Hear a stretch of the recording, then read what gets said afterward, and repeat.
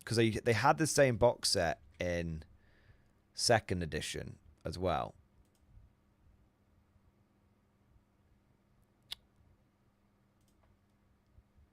Okay, yeah. So I'm gonna be honest. I don't think it's as good as the 2nd edition version.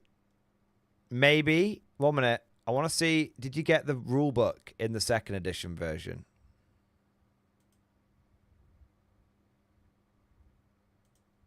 I think you did. Yeah, you did. Okay. Yeah. So, I don't think it's hard to say. What do you get in it? 12 infantry, car, rulebook, North African ruins, order dice, double-sided gaming map. It's hard to say.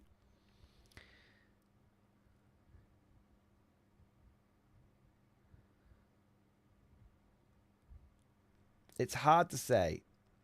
So, essentially, you've lost 12 infantry from both sides. You've lost 24 infantry. But you have gained terrain. And you have gained the double-sided gaming map. Which, you know, admittedly is going to just be like a little paper gaming map. But you have gained that.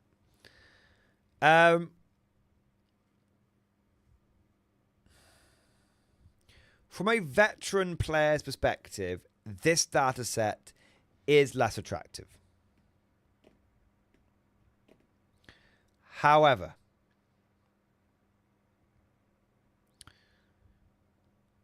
from a beginner's perspective, as a starter set, I do think this is superior. Because if you've got to think about this, all right? If you are starting out completely from afresh, you don't have any terrain and you don't have a gaming map.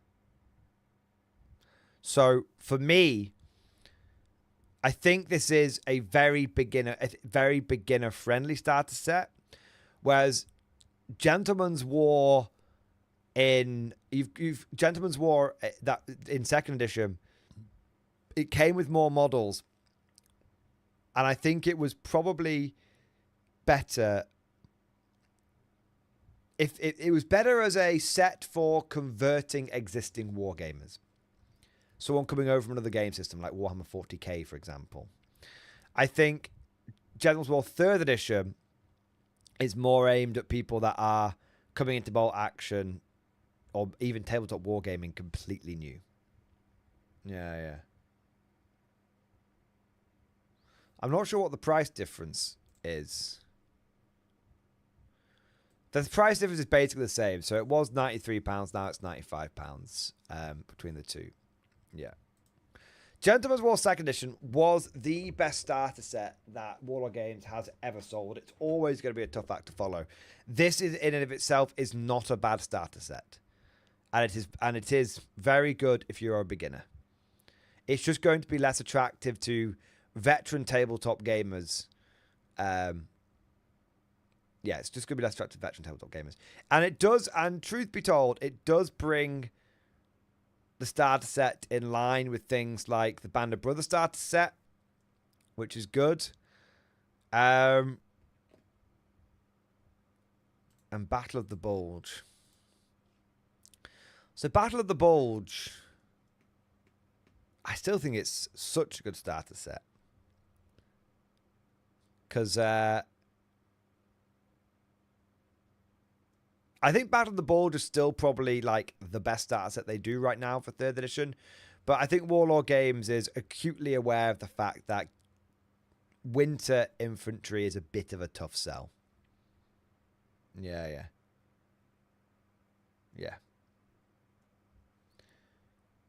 I am a big Bulge boy, and Battle of the Bulge is the one I would recommend. But like, this has to have they have to sweeten the pot here a little bit, because like, winter. How many people do you know have been put off getting into? How many people do you think have been put off getting into the game because of winter stuff? And well, not getting into the game, but getting this box set because of winter stuff. The big question is, what you want to think about it is this way. If Bolt Action had launched with this as the starter set, as the starter set for 3rd edition, everyone would be perfectly happy with this. And if Battle of the Bulge had come afterwards, how many people do you think would have gone, oh, but it's winter? Do you know what I mean? So it's all about, like, it's funny how where things get released in the timeline will affect people's response to it. Yeah. Where things get released in the timeline. Truth be told, I think all the starter sets from Warlord games in 3rd edition have been very good. This one's ironically, this one's probably the best one, but no one really talks about it. And the reason it's probably the best one is because you get 2 rulebooks in it. So your mate gets a rulebook and you get a rulebook. This is like the best box set to split with a friend, because what is it, like 65 quid each? 65 quid each. You both get a little army and you both get a rulebook to start off with. If you were to buy the bits separately, I don't think you'd get. Well, I mean, even then, it would. I mean, I suppose because you can't buy 18 infantry, that's the thing. But you can buy 3 individual sprues, but yeah. Do you think winter is that much of a turn off? For me personally, it's my preferred. Yes, I do. I really think winter is a turn off, and the ironic or unfortunate thing is that I used to not like winter, and ever since I painted stuff in winter, it's my preferred. I love painting winter. Winter stuff is so easy to paint. It's so easy because you just people get put off painting white, but you don't have to paint white. And the basing is so easy. You just get some of that AK Interactive snow stuff, put it on the base, let it dry. Grass tuft, snow, done. I wonder if I've got an example of it. Yeah, here.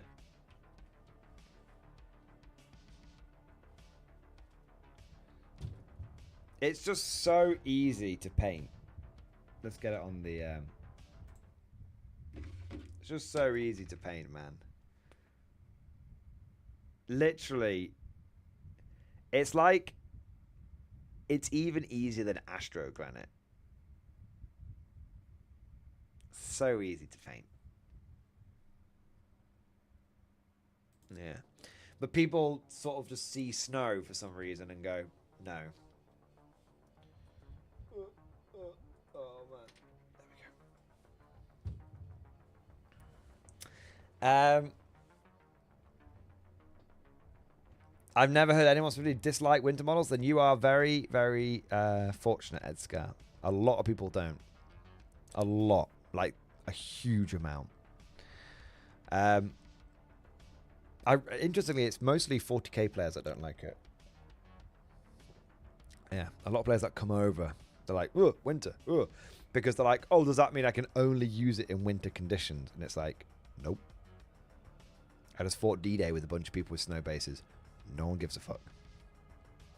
Nobody gives a flying fuck. I just lead into it. With, I always just say, like, so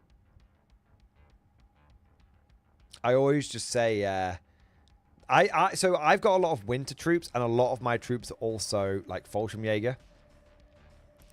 So I just say that my army is the Hermann Goering propaganda division.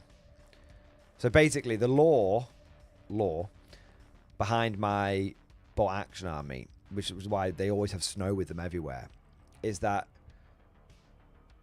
they are a special unit within the Fallschirmjäger, which specialize in propaganda. And by specifically propaganda, they make home movies for Hermann Goering. So Hermann Goering, you know, he's just there like off his tits on fucking meth and stuff back in his fucking mansion. And he's just like, I want to see our boys. I want to see our boys doing well on the battlefield, on the Eastern Front, And they made the first movie and sent it back to him, but there's no snow. Everyone knows it's always snows in Russia. Go and make it again. So now, at great expense, they basically go around with huge refrigeration trucks, full of snow, and then they bring the snow with them onto the battlefield. So then they take all the propaganda shots of them like fighting and stuff. So Hermann Goering could always have his Eastern Front movies, even if they're fighting on the Western Front. That's it. So they bring the snow with them and they put it around their feet and then they pose for the shots. Morphine. There you go, Zukov Boots. There you are. So yeah, that's it. It's all about they bring the snow to the battlefield. Then that's why they've always got it on them, because Hermann Goering demands it for his home movies.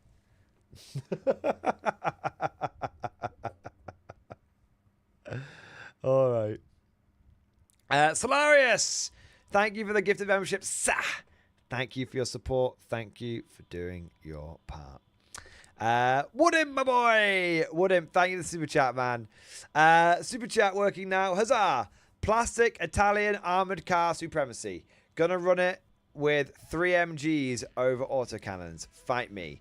What, the new, is it Auto Blinder? The new plastic Auto Blinder?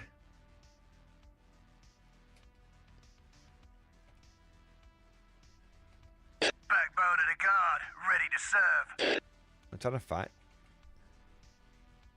Did they sell it yet?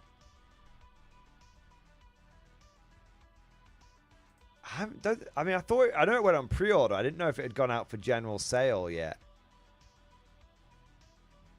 I still see the resin one. Have they released the plastic Auto Blinder yet?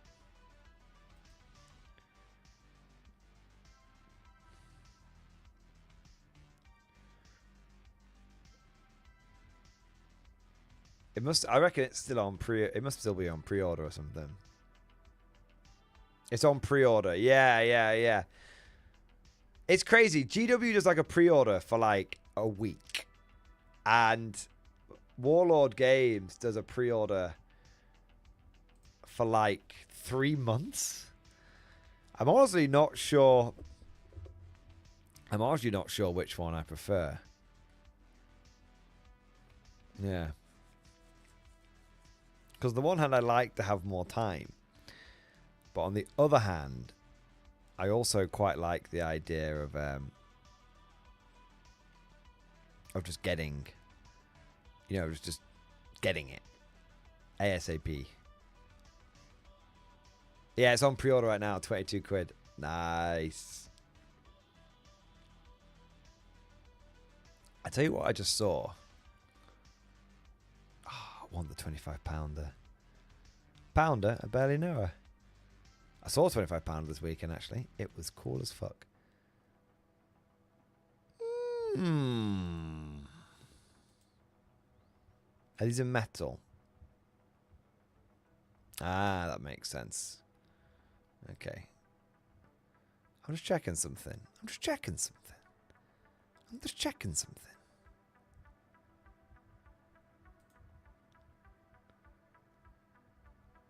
Is it just the one?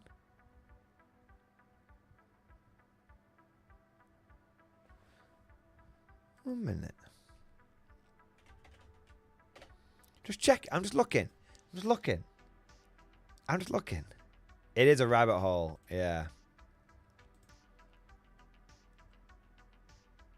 Ah, fair enough. So, what I was looking at was this. Do you only get one of each? Let me have a look at this. Ah, no. Okay. Fair play. So I was looking at this from Warlord Games. And I was like, ooh, Italian Wars medium cannon. That would make for a good... That would make for a good great cannon proxy for Old World. And then I was like... Went over to the GW website and went, okay, no, so it is cheaper to get the GW ones. But then I was like, oh, but do you have to build one with a cannon and one with a mortar? Because that would suck donkey balls if you had to build one of each. Because then you're basically paying for a mortar that you don't want. But I looked down here and it does say that each can be built as either a great cannon or a mortar. So amazingly, this is a better deal. Occasionally, but if you only want one great cannon, obviously this is a better deal for the individual, but this is a better deal if you want two. What if you could build 2 Hellblasters from this?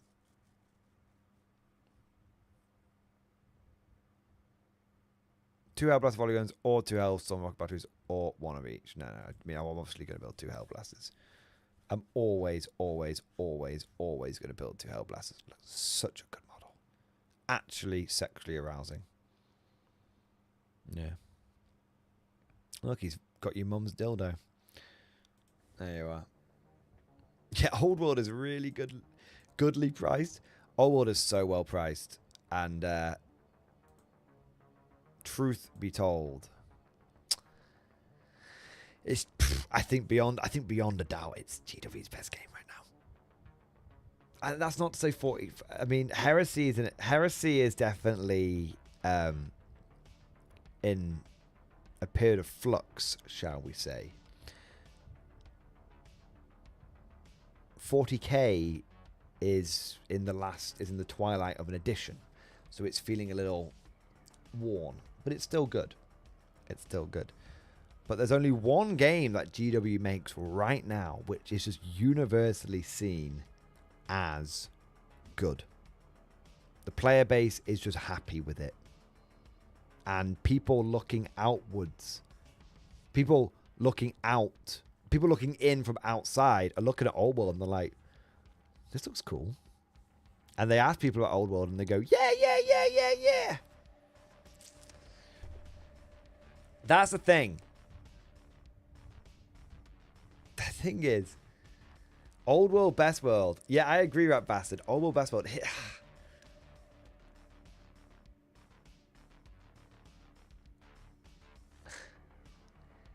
If we get a bunch of 40k people that go to Old World for their holiday for the next 12 months,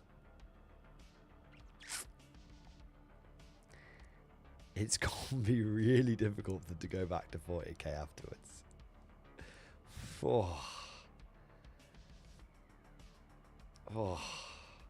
You know? Because, like, if I could get away with it, Old World would probably be my #1 main game right now. I know. What about the Guard? I know. I love the Guard. The Emperor's True Finest. I love them. Don't get me wrong. I'm not talking about my main faction. I'm talking about my main game. And Old World would be my main game. For sure.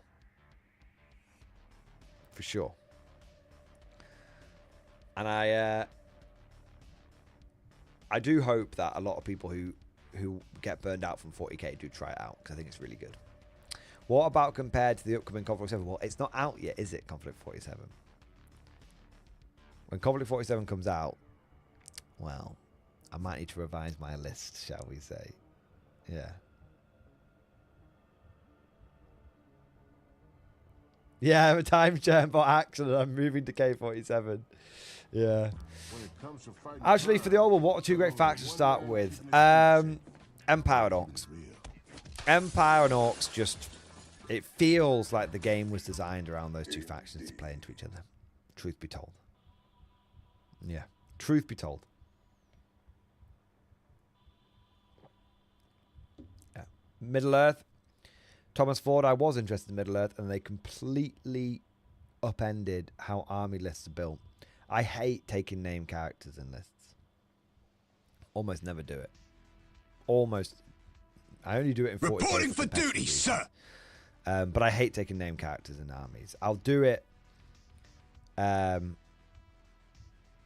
hate is the wrong word. Hate's too strong. It is not my natural inclination. And now they've made it where every army needs to be led by a named character, which completely put me off the game. I like them to be my dudes. Yeah. Actually, okay, I was looking at the big Tomb Kings box. My wife likes Egypt aesthetic. I wasn't sure what else to roll with. Orcs are so neat, though. Tomb Kings are great.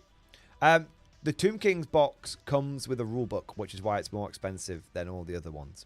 So, it's worth considering. It's worth considering.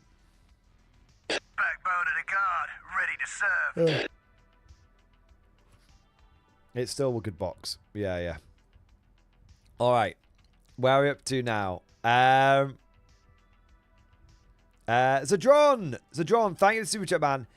Ever look at the Ultramarine cohort in Horus Heresy 2.0 Soul Auxilia? Oh yeah, I'm all about those Ultramar Auxiliars, 100%. I don't give a fuck if they're like blueberries. I don't give a fuck. The fact you can get like, is it like 100 or 120 riflemen in one tercio? Yes. The fact that you get +1 to hit me stay still? Yes. The fact that your Soul Auxiliary are heavy infantry, which means you can move like half distance and count as being stationary. So you walk across the board. You run when you need to run, but you can still move and get +1 to hit and at strength 6. Yes.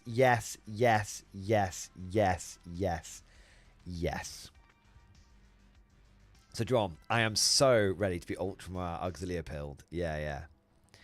Rusticus, thank you for the sub over on YouTube, mate. Thank you for helping us get closer to our subscriber goal.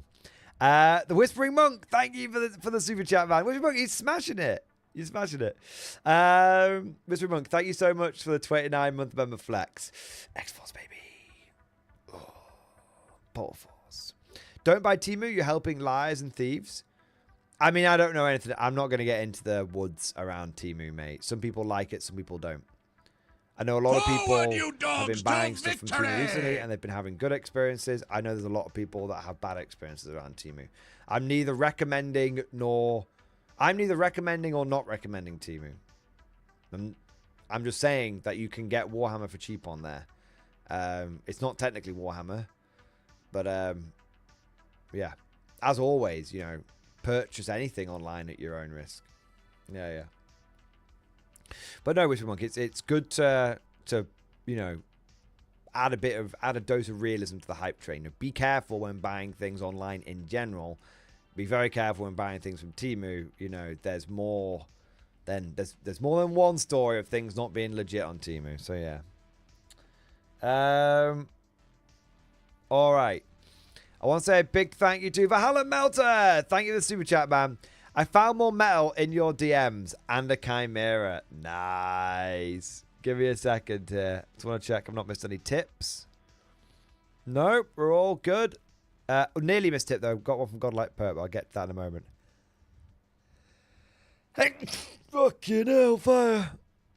Let's have a look. You found more metal, did you? Did you say you sent it to me?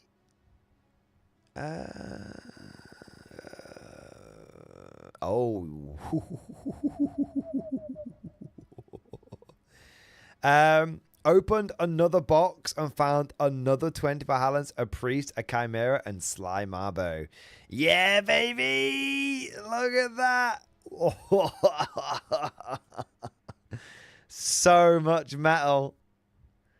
So much metal, man. Holy shit. That is a beautiful Valhallan army, man. Fucking hell. It's bare metal now, but when it's painted, it's going to be stunning. Even just metal models, just looking at them, just the sculpts make them beautiful. Do you know what I mean? So good. Plastic models, wimpy. Metal models, hefty.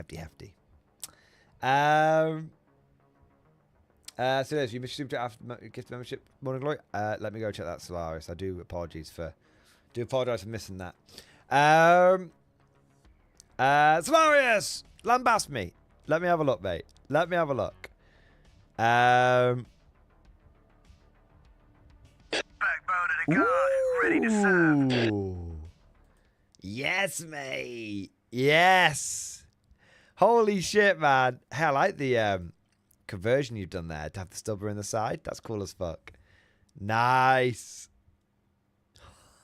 You're rattling through those tanks, man. You are rattling through them. They look really good, though. I like the green and gold. I think the green and gold works very, very well. Ooh. Future Death Watch. Okay, okay, okay. Mate, I love it. I like the green you've gone for. I think that works very nicely. I like the accenting on the scions. It makes them feel a little bit more regal. Yeah. That's cool. Solaris, apologize, man. Apologies, man. Apologize, no. Apologies from me to you. And mate, I love it. I love it, man. They look great. Smash! Yes. Yes. Oh. Oh, man. There we go. Where are we up to? Fucking hell. Fucking hell. The member flexes are popping off like a motherfucker. Craig Mitchell. I've got a few more bits of support here. So I've got Craig Mitchell, Sergeant Sharp, Irish Leaf, Sleepy Godzilla Mage, the hockey goalie, Verado, and Lord Commander Joe. I'm going to get to all of you guys ASAP. I also need to check, but I think I've got a tip coming in from Godlike Poet as well, which I also need to do. So there we are. First out of all of that is Craig Mitch. Craig Mitch, thank you so much for the 37-month member flex Plasma Force, baby. Craig Mitch, baby. Yes. Newest Old World picks in stream discussion. Old World? Old World? He's only gone and done it. Grand Cathay. So he's done his Orcs, he's done his Empire, and now he is on to Grand Cathay. Dude, so cool. Cathay is going to be so popular. Oh, hey, the cannon looks great, man. Another glorious day in the Corps. The cannon looks great. Looks solid. Day on the farm. Heavy meal Love that, heavy paycheck like of brass. It's brass, isn't it? Yeah, I love that brass you've gone for. That's cool as fuck. Wow. Do they get heavy armor or light armor, the Cathay Jade Warriors? I feel like they should have light armor, but they look like they've got heavy armor. You know, comparing that to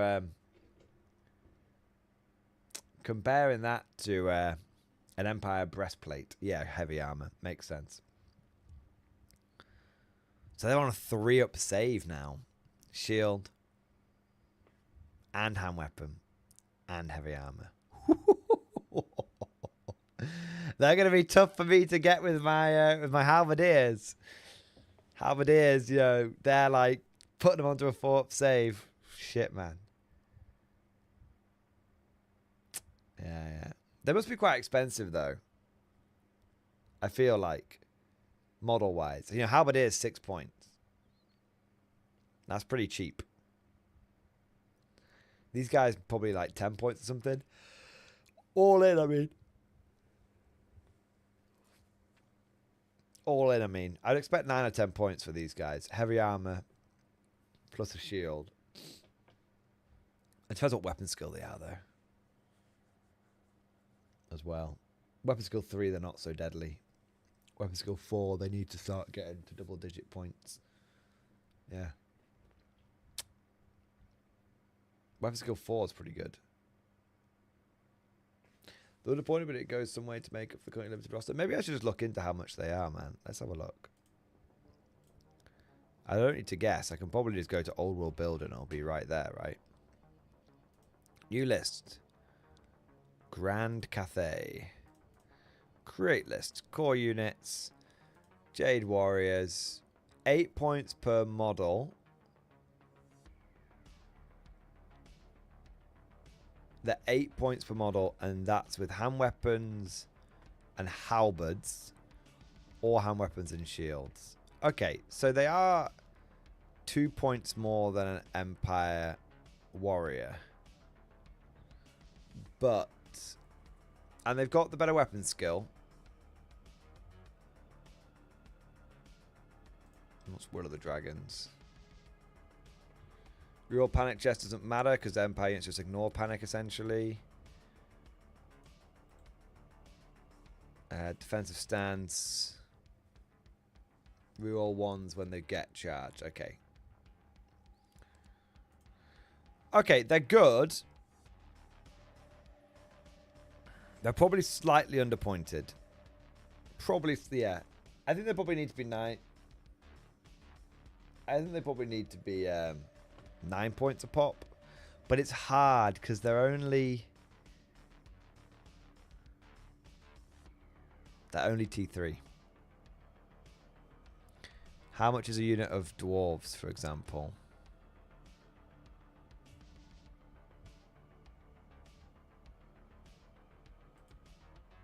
And Empire get Horde now, which is quite good.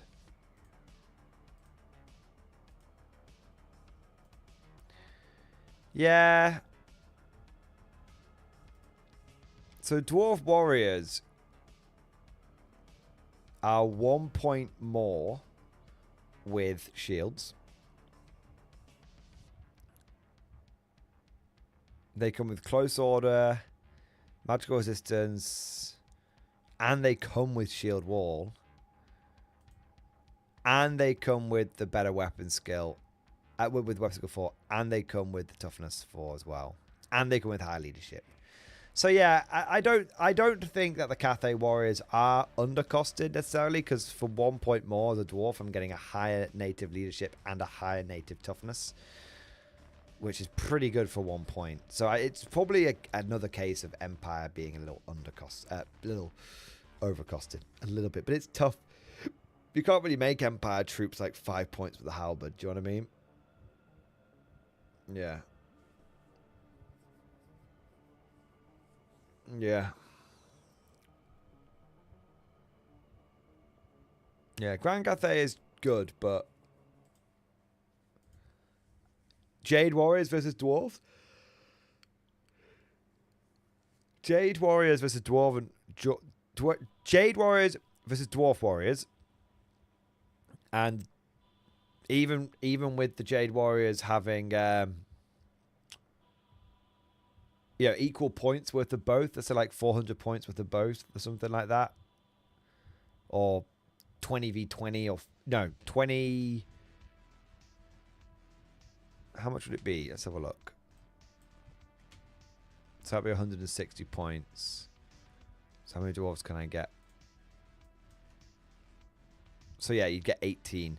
So it's 8. You only get 2 more Jade Warriors, roughly, versus the dwarves. I think the dwarves smash the piss out of them. Because Jade Warriors, they're like, oh, I'm winning you on fucking 5s. And the dwarves like, I'm winning you on 4s, mate. Every day of the week. Every day of the fucking week. Neither side would win. Like, it would just be grinding into each other. But I think the dwarves, given an infinite amount of time, would win. Yeah. Point for point. I think the two extra Jade Warriors wouldn't be enough. Yeah. It's one of the things with it's one of the things you can say about state troops is you are cheap, and you don't pay for stuff you don't use. Like, I just need a bloke with a halberd. It's that simple. Yeah, it's that simple. I need a bloke with a halberd, 6 points. I need a bloke with a shield, 6 points. I don't have rerolls and this, that, and the other, but just, yeah. Also, I think Jade Warriors with halberds, I don't think there's a big difference in a 5-up save and a 6-up save. Yeah, yeah. I think Empire still have the best halberdiers. Even including Bretonnians. Because peasants are just so wank. Yeah, yeah. They're good. And they are 4 points model, but weapon skill 2 is going to butt fuck you. Like, Chaos Warriors are going to go into your weapon skill 2 peasants, and they are going to blend them, and you are going to encounter weapons Chaos Warriors quite regularly now, because it turns out they're actually quite good. Chaos Warriors are very good right now.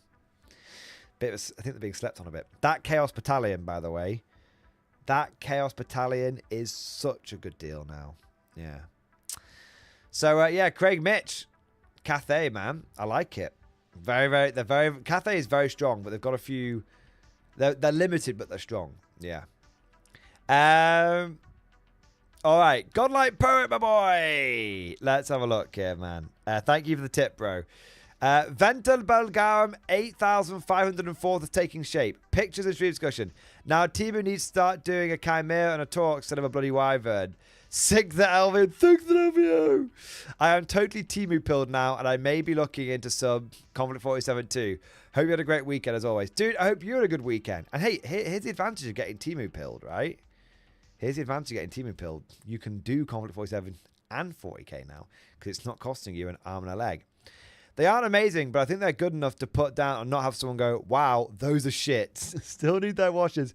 We're going to do all that in one go at the end. I'm surprised you're not speed painting them, man. Do you need washes on speed paints? Or do you mean washing the bases? Dude, they look fine to me, man. They look great.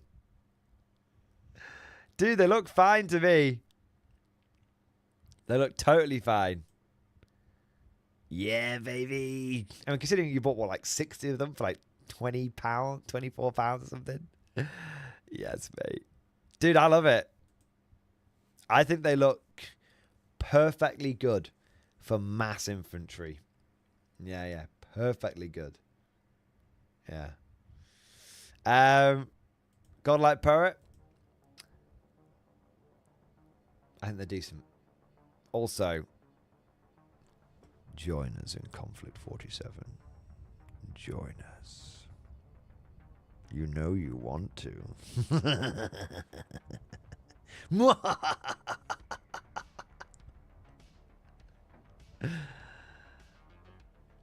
I'm just saying.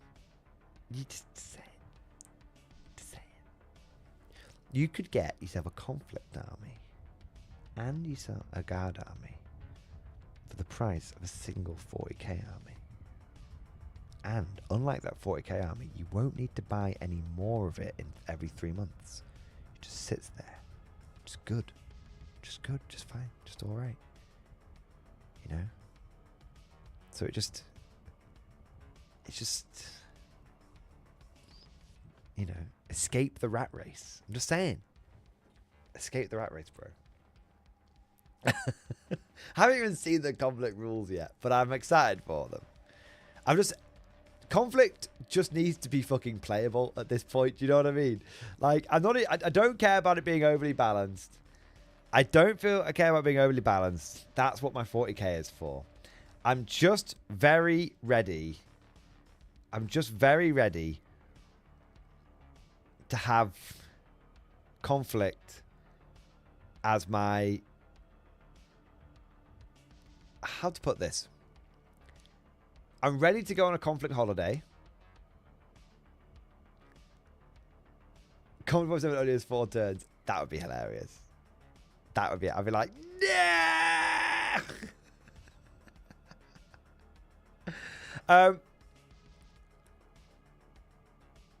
Conflict just looks cool to me. And the thing is that I'm just ready to go on a bit of a conflict holiday, you know. Still play 40k, of course, but it would be nice to play another sci-fi game that's like the right battle size as well, you know? That feels like a battle. Not like 2 squads fighting each other. Yeah, yeah.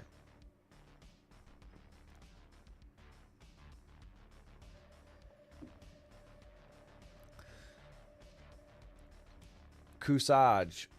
The Japanese have a word for it. Shit game is in jank, but in a good way. Yeah, I mean, that's it. It's hard to put my finger on it with Conflict. It's just passing the vibe check. It's weird and wacky and wonderful. It's clearly grimdark as fuck, but isn't taking itself too seriously. It's coming from a company which has a good reputation. It's sci-fi. And as it is not a competitive game, and it's not my main game. Well, at least it might. I mean, not right now. Who knows what can happen? But I'm happy to overlook a lot of like balance things because that's not what I want from the game. I want my 40k to be balanced. If Conflict 47 ends up being very unbalanced, the community will self-police. We do it in bot action, we do it in Old World, and we'll do it in Conflict. Yeah. Conflict 47, better than Horus Heresy? In my mind right now, I have more positive feelings towards Conflict 47 versus Horus Heresy. Yeah. It's new and fresh without being restrained by standard convention. Yeah. Yeah, exactly. Yeah. Maybe that's one of the things, 40k's just been around for so long. GW has just been around for such a long time. There are great advantages to that, but there are also some disadvantages. I wonder.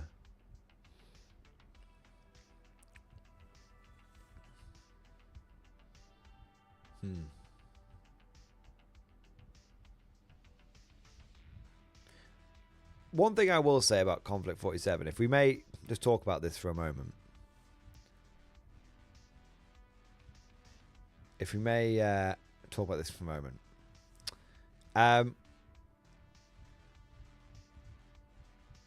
Whatever happens with it, I think it's going to be interesting. I've said this before, but I'll say it again. I really, really think it has the potential. It has the potential. It just has potential. It ticks so many boxes. And it ticks a combination of boxes which aren't available elsewhere. So, outside of 40k. So, a good example, why is 40k so popular? What does it just do so right that other games sometimes don't get the right combination of everything? Well, it's sci-fi. That's a big tick. It's the right scale where you feel like you're playing a battle, not a squad versus squad. It's grimdark, but there's lots of silly aspects that you can embrace it in the most serious way possible, the most comedic way possible, or anywhere in between. And I mean, those are the biggies, right?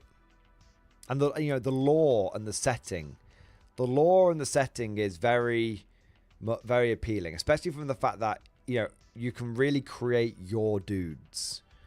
That's what's made I think it's that combination of 5 things which has made 40k just so damn good.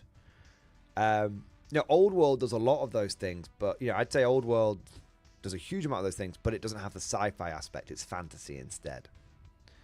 If we look at Conflict 47, it's sci-fi. It's grimdark, but doesn't take it. But it can be grimdark as all hell, but silly as all hell. And it has the potential for your dudes. Really, really, your dudes. Because it's not constrained by history. And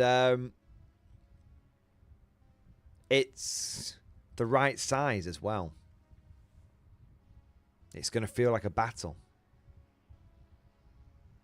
Yeah. I think that's it. It's, you know, Trench Crusade has all of that, but doesn't have the right battle size. Same with BattleTech, doesn't have the right battle size.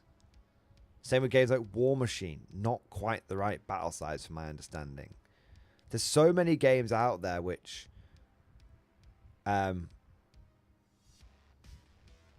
tick 3 or 4 out of the 5 boxes, but don't tick all 5.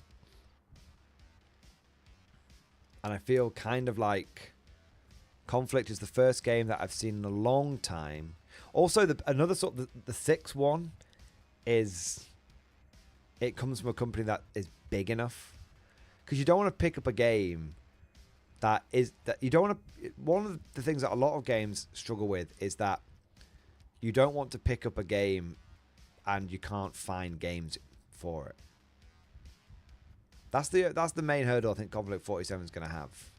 But I think they'll be able to get over that hurdle with if the game picks up enough. I definitely think I definitely could see there being quite a few people that pick up Conflict 47, so you're able to find a game. It's not just you and your buddy, but like there's you and your buddy, and there's like a group of you that all play it down at the local club as well. Yeah. Yeah. That'll be the biggie, though. That'll be the biggie. Yeah, yeah. Ed Scar, exactly. So I think Conflict has potential, but I don't think it's guaranteed to do well. I think it has the potential to do well, and I, for one, wish it the best of luck. I think it just got a huge boost, though, with Heresy stumbling. Even if it goes good in the long term, but with Heresy stumbling, I think Conflict has got a real opening. A real opening. I know a lot of people who would have been Heresy curious, who are now going to get, who were ready to get Heresy Pilled, are now going to be Conflict curious. Yeah. Let's have a look here. Sergeant Sharp, my new Valhalla stream discussion. Let's have a look, mate.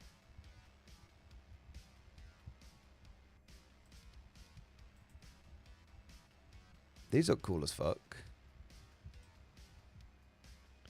There's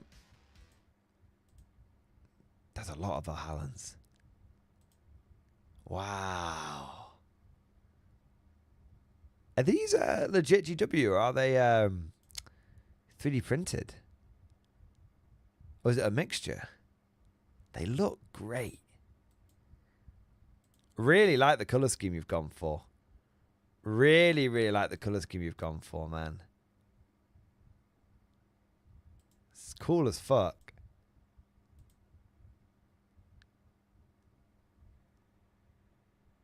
That's cool, man.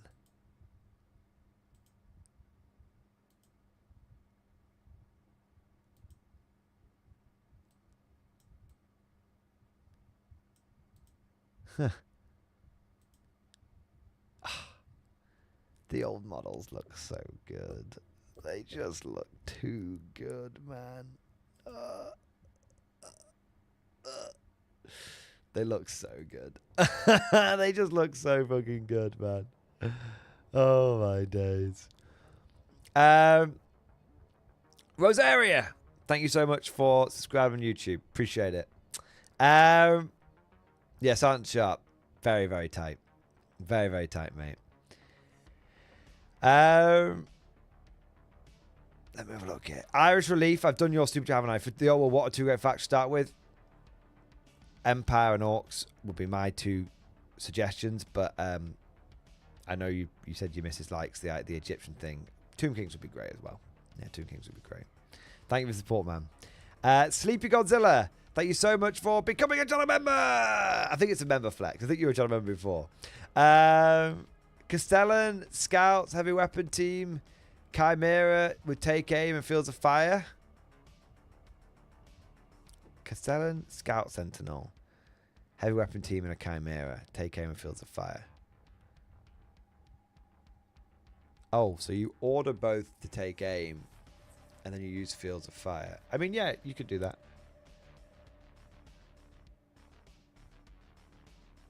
How expensive is it going to be, though? 55. 55 is 110. Plus 85 is 195. So weapon team, 260 points. It's not too bad. If you go for the Krieg ones, it'll be 270. It's not too bad, but it's quite expensive for a small combo. 520 points for 2. Thing is it going to do more damage than a Lemur's Tank Commander? Because Lemur's Tank Commander is going to have a plasma turret on top and plasma on the side and a las cannon. So he's got the same amount of las cannons. Yeah. I think it works. I don't know if it's the most efficient combo. Truth be told. I think you could probably get more damage for cheaper. Yeah. If you're going to take 2 of those, why wouldn't you just take a Lemur's Tank Commander? I know you're trying to use Fields of Fire, but you could take a Lemur's Tank Commander and like an artillery team and get the same result. Or you could just not worry about Fields of Fire and take a Lemur's Tank Commander and a Lemur's Vanquisher and come in at 335, 380 points. For the amount of points that you're suggesting, you could.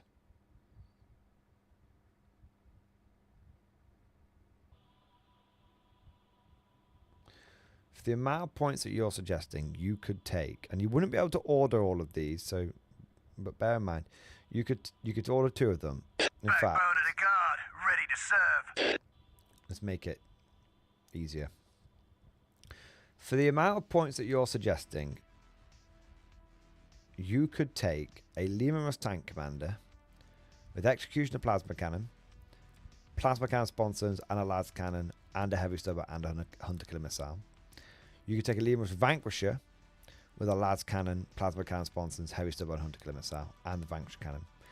And you could take a Hellhound, which can remove cover, which is almost like getting pseudo Fields of Fire. And you'd still come in 15 points under.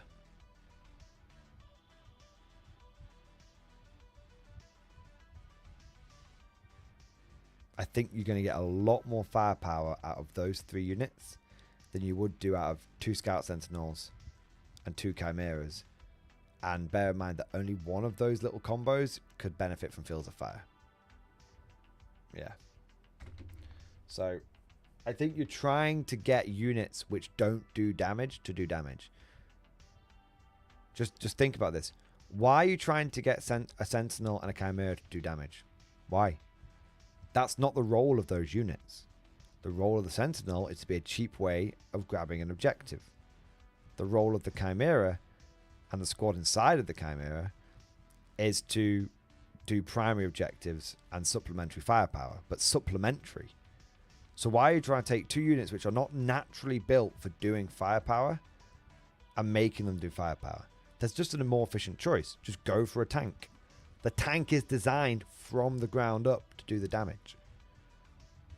And if you're trying to get a unit that can, if you're trying to get a combination of units that can do everything, you know, this little combo, all you're doing is creating, it's better to have specialists that work together. Yeah. So it's a cool idea, and technically it does work, but I advise against it from an efficiency and competitive point of view. The Hockey Goalie, thank you for the super chat, baby. Thank you for the super chat, man. Heresy was my main system, and both my armies have now been invalidated due to rights changes and war gear changes. With the very limited hobby time I have, 3.0 is a disaster. 2.0 was a safe haven for pick up and play. Yeah, that's the big thing. Hockey Goalie, that's the biggie that no one's talking about. That is the really, really, really big thing that nobody is talking about with these games. Nobody is 1 minute. Need to check something. Nobody is talking about the fact that Heresy was a safe haven. So even if 3.0 rules are good, even if they're good, let's say in the fullness of time, it turns out that all of this worry and bullshit around 3.0 goes away and it merges as a great game. The issue you're now going to have, the big question, I'm not saying it's going to go, I'm not saying one way or another. Let me be clear here. The point I am raising and the point to be discussed is, but now that we know Heresy is on a 3-year cycle, is that going to do a lot of damage to the game? Another glorious day in the Corps. Day in the Marine Corps is like a day on the Because people went to Heresy because they wanted to play Warhammer. They wanted to scratch that Warhammer itch, but not feel like they were on a treadmill. And if that is now gone, well, if people want to scratch a sci-fi itch but not feel on a treadmill, where can they go inside the GW bubble to get that? Nowhere.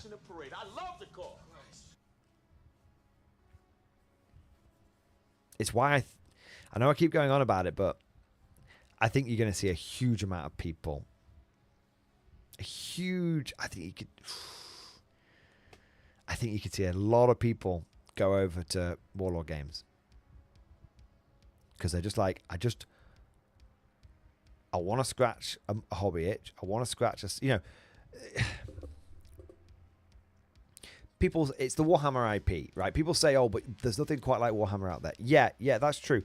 But when people go through a bad breakup, what's that saying? The only way to get over, you hear it on like TV when girl bosses are like chatting to each other. The only way to get over one guy is to get under another. Well, it's kind of like the only way to get over one hobby is to get into another. It's a honeymoon period. That's what it is. Do you know what I mean? If you sit there just wallowing in it, you're not going to be happy. But it's just like, I think, you know what? I think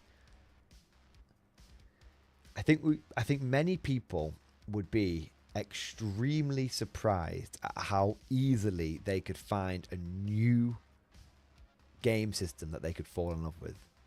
People are almost afraid to leave the 40k game system. They're like, I can't do it. I think so many people are kind of afraid to look outside the bubble. But I think a lot of people, I could see many people who love everything about the Horus Heresy. They love it, but have just been so fucked off from Games Workshop. I can definitely see there being people that go, fuck it, I'm going somewhere else. Do you know what I mean? Because especially if it's Horus Heresy people, because they're already used to having a relatively limited play group. You know, because obviously it's different with 40k. A lot of people don't like to leave 40k because, as De Krampus said, the problem with looking outside 40k is finding other people that play other things at 40k. Yeah, that's true. But Heresy doesn't have that because the Heresy people were already limited in who they could play against. So that's not really a factor. They're like, well, I only played a few games of it anyway. I played in my fairly close-knit group. I'm just saying, it's not a bigger. If you're, I can understand why 40k people find it more difficult to move away from 40k, but I can really see Heresy people being like, "Fuck it."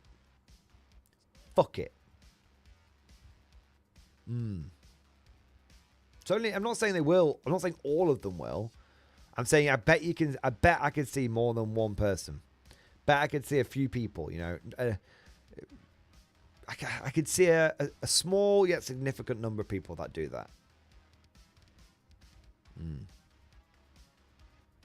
Get a sci-fi itch. Backbone of the guard, ready to serve. Get out of a 3-year cycle. Kit bash the fuck out of your models.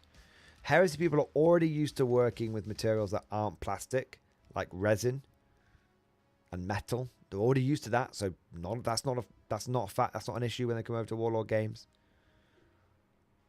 Do you know what I mean? There's a lot of things that the modern 40k person might struggle a bit with going over to conflict into Warlord games, but a Heresy player really wouldn't have an issue with it.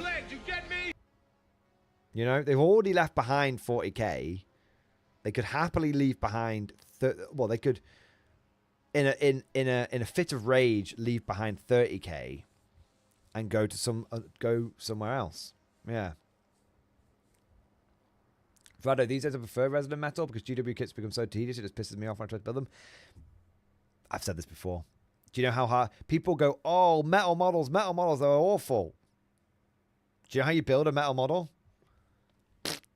Stick it on the tray with stick it on the base super glue. Done. That's it. And with spray varnishes now, it's not even a thing. It's not even a problem. Do you know what I mean? Resin is worse than metal. I don't like working with resin. I'll say that. I don't mind working with resin.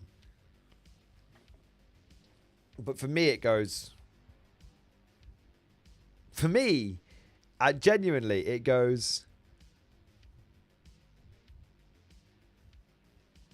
It goes metal.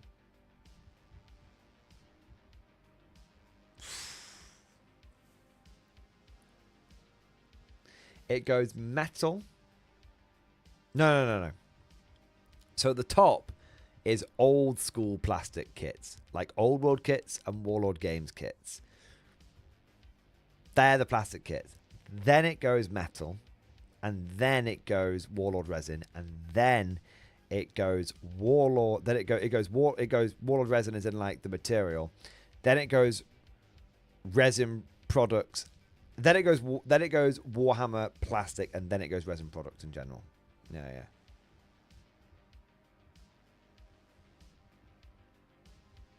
Finecast isn't a thing anymore. Yeah.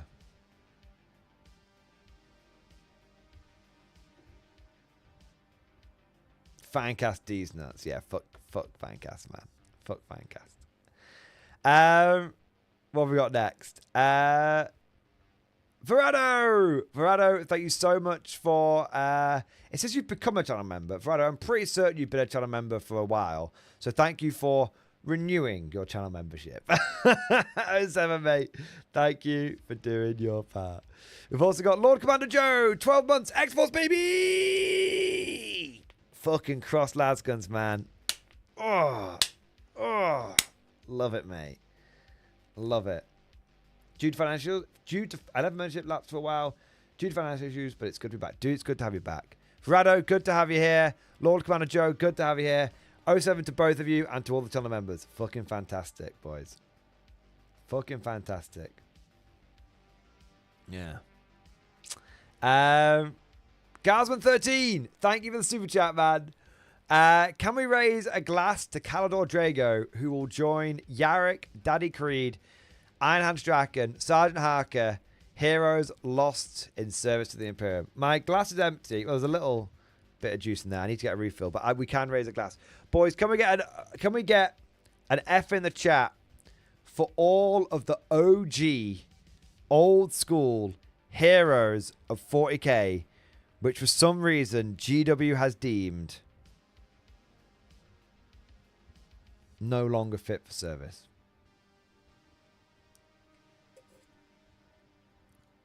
It's funny. No matter how many years pass, it's funny. People say that GW gets rid of old characters to make room for new characters for a new audience to fall in love with. It's funny. No matter how many years pass, people still love Aragorn. No matter how many years pass, people still love Han Solo.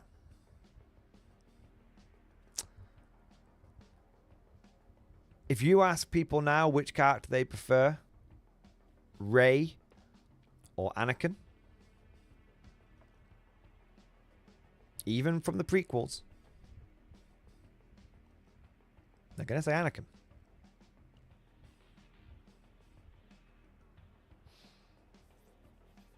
If you showed a bunch of people a picture of Poe Dameron, they probably wouldn't be able to tell you what his name was. They'd be like, "Oh, it's that dude from the movie." You show them a picture of Han Solo, they'll know exactly who it is. Luke, Leia, all that kind of stuff. Show them a picture of... There's so many examples you could pick.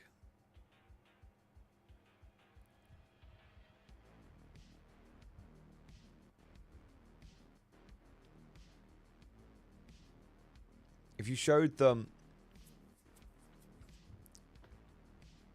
Well, we were, like I said, something I was going to say, like, you've got like Ripley, you've got like I can't even tell you who the main character in the new Alien film was, and that wasn't half bad. The point is, Backbone of the guard, ready to serve. the point is, getting rid of old characters because you feel they don't resonate with a new audience doesn't actually make sense. I think this is something I've spoken about before, but I'll just touch upon it quickly because I don't want to repeat myself too much. I'll just touch upon it quickly. I think I know what the problem is with Games Workshop these days. It's... People say, oh, GW is going woke and all this kind of stuff. I don't think that's the problem. Maybe they are, maybe they aren't. I don't think that's the problem. I don't think the GW prices are the biggest problem. They're a problem, but I don't think they're the biggest problem. 3D printing is not a threat. 3D printing is not the threat to GW that... It is a threat to GW, but it's not the biggest threat. Recasting is a threat to GW, but it's not the biggest threat. Competition from other people is a threat to GW, but isn't the biggest threat. The problem that Games Workshop, the biggest problem that GW has that they need to solve, and what is causing a lot of the issues that we're seeing in their games today, and Horus Heresy is an example of this, and Lord of the Rings, the recent Lord of the Rings edition, is an example of this, okay, is meetings. Meetings are the biggest problem that Games Workshop has. Because this is how, and I know this, and many of you that have worked in a corporate environment will know this. This is how the average meeting in a corporate environment goes. You'll have a bunch, one or more managers sat in a room giving a pitch. And they'll use words like synergy and dynamic and vision and mission and forefront and other things like that. And in that meeting, there'll be a bunch of other managers who will use the same buzzwords. And they'll go, this just feels like the right direction. And all these other buzzwords. And then the problem is that nobody in that meeting will actually point out any of the problems with the idea. Because anyone that points out the problems with the idea isn't invited to the meeting, because those people make the meeting go on longer than it needs to. And the other problem is that a lot of these things that people say in these meetings sound really sensible in the context of the meeting. You know, they sound logical because they're really good in theory. It's like the whole meeting is like theory crafting rather than like based on experience on the tabletop. It's like when you get a list and you write the list out, or you do it on an app, and you look at the list, you think that looks great, and you take it into the first game and you notice a whole bunch of problems that you couldn't see when you were just looking at the list in theory. You missed the fact that, oh, well, it hasn't got anything for secondary game. You missed the fact that you hadn't taken any indirect fire, and you were playing on a WTC board and all this kind of stuff. So the rubber doesn't meet the road. The theory doesn't meet reality. The problem is that everything sounded great in the meeting. That's the problem GW has. There's a lot of people saying a lot of words in a lot of meetings, but the words that they're saying sound good in theory, but they don't track in reality. But by the time it gets to reality, it's too late. Victory is assured. So that is why people will, and you see this with many corporate environments, and you see this with like Star Wars. Why did Disney kill off all the old characters and bring in a bunch of new ones? Because they were like, oh, we want this to be relevant for like new, we want to cultivate a whole new audience. Well, how well did that go? You know, how well did that go? Sounded good in the meeting, didn't it, Disney? Didn't really work in reality. And I bet there were a lot of things that sounded really good in the Horus Heresy meetings. I bet there was loads of stuff that sounded good in the Horus Heresy meetings. But how has that gone for you so far, GW?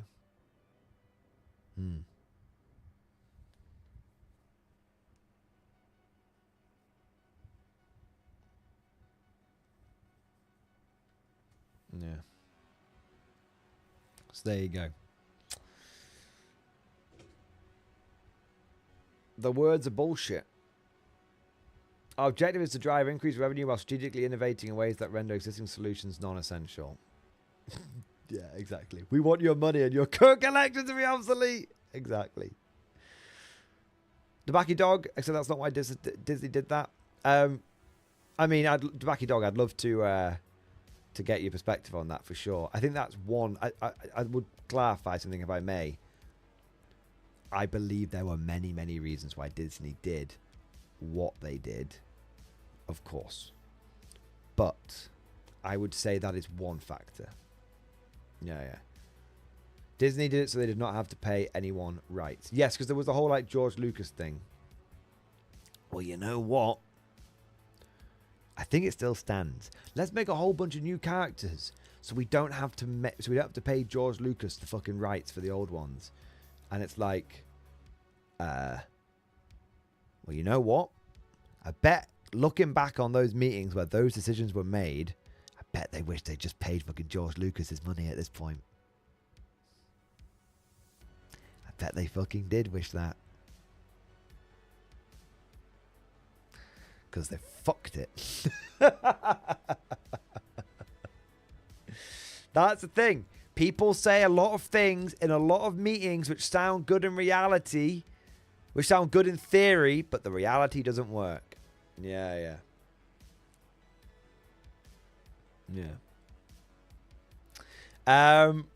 It still works. The theory still works.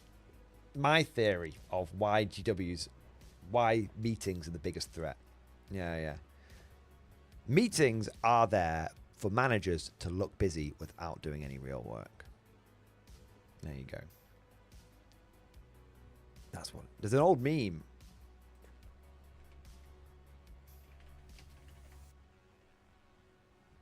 See if I can find it.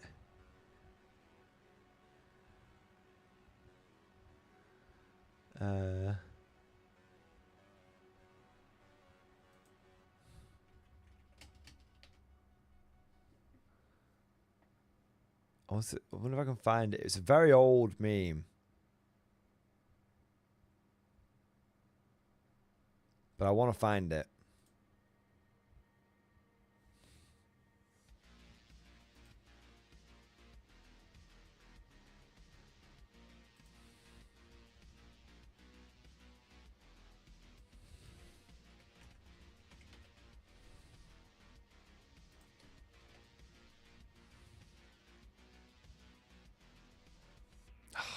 It was such a good meme. Like a timeless one, but I can't find it now.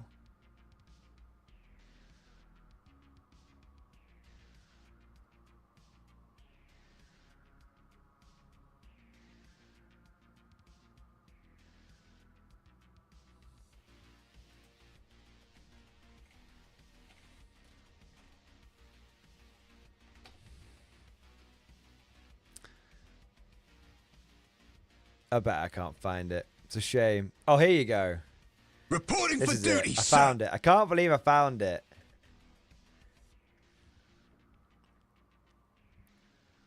Here you go. This is the corporate meme of all time. Are you lonely? Tired of work on your own? Do you hate making decisions? Hold a meeting. You can see people, show charts, feel important, point with a stick, eat donuts, impress your colleagues, all on company time. Meetings, the practical alternative to work. That's it. That is the ultimate corpo meme.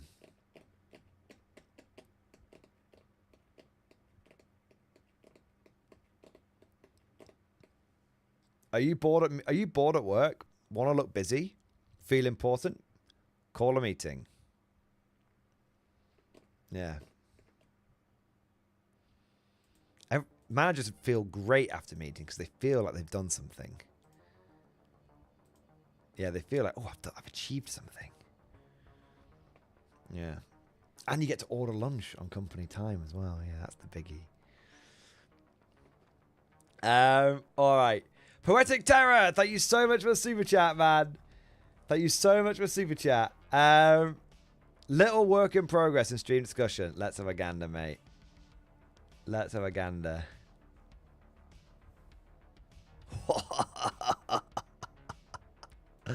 I fucking love this thing.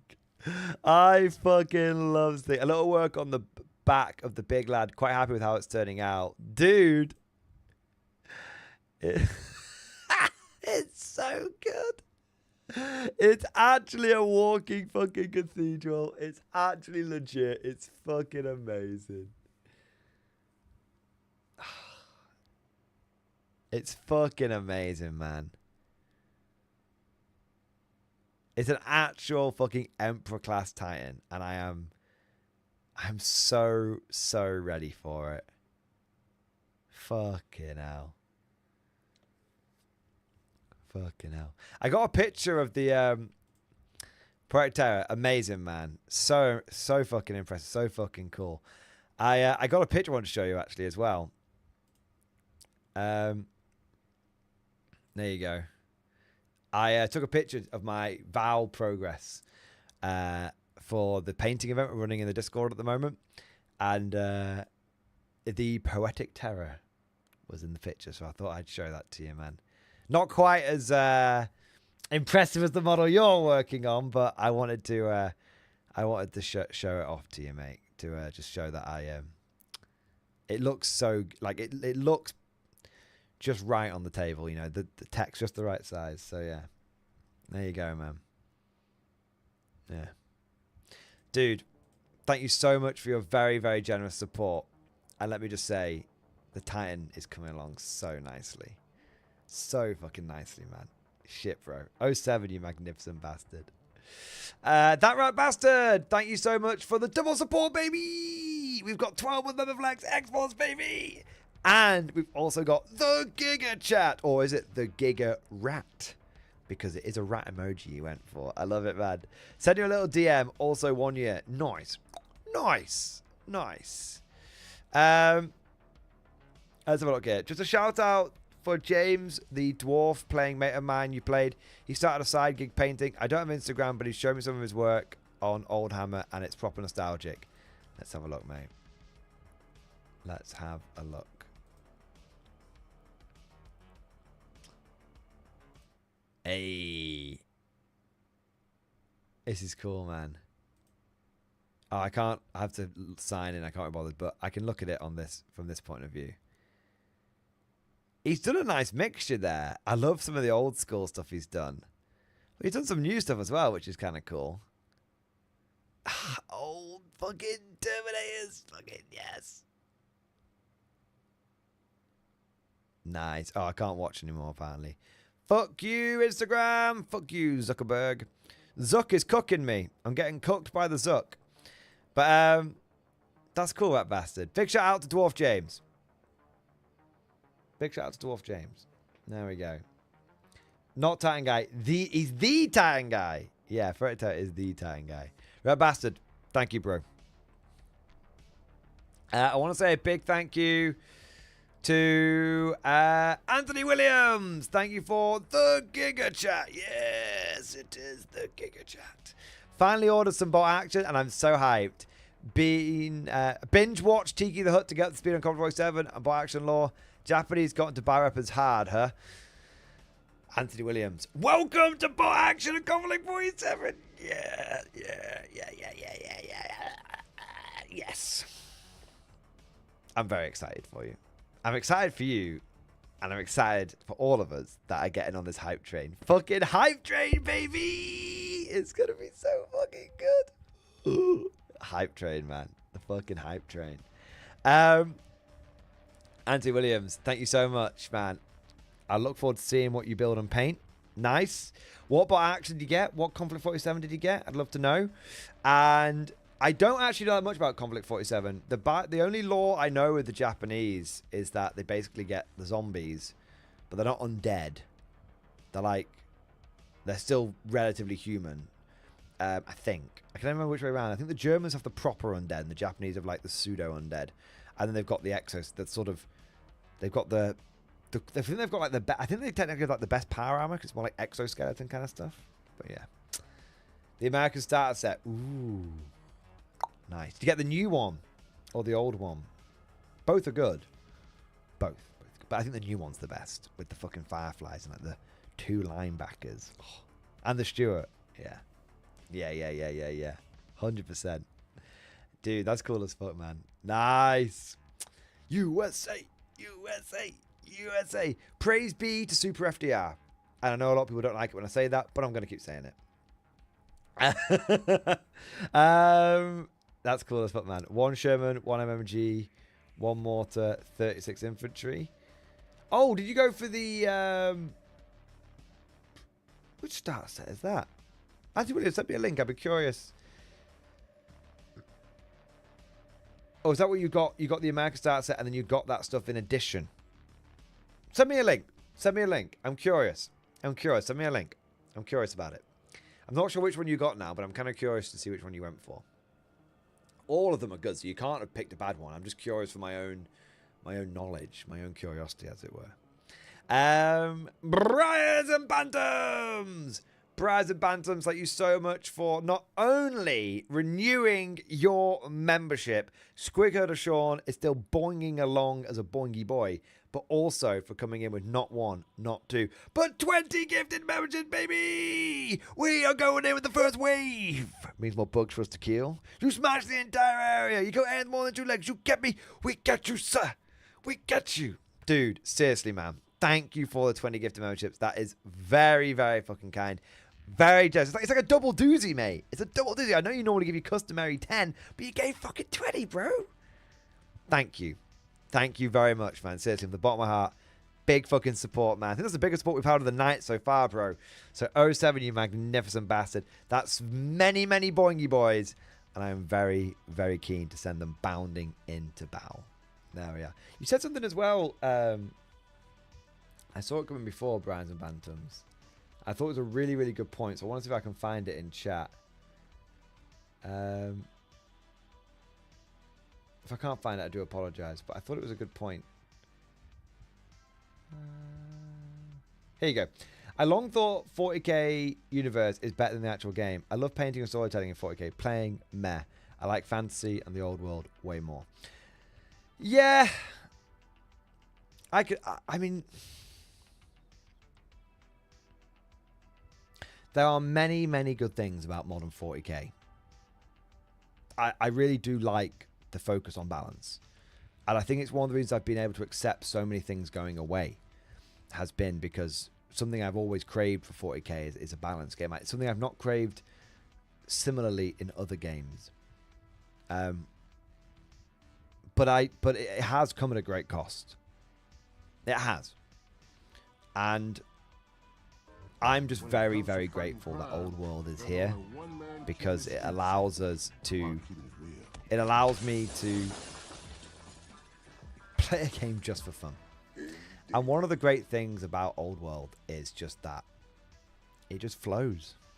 From a gameplay point of view, it just flows from one turn to the next, to the next, to the next.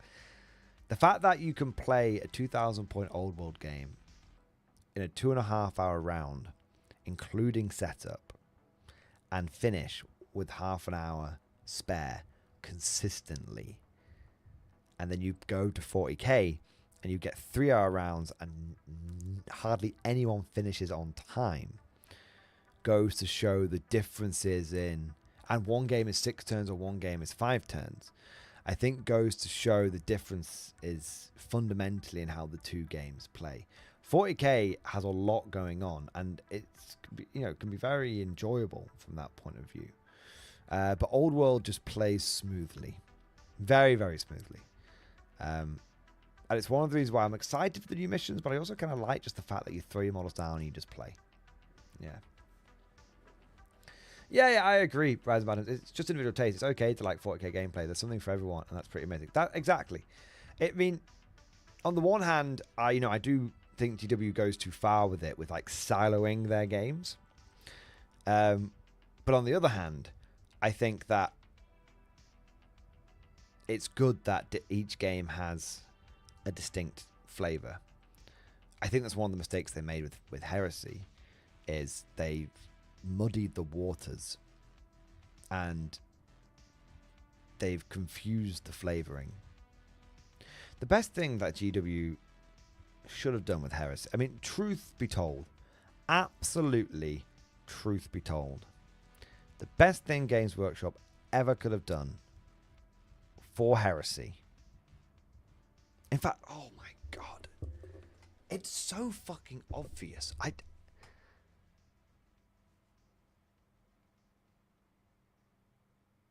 Please tell me if I'm missing something here. Okay, please.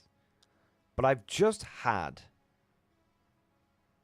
I think I've just had an epiphany. An additional layer. An additional layer to this whole fuck up around Heresy 3.0. One which I hadn't even considered before. The fuck up for Heresy 3.0 did not begin with the launch of 3.0. It began with the launch of 10th edition 40k. Because at the beginning of 10th edition 40k, GW said all those Horus Heresy models which you could have previously used in 40k now can't be used in 40k anymore. Now, let us pretend that we're in a different timeline from a different multiverse, as it were. Imagine if Games Workshop hadn't done that. Just imagine it for a moment. And every unit that you see in Horus Heresy could be used in 40k. And moreover, the units were... You didn't need to make them cutting edge meta. Maybe you did, but actually, no. Let's go a step further. We're in a different universe, but GW is still corporate and greedy. Okay, fine, fair enough. Imagine we're in a universe where Games Workshop still allowed, at the beginning of 10th edition, still allowed Horus Heresy models to be used. Imagine that over the last 2 years, those Horus Heresy models, various kits in the Horus Heresy range had been not broken, but had been meta favorable. So they had encouraged people to buy those kits. Maybe you even have things like relic terminators. So you can use Tartarus terminators and Cataphractic terminators. Maybe you have relic power. You call them like relic tactical marines. So you encourage people. And they buy tactical marines that just take bolters.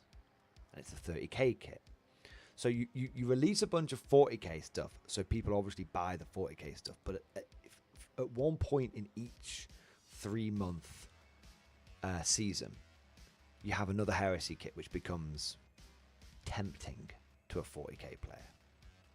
Now you do this for continues for 2 years, as you know, and we get to where we are right now with 40k.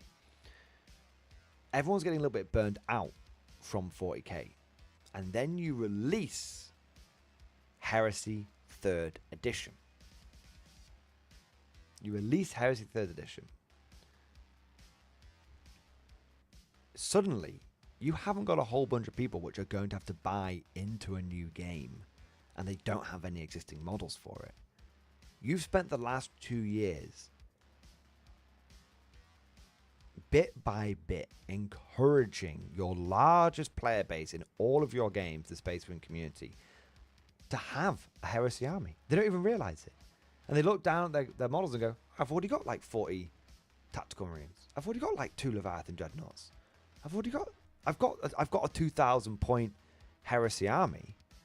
And now if I buy this Saturnine box, it'll add an extra 1,000 points onto my existing 2,000 point Heresy models that I've got. Boom, I buy one box, I'm into the game. I'm going to go and play Horus Heresy for a bit. Now, if you did that, and here's the crazy thing. If you did that, and you then kind of 40k-ified Horus Heresy, the game system, then you get a bunch of 40k players to buy your box and get into your game. And they don't mind it being 40k-ified because they're coming from that game. So there's that. Or you don't 40k-ify it, and because the 40k players are looking for a palette cleanser, and they go, okay, well, this game is different, so I'm going to go and play this game, and I only need to buy in one box, and I know that any models that I buy for Horus Heresy, I'm going to be able to use in 40k going into the future. So there's 2 ways, 2 angles, 2 sales pitches you can go for. You can go, oh, it's like Heresy 40k, or it's a totally new game for your palette cleanser. Either way. But the point is, people from 40k have already half bought into the game without realizing it over the last 2 years. And they are more encouraged to get into the game because they know they're going to be getting a bunch of models, not only for their side game, but also for the main game.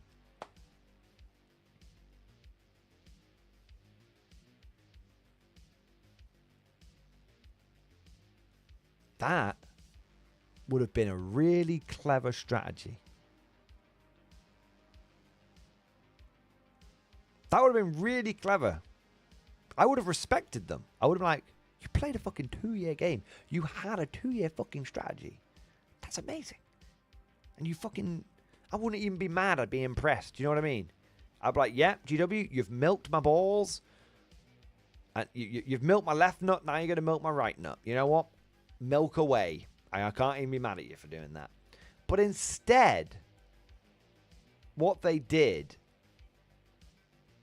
is stop anyone from using any Heresy stuff in 40k. And then, when Horus Heresy comes around, they made the game not a palette cleanser.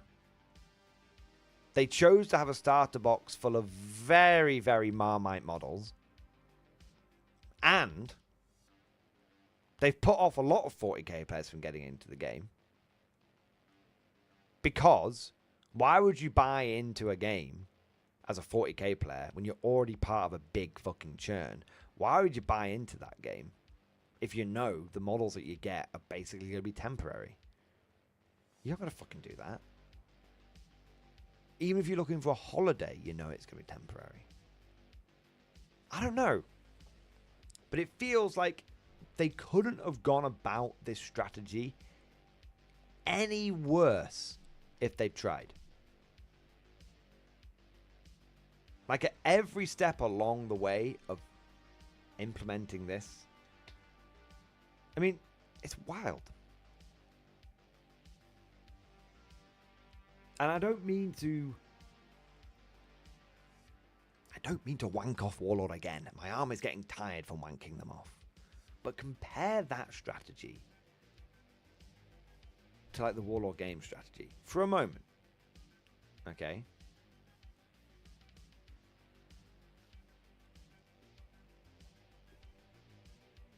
Warlord Games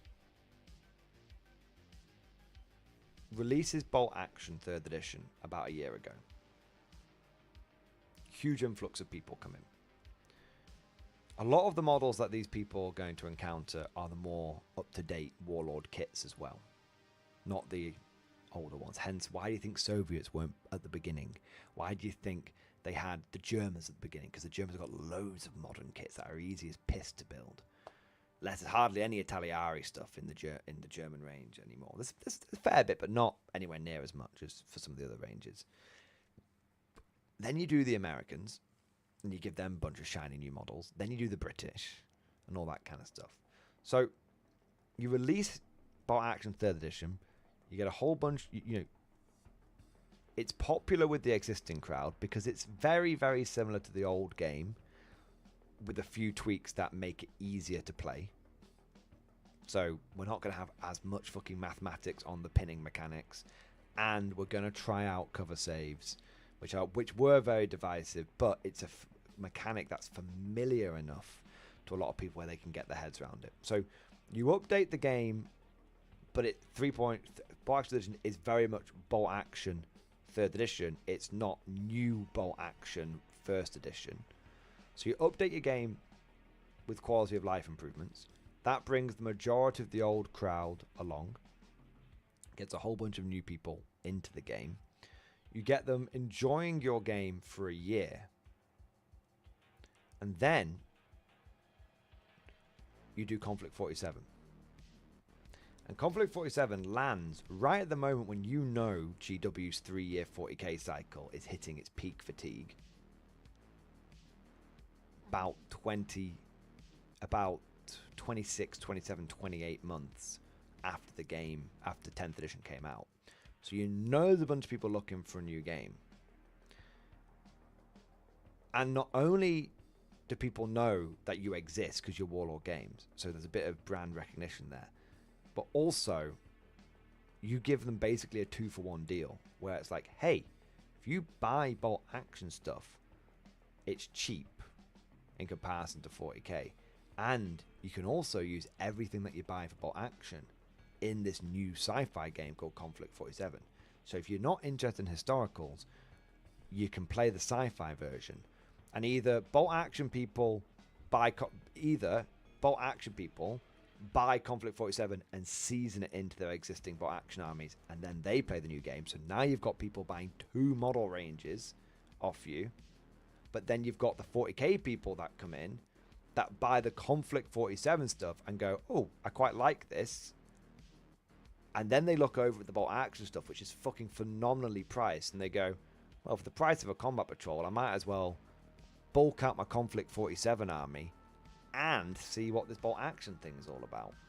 So you've got people from Bolt Action pollinating that way, and people from Conflict 47 pollinating that way. And the main threat that they had facing them was Horus Heresy. That was the main threat. Because none of this could have come to pass with Conflict 47. None of this opportunity. We don't know if it's going to land or not. We don't. Okay, let's be clear. We don't. But none of this opportunity would have been anywhere near as potent if Heresy had smashed it, because people would have just gone for Heresy instead. It's wild when you look at the difference in strategy. When you look at the difference in strategy between Games Workshop and Warlord Games, it looks like Games Workshop is the amateur. They look very amateurish. Games Workshop looks like the amateurs, and Warlord Games look like the fucking 5D fucking chess players right now. Just looks like one side has a strat. No, that's not even one way of looking at it. It looks like one side has a plan and one side doesn't have a plan. If they do have a plan, it's a shit plan. It's kind of interesting just comparing what looks like the strategy. We don't know the strategy for either side. You know, we're not privy to that information. But from what we can infer, it looks like it's a world of difference between how these two companies are approaching things at the moment. Let me ask you this. It's an interesting. This may have absolutely zero bearing on you getting into Conflict 47, but tell me if that's the case.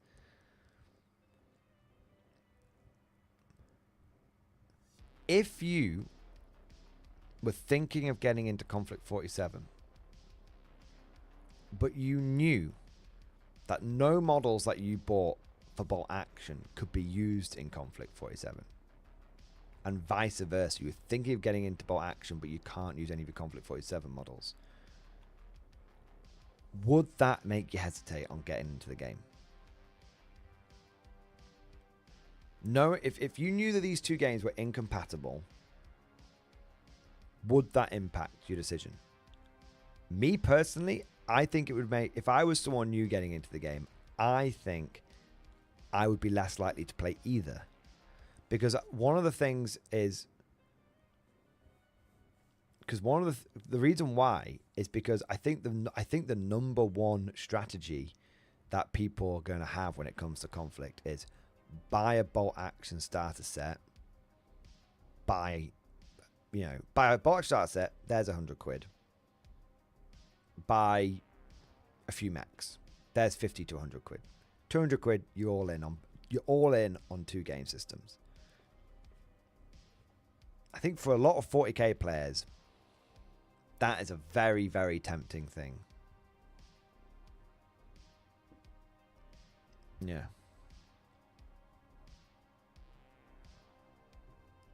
Yeah. Even if you know that maybe the Conflict stuff is going to be rules wise could be a bit more potent because that it's the more advanced technology.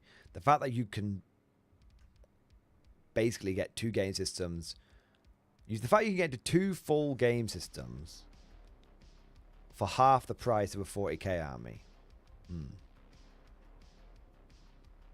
Maybe that's run by CEOs who are only after profits, not quality of gameplay. So be understanding of that subversion all aspects of your hobby. I mean, that makes sense.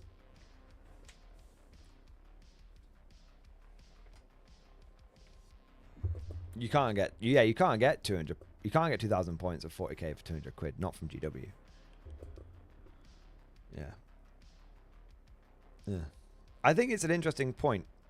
I think for a lot of people who are considering Conflict 47, being able to buy like a Winterfall from Jaeger starter army and then half of the Conflict 47 starter set, and you're like, sick, I'm good. It's £150 and you're ready to rock and roll. If you're on the German side, you're getting your power armor, you're getting your little spinner mech, and if you're on the American side, you're getting your Fireflies and you're getting your linebacker. Yeah. I barely have time for one game system. That's true, Halen Jedi, but think about it this way. Imagine if you bought into a game system and you spent a year painting it in amongst playing your 40k, and you came back to it and it was still everything you bought was still relevant. Yeah. That's when we get into bolt action. Conflict 47, one army equals two games. Exactly. It's a huge selling point. Right. Should we do some super chats? But Mountain, thank you for the Giga Chat. Yes. Gents, what the hell have I done in stream discussion? Let me have a look here. Another glorious day in the Corps. Day in the Marine Corps is like a day on the farm. Every meal's a banquet. Paycheck a fortune. Every formation of What is your name in the Discord, But Mountain? I know I asked you this before. I do apologize. I keep forgetting. I feel like it's Matt. Yeah, I thought it was. Yeah, I thought it was. I remember the moment that you said it. I knew it. Apologies. What have I done? Let's have a look. Hey, Conflict 47 work in progress. Just finished gluing the power guns. And it's a bit too humid to prime yet. Yeah, baby. I'm telling you. How sick does that look? He's got power armor. He's got tanks. He's got fucking walkers. Come on. I'm telling you, it's huge. Oh. It's so cool.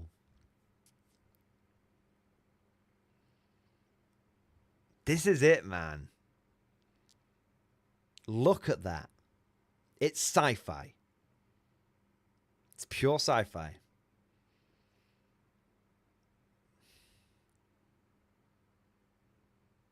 I just can't shake. Butt Mountain, we've been talking a lot. I've been talking. But this has reaffirmed it in my head. And I know it will have done for a lot of other people. Just look at it, guys. It just looks proper. Do you know what I mean? It passes the vibe check. Still waiting on a Jackal. New 2-player set and the US starter. Dude, you are going to be fucking dialed up with the models, man. You're going to be sorted. So you're going to have 2 of the small walkers, 2 of the Shermans.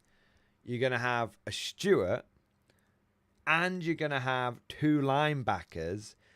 And you're going to have Power Armor Squad. And you're going to have the Paragon Squad. And you're going to have 18. 1 minute, the new 2-player set. Hang on. So you're going to have an extra Jackal, 3 linebackers, and the Fireflies, and the Stuart. And you're going to have all of this as well. Dude, do you have the basic US infantry as well? Because I'm assuming I'm assuming some of this came from the old US data set, right? 24 Fireflies. Fucking hell. So 24, you're going to have a bunch of regular infantry if you need them. And then you're going to have you're going to have so many mechs and tanks and power armor and everything. You've got like a full Conflict 47 army. You haven't even you've not even really dipped into the bot action side all that much. Although of course you'll have the basic infantry and the 2 Shermans and the Stuart. Yeah. Wow. Fucking Conflict, man. It just guys, I can't keep saying it. I can feel it. And I really hope you guys can feel it as well. So something about this game that's just passing the vibe check, man. Something about it. Butt Mountain, good to have you with us in the Conflict crowd, man. There's something about this game, bro. It's mad. Something about it. Just, you look at it and you just go, You start grinning. Shit, bro. But Martin, what have you done? The best. The best thing. That's what you've done. The Krampus, thank you so much for the 15-month Mervlex. X-Force, baby! Had to take a hobby break. Progress pictures and stream discussion. Let's take a look, man. Let's have a look. Had to stop painting due to carpal tunnel surgery, but now I can paint without my right hand twitching and going numb and dropping my brush. That's a good thing. I've heard that's helpful for when painting. Anyway, here's the model. First of all, the painting since recovery. Katachan Command Squad and Ogun Bodyguard of the Death Karami. Yes! Dude. I love it. I love it. So good.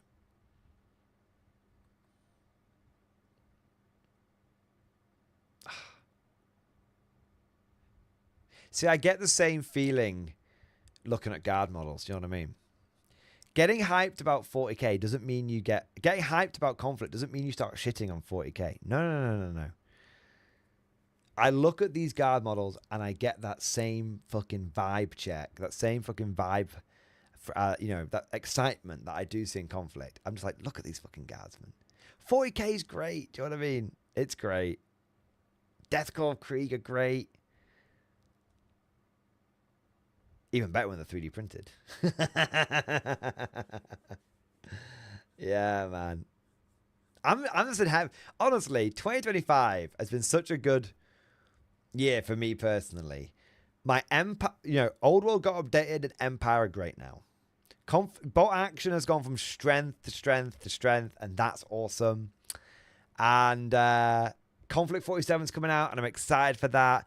And of course, the Guard has been getting so much love with all the plastic Kriegers and everything. Honestly, like, I'm loving Wargaming right now. I think that's why I got so bitter over what happened with Heresy, because I was expecting, you know, I wanted another win. Do you know what I mean? I wanted another win, and then they went and pooed on it. Yeah, if they hadn't brought out 3.0, I'd be here, like, and I'm getting into my militia and everything. But yeah, crazy. But dude, I love it. The Krampus, you've done an amazing job. You've done a good job. Heavy Flamer looks sick. Flamey Boy looks sick. Big Boy looks sick. Yeah.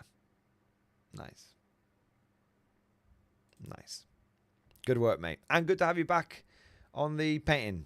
On the painting, man. It's nothing more frustrating than wanting to do something and not being able to do it. Russell W, thank you for the 14-month Prime sub, baby. Yes, mate. Thank you for the 14 months, bro. 14 months and a question in stream discussion. Let's take a look. So after painting the squad last week, I wasn't happy with the dark green coats, so I changed colours. What do you think? New colour on the left, old colour on the right. Let's have a look.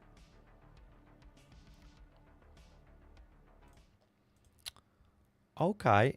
Well, one looks like traditional paints and one looks like speed paints.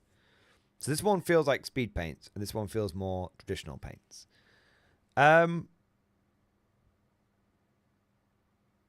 think this one needs a shade. Okay? So I think what would make you... What I would do is I would shade this model here. I'd shade, honestly, all of it. Truthfully, I don't overdo it, but I'd give a light wash to the whole model in, maybe not the skin bits, but in Agrak's earth shade. And then I would base the model. Sometimes a model doesn't look right until it's had the basing done. I know what you mean about the green coats, though. I do think this is a better tone. I like brighter models anyway, but yeah, I think this is a better tone. But the model looks. Get the basic. Get your snow or your mud or whatever it is. Get your bases done, and shade this. This, if I may be honest, I personally am not sure about the bright green hat. It looks too green. Like too... Looks like a leaf, like leaf green.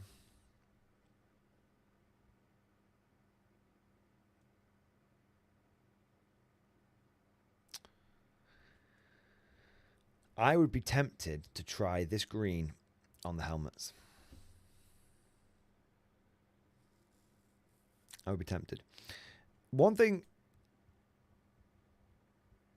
that might help you, though, and feel free to dismiss this, but this might help you. Give me a second. Do I have my Russians? Do I have my Russians here? No. Where are my Ruskies? Where are my Ruskies? Are they packed away at the moment? They might be. Right. Give me a second. I want to give you my Russian paint scheme. Ooh, look at me.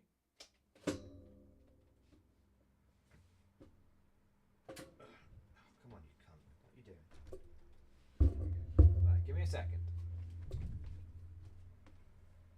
might find it helpful.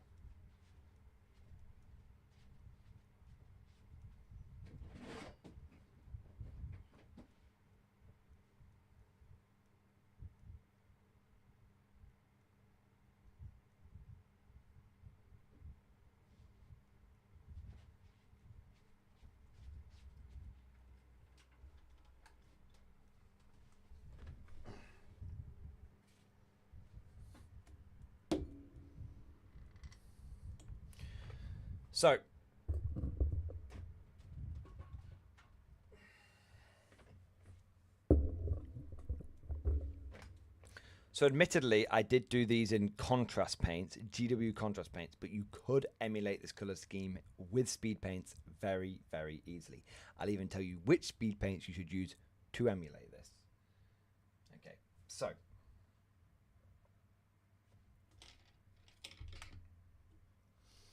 this is my Russian. I think you'd find it quite helpful. Okay, so the green that I used there was the green that I the green that I used on his gloves and on his helmet was Castellan green, but the contrast version. You could emulate that green color with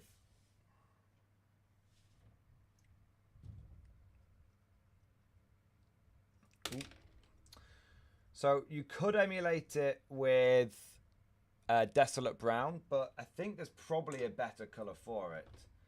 I think probably Camo Green.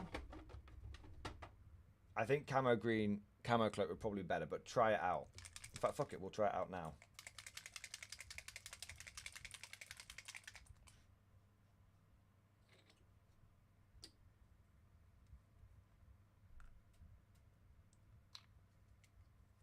Let's do it on a base.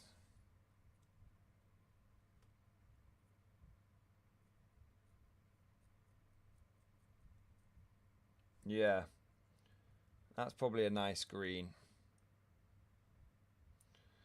But yeah, the Castellan green from GW would do you. Pallid Bone for the greatcoat. Dark Wood for the rifle.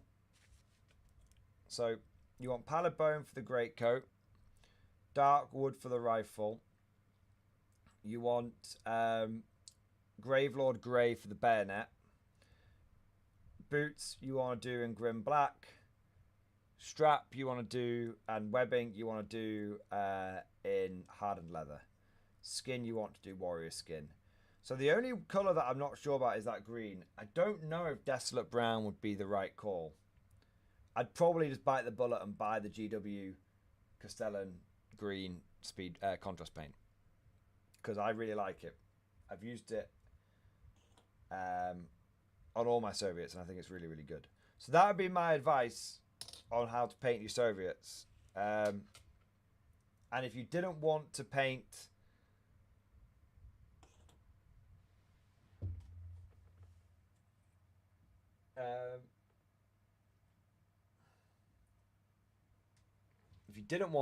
them in tan, you want to go for green. Well, this is my American, and he is painted in Desolate Brown. He is painted in Desolate Brown. So that's what it looks like if you wanted to do it on a as the main color. So there you go. But yeah, I think that would be a good direction to try out if you're looking for a green. If you're looking for a green, I think that's probably a uniform green. That's probably a good shout. There. I hope that helps, man. But you definitely consider using Desolate Green for the helmets. I think you'll find it looks a little bit less bright and shiny. Of course, this is sprayed over Army Painter. Always prime with Army Painter matte white. Personally, I find it it's a good white. I should try a different brand though, just to be sure. But yeah. But yeah, there you go. So Russ W, hope that helps, mate. If you don't want to change anything about the colour scheme, I'd go for the one on the left, but with a shade. If you want to consider other bits, I'll share you my colour scheme there. Use any, all, or none of it. Just throwing some advice out there. Tallest Geese, thank you so much for subscribing on YouTube, baby. Thank you, mate. Let's have a look what we've got here.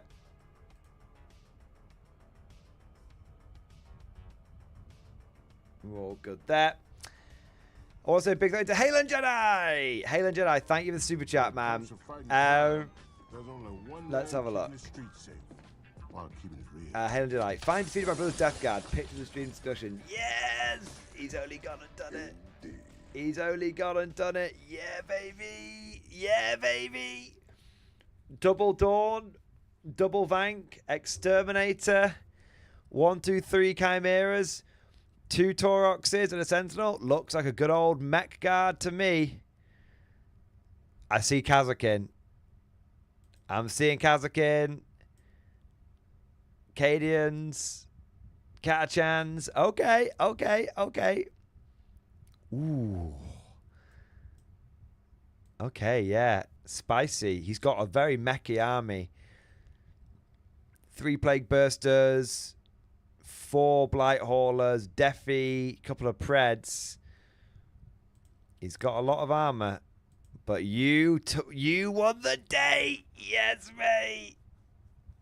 Both sides battered 7 hells out of each other. Bro. That's amazing.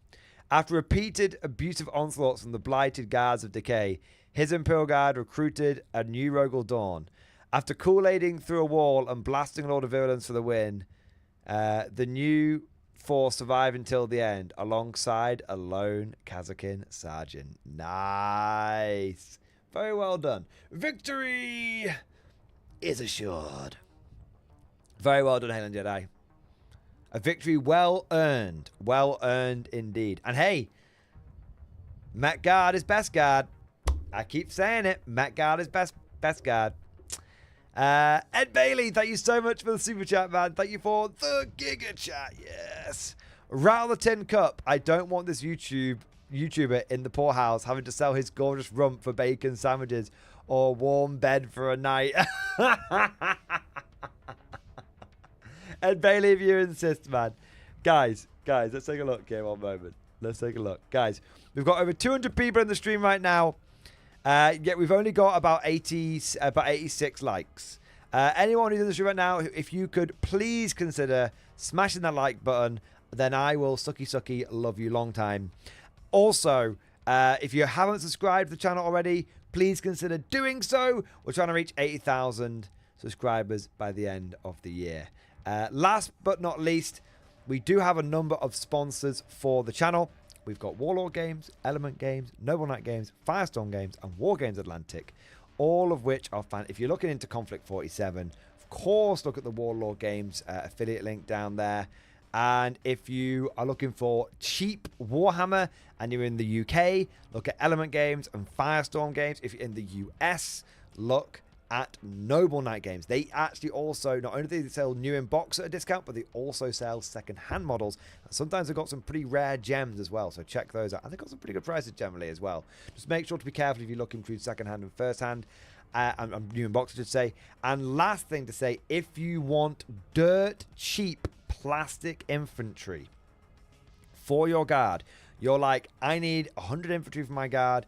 I need, even if you need 30 infantry for your guard, whatever it may be, check out War Games Atlantic and go to their Death Fields range. You can get 20, you can get guardsmen at less than half the price of GW.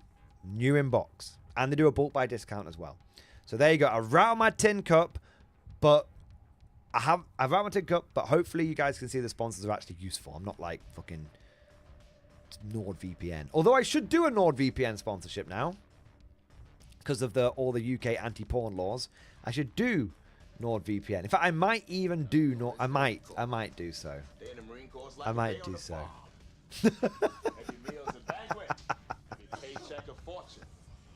There we go. I want to say a big thank you next to Chicken Detonator. Chicken Detonator, thank you for the 100 bits, baby. Yeah, buddy. Yeah, buddy. Chicken Detonator, thank you so much, man. TTC question in stream discussion. 07, lads. All right. 07 back at you, and let's take a look.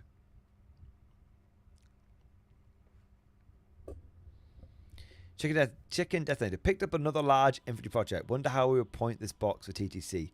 Also, go get your mail, Mordian. I'm going on holiday to the UK next week, and you need that box. I can get it this week. I have the free time. I could even get it tomorrow. I might get it tomorrow. I'll see if my PO box guy is in. Let's have a look here. Picked another large infantry project. I wonder how we would paint this box for TTC. Also, go get your mail. Okay, let's have a look. I mean, I would say Empire state troops, just the handgunner ones. Let me look at the box, right? Let me look at the contents.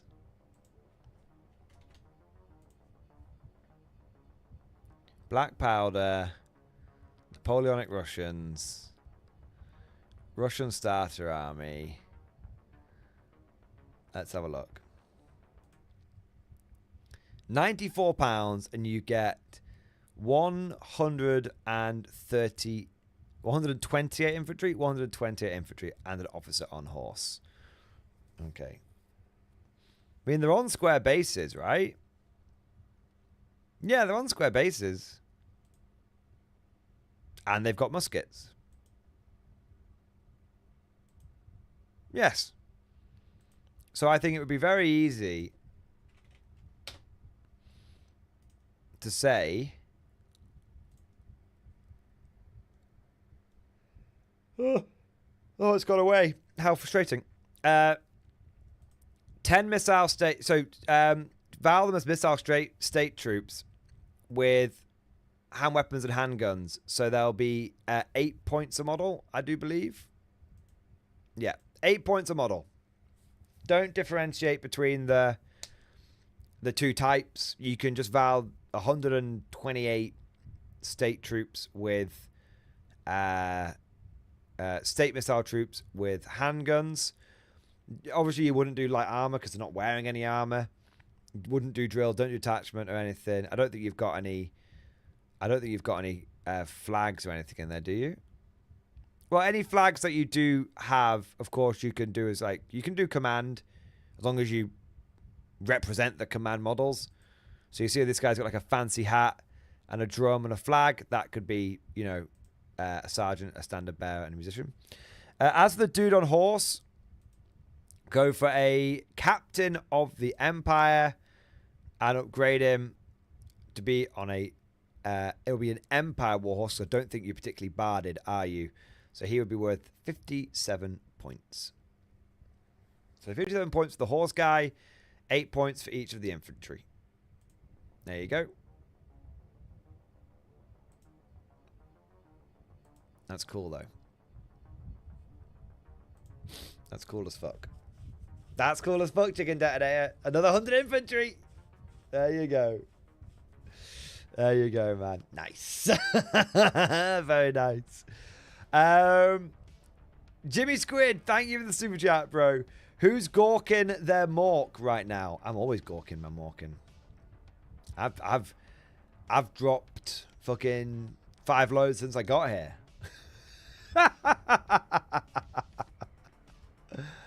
There you go. There you go, man. Chris, my boy. Chris K, thank you so much for the Giga Chat. Yes. There you go, man.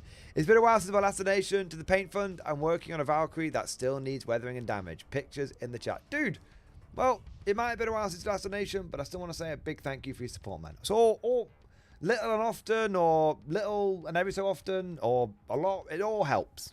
It all helps. And it all allows me to do this. So, and I'm grateful for all of your support, man. So, dude, amazing. Let's have a look. Ooh. Ooh. Hey, look, he's painted the interior like a real person. See, I'm not a real person. I paint over the windows. Holy shit, he's done the inside as well.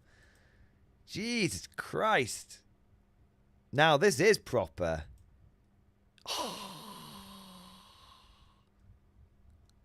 I'm very impressed. Colour me very, very, very impressed. The inside of my Valkyrie is grey. The door and all the doors are sealed up. This is very, very cool. Very, very, very, very cool, man. The stripes on the door. Oh. Oh. Oh.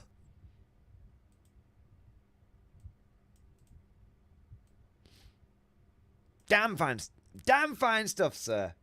Damn fine stuff indeed. Excellent, excellent, excellent work. I would say one of the best Valkyries I've seen. Because you went the extra mile, you did all the little bits. Very good. Very, very, very, very, very, very good. All righty ho ho.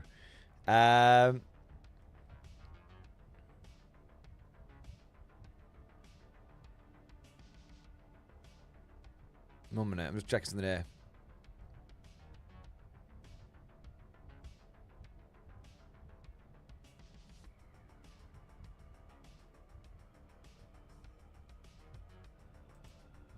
Okay. All right. We're fully caught up. I will admit I've been behind on my super chats most stream, but I was just taking my time and answering them and enjoying them and getting into them and all that kind of stuff. But I need a drink. Drink! I'm still stuck on this fucking island. I need a drink. So I'm going to go and grab a drink. Have a wee. And then I'll be back. I'll be about 2 minutes. 2 minutes. You've got to entertain yourselves for a whole 2 minutes, chat. I wonder if I will come back to a Twitch riot, a YouTube mutiny, and some confused.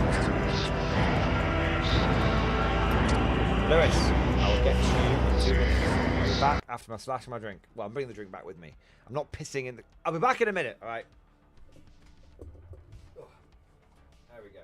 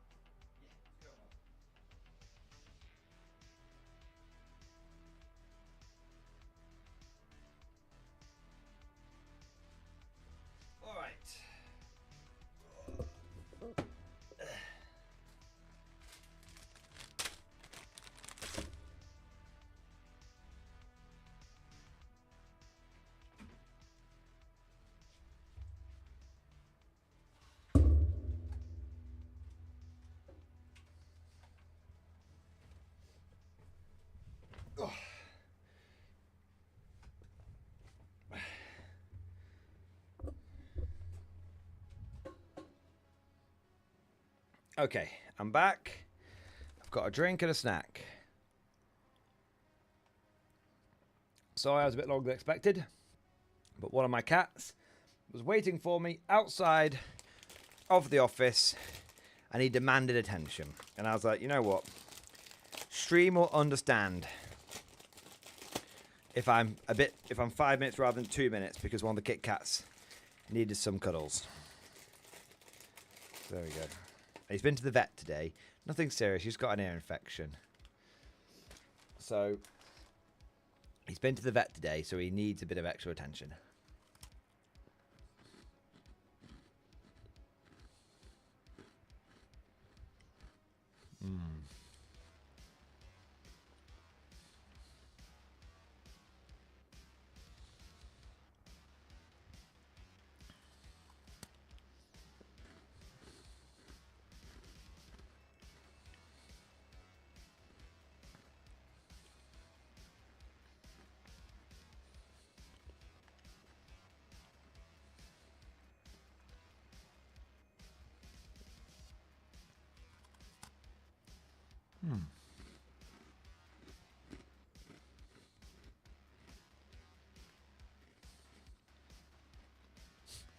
Lieutenant Al Cherry. Lieutenant Al Khatib.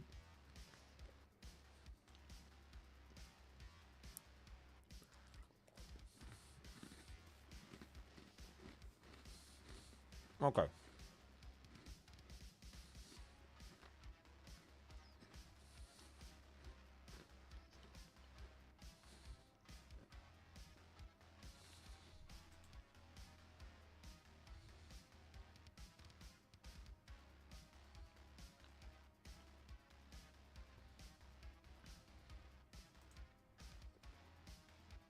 Okay. Quick snack. Fresh drink. We're all good. I'm sure I need another bit in a moment. Another bit of to bite to eat. Eat to bite. I'm sure I need that in a moment, but not right away. Lewis, my boy! Lewis, thank you so much for the super chat, man. I ordered the 8th edition. I ordered the 8th Army starter set, a Sherman Firefly, and a rulebook this weekend. I'm excited. Yes, mate! Oh. Fantastic. So you've got MMG, medium mortar, 25 pounder, medium anti-tank gun, buttload of infantry, and Brens, and you've got the Sherman Firefly as well. And you've got the rulebook, of course. Now, let me just check something for you, mate. I'm going to check something for you.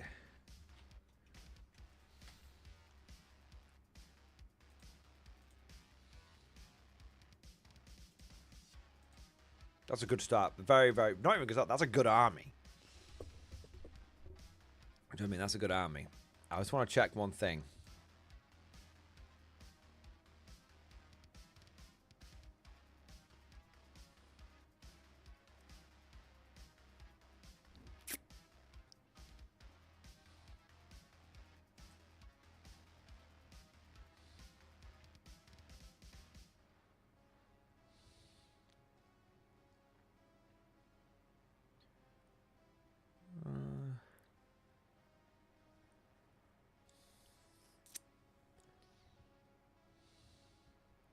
So, one thing you might need, and it won't matter for your first game, but let me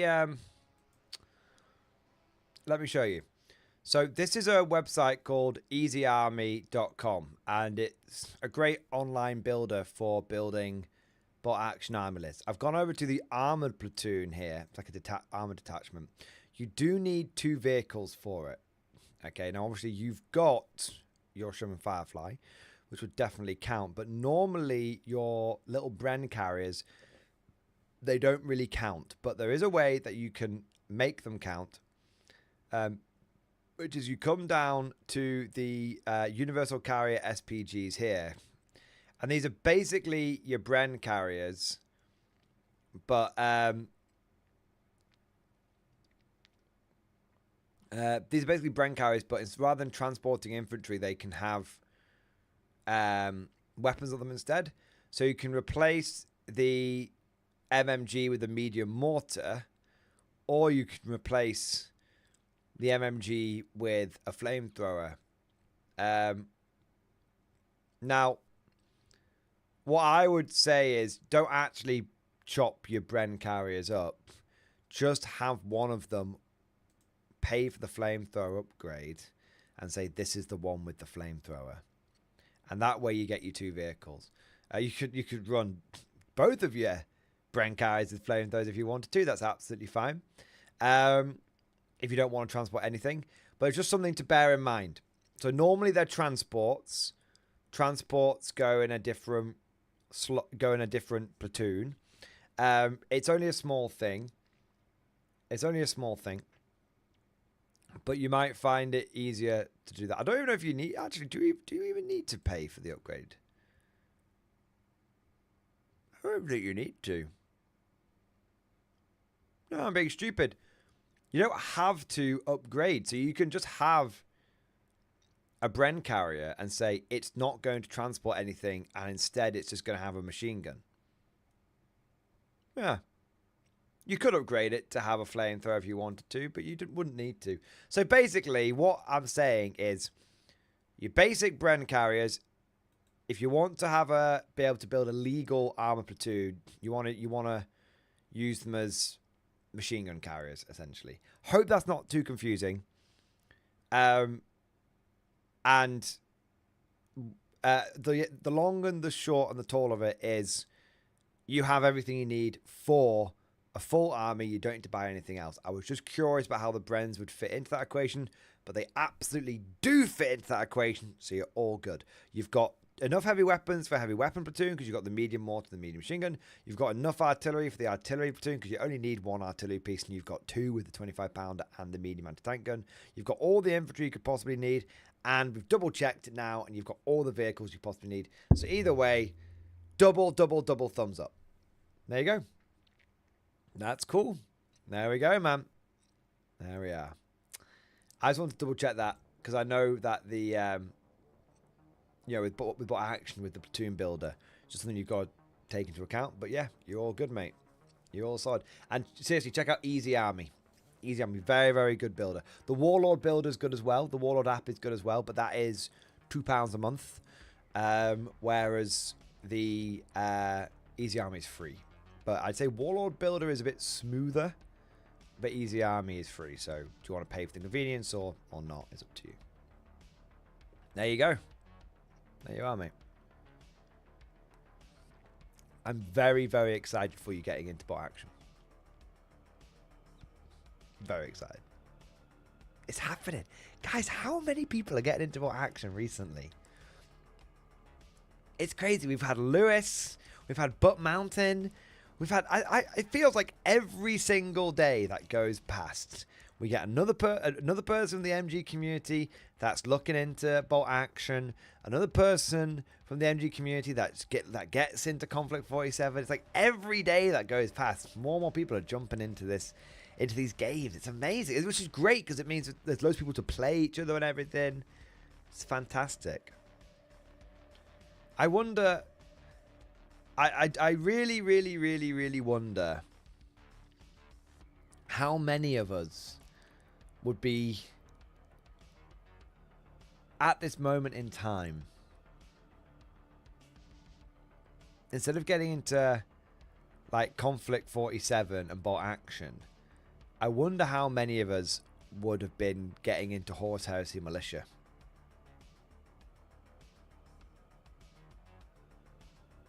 I'm not gonna lie, you got me to look at it, dude. Lewis, it's. I will take that as a compliment. I will take that as a compliment, man. But no, seriously, like, let us know down in chat. Are you someone that would have got into Horus Heresy, and whether it's 3.0 or 2.0? Could you have, if 2 months ago when I was really fucking hyped up on Heresy, do you think you'd be playing a bit of Heresy with Militia right now, or do you think you're always going to get into the bot action stuff? It's a good question. I think it'd be interesting to see the answers. Yeah, interesting the answers. How many of you have become Warlord curious over the last few months?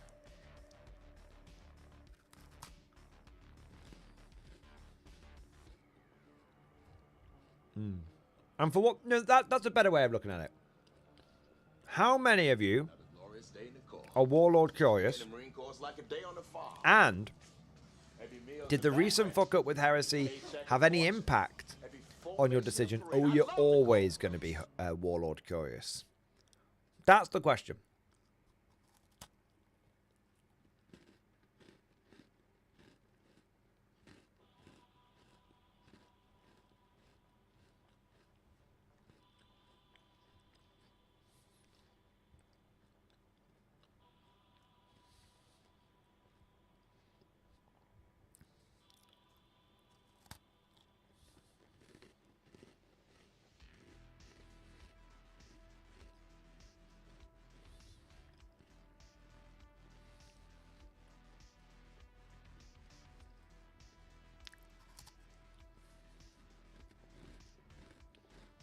I'm eating this cookie and then I'm going to read some answers out.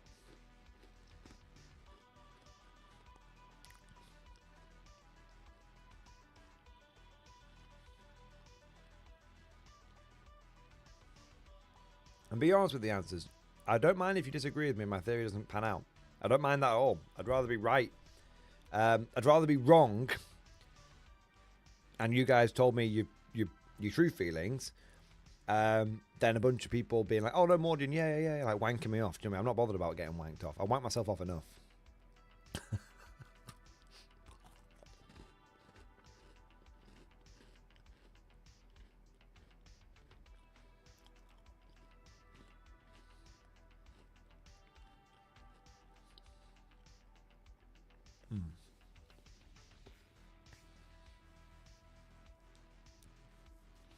Okay, let's have a look here.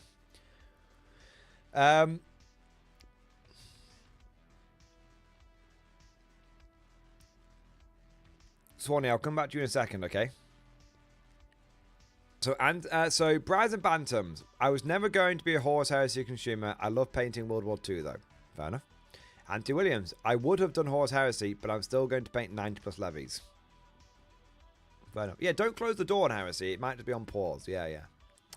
Scribbles. I've already pre-ordered my Commodore 47 Americans. Nice. Yes, mate. Swanee. I would have chosen Heresy. You would have chosen Heresy, but not anymore. Okay. Roger says he would have gone for Imperial Militia. So, John, I just finished assembling all my Solo Auxilia, so I don't know what I'm going to do now. Look, try 3.0. You might fucking hate it, but try it.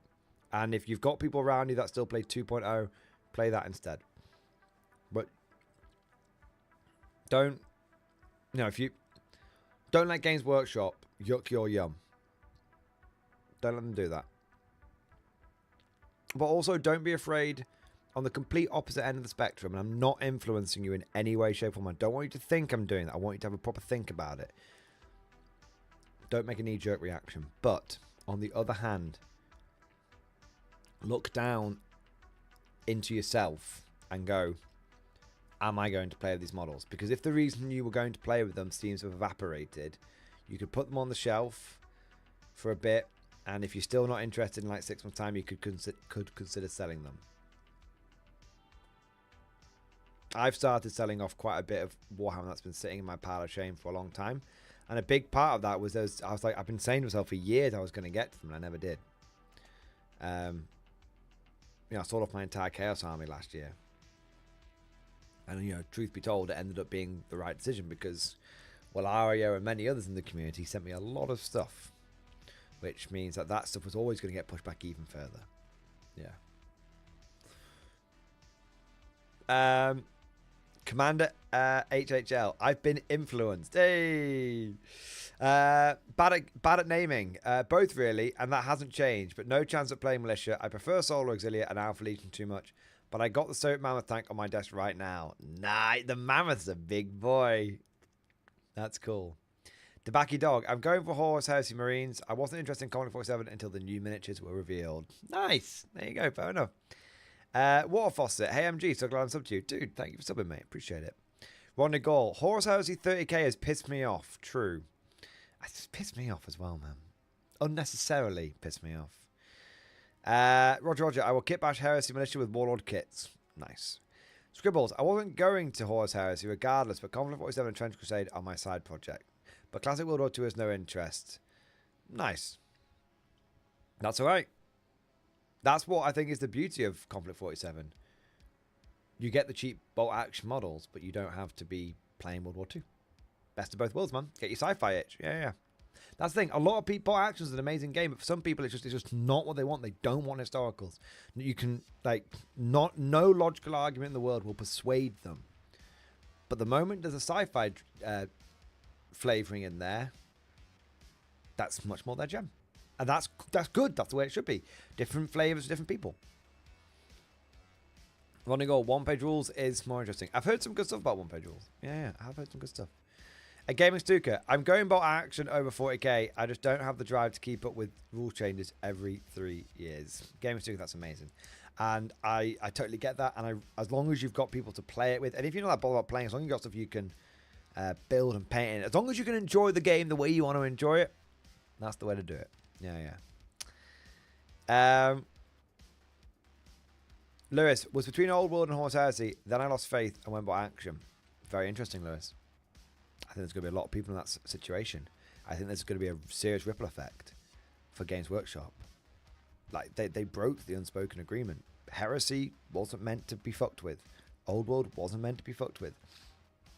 By fucking with the games that are seen as more static, they've done irreparable damage to the ecosystem.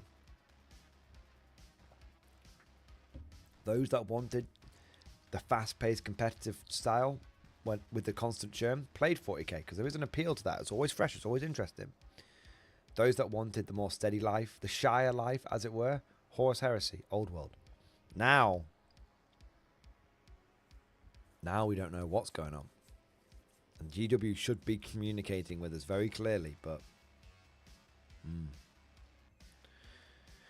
Chain of Command. I'm more War Games Atlantic curious. I wish they had more World War II ranges. Yeah, they don't have a huge amount of World War II. I think the guard stuff, the pseudo guard stuff sells the best. Yeah. Waterfall. I was in the same mindset as you as far as Heresy Holiday goes.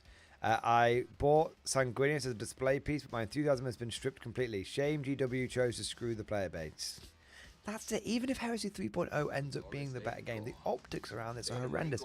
And the reason the optics are horrendous is because they fucked with the ecosystem, they fucked with the players, and they lied. They really, really committed the cardinal sin. They really, really committed the cardinal sin. And it was very, very obvious looking back at the articles that they produced and the stuff that they chose to highlight. It's very, very obvious that they tried to misdirect the consumers. And there is no greater sin. There is no greater sin. Whoever was in charge of that marketing strategy,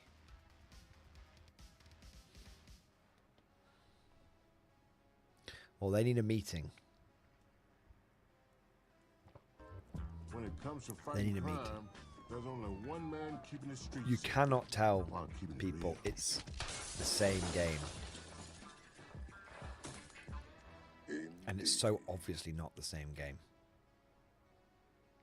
Going to the damage system, going to the 4 turns, going to cumulative scoring, going to the terrain changes. You cannot. It was not the same game getting tightened up. That's the big one. That's the biggie. You can argue, however, as much as you want. You can argue as much as you want around the validity of the rules themselves and all that. And some people are, people are like, oh, well, if we just house rule this bit and house rule that bit, the rules work. It's not how it should be, truth be told. It's not how it should be.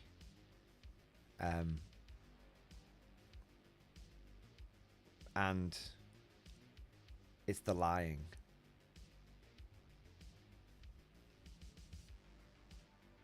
And I think that's going to have done so much damage. Yeah. So much damage. Yeah. It's really, and it's a ripple effect. It's a taint. The well's been tainted. It takes a very, very long time to build up customer goodwill and customer loyalty. It takes but a moment to lose all of that goodwill.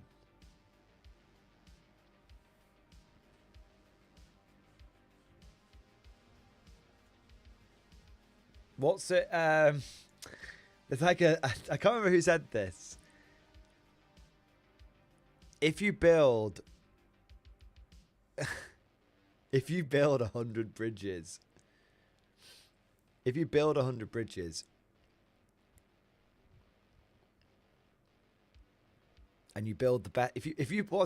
if you build 100 bridges, you'll be known as a bridge builder right up into the moment that you suck your first dick. And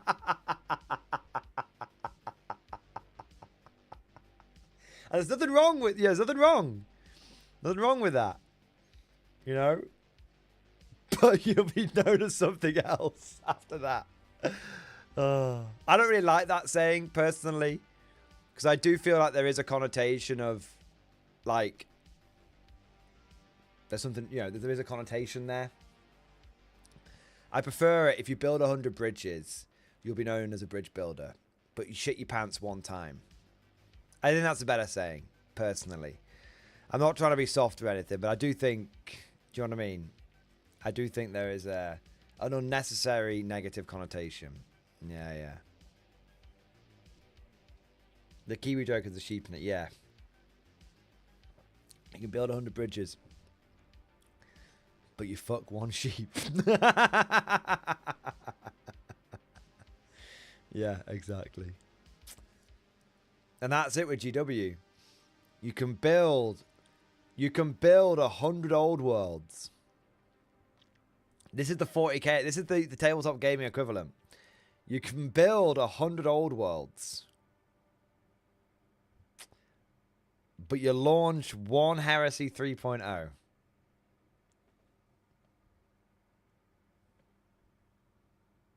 That's it.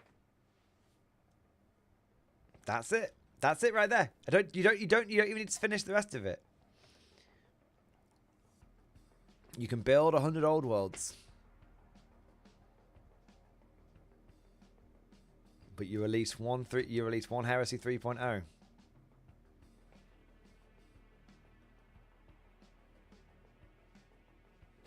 There you are. And it is very I think it's very true.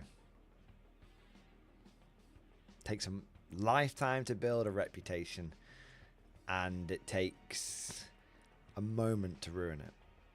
Yeah.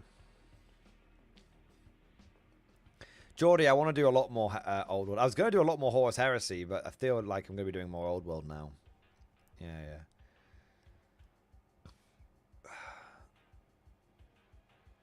Yeah. Is 3.0 really that bad?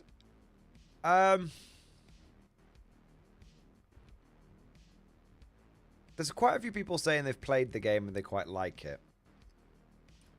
So I think on its own, as a standalone game, it would be fine. I think that there is an element of... Okay, I'm going to give you a fair and balanced viewpoint.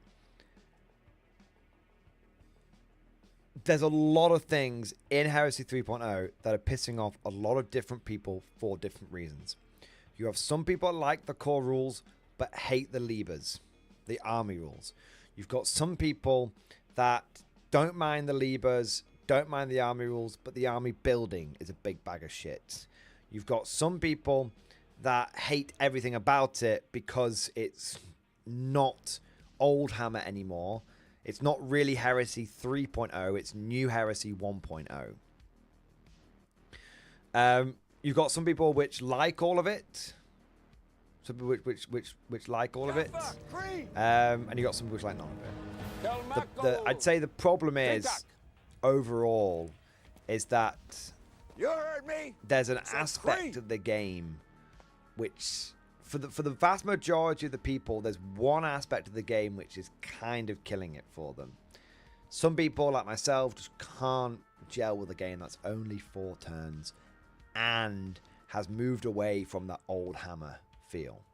Some people just do not like the direction that their army has been taken in with the levers. A lot of people don't like the way a lot of the war gears changed. Even with GW saying they haven't fixed it. A lot of people feel like the game has just been fucked with unnecessarily. I would say Heresy 3.0 probably purely in isolation would be a totally playable game. But I think that there's just, it's not even necessarily any one thing which is completely, any one thing which is bad. There are several smaller things which several smaller things, but combined have created a big problem. Yeah. Is there any way Games Workshop will change rules as like unbreak it? I only think they would do that if they felt like it was hurting their profits.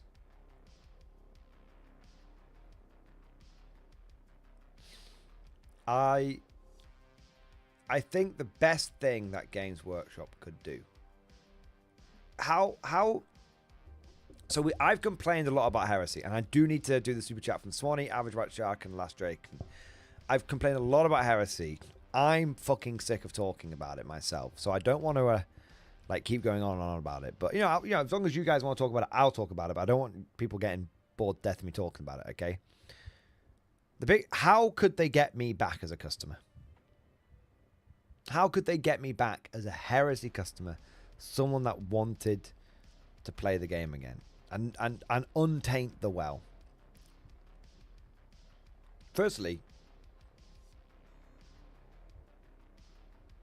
I think a bit of fucking humility would go a long way.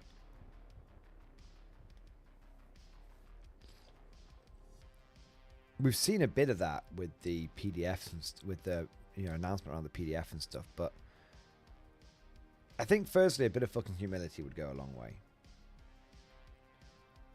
Come out and don't say, "Oh, we've heard some of you are concerned."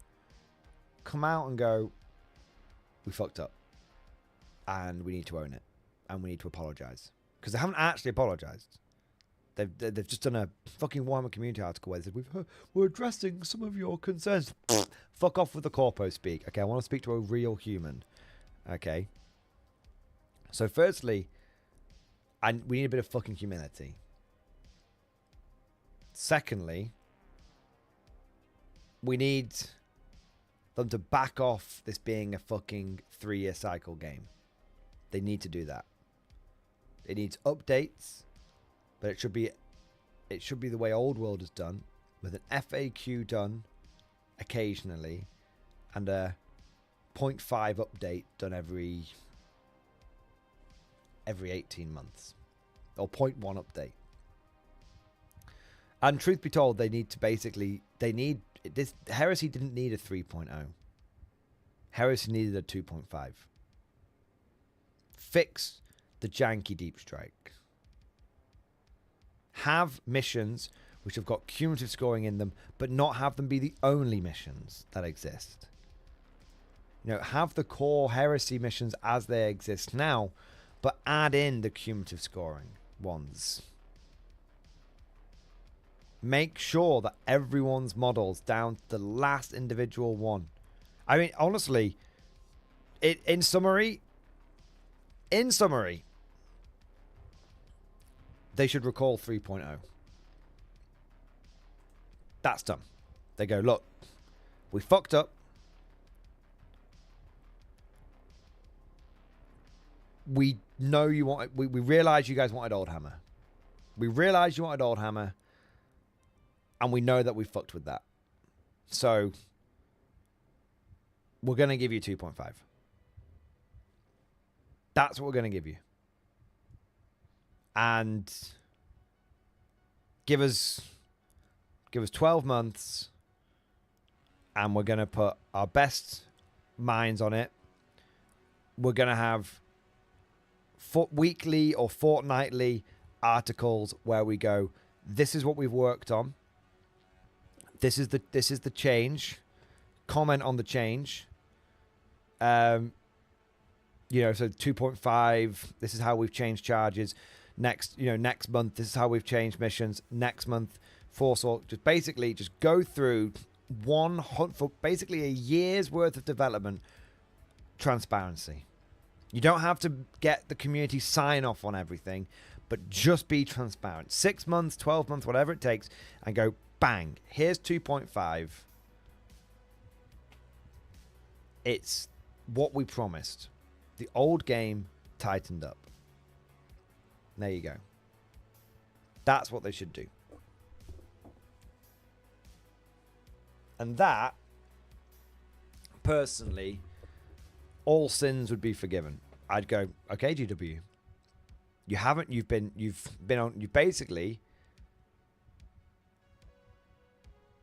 been on a path of redemption. You've done a bit of a walk of shame. You've done a path of redemption. You've been so transparent that I'm almost sick of hearing about it, which is great. And you've given us. You've been humble, you've been transparent, and you delivered on your promise. That's the three things I need to do. And they'll never, ever, ever, ever, ever, ever, ever fucking do it. Ever. But that's what, for me personally, I'm not saying that would fix it for everybody. I'm not saying that would fix everyone. That's what I personally would want to see. Some people might hear that and go, that's a little bollocks. That wouldn't fix anything for me. Fuck you, GW. But that's what I think they need to do. They've really slid backwards in a lot of areas. GW has regressed in certain places. After they got humbled in 7th edition and they came to the community hands on fucking knees, on the hands and knees with 8th edition, it was a golden era. It was a golden era. They were transparent. They communicated clearly. It felt like there wasn't any. It felt like there was less corpo bullshit, and just, this is what we're working on. This is when the updates are coming, and they pledged when updates would be. They were really, really clear and transparent for like 18 months. So they've proven they can do it, and then they tested the water to see if everyone had forgotten, and they released Vigilus Defiant, and everyone went, "Oh yeah, it's amazing!" And I was like, "This is it. This is the first step." And I said, if you guys let them get away with Vigilus Defiant, we'll be back to square one. I called it years ago. And look where we are now. Warhammer community articles are very selective on what they choose to show you. I mean, this Horus Heresy 3.0 is an example, is a watershed moment, because it really shows how far GW has regressed. They've regressed so far, they've actually gone worse than where they were, because at least before they just didn't communicate at all. They barely revealed anything. It would just be in White Dwarf. What they've done with Heresy 3.0 is actually gone worse than they were before, because they've actually fucking lied. That's the biggie. That's the biggie. Yeah. It's a real watershed moment. It's a real historical moment. Yeah. But whether people will give a shit in 6 months is one thing that has been proven. It seems that wargamers have very short minds, very short memories. But I, at least, and I've got a short memory as well, but one thing I do remember is saying back in 8th edition, 18 months in, Vigilus Defiant, I said, this is the first step on them going back to their old ways. And look where we are. Look where we are. Damn. Hate being right. Hate being right. There you go. Jaeger Scott. Trust is earned in drops and lost in buckets. Horsehair is a bucket right now. Time will tell. Exactly. Yeah. All right, let's have a look here. Swanee, my boy. Thank you so much for the Giga Chat. 40k in Bridgehead. Can I give a Tempestus Command Squad with Ogre and Bodyguard back its Deep Strike with the enhancement Priority Beacon? Also, Tonnage, KMFDM, World War 3.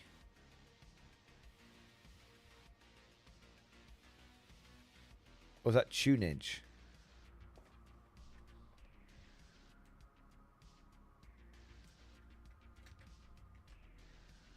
Let me have a look. Okay. We're not doing song requests tonight. Swanee, we only do song requests on the hobby nights. It's not a hobby stream today. So I can't, I'm not going to do song requests because if I do a song request, it will demonetize the entire stream, which would be bad. So I do apologize, mate. I do apologize. If I remember, I'll play it on Wednesday when we do one of the hobby streams. But if I forget, remind me. But yeah, we only do the tunes on the dedicated hobby streams. Okay.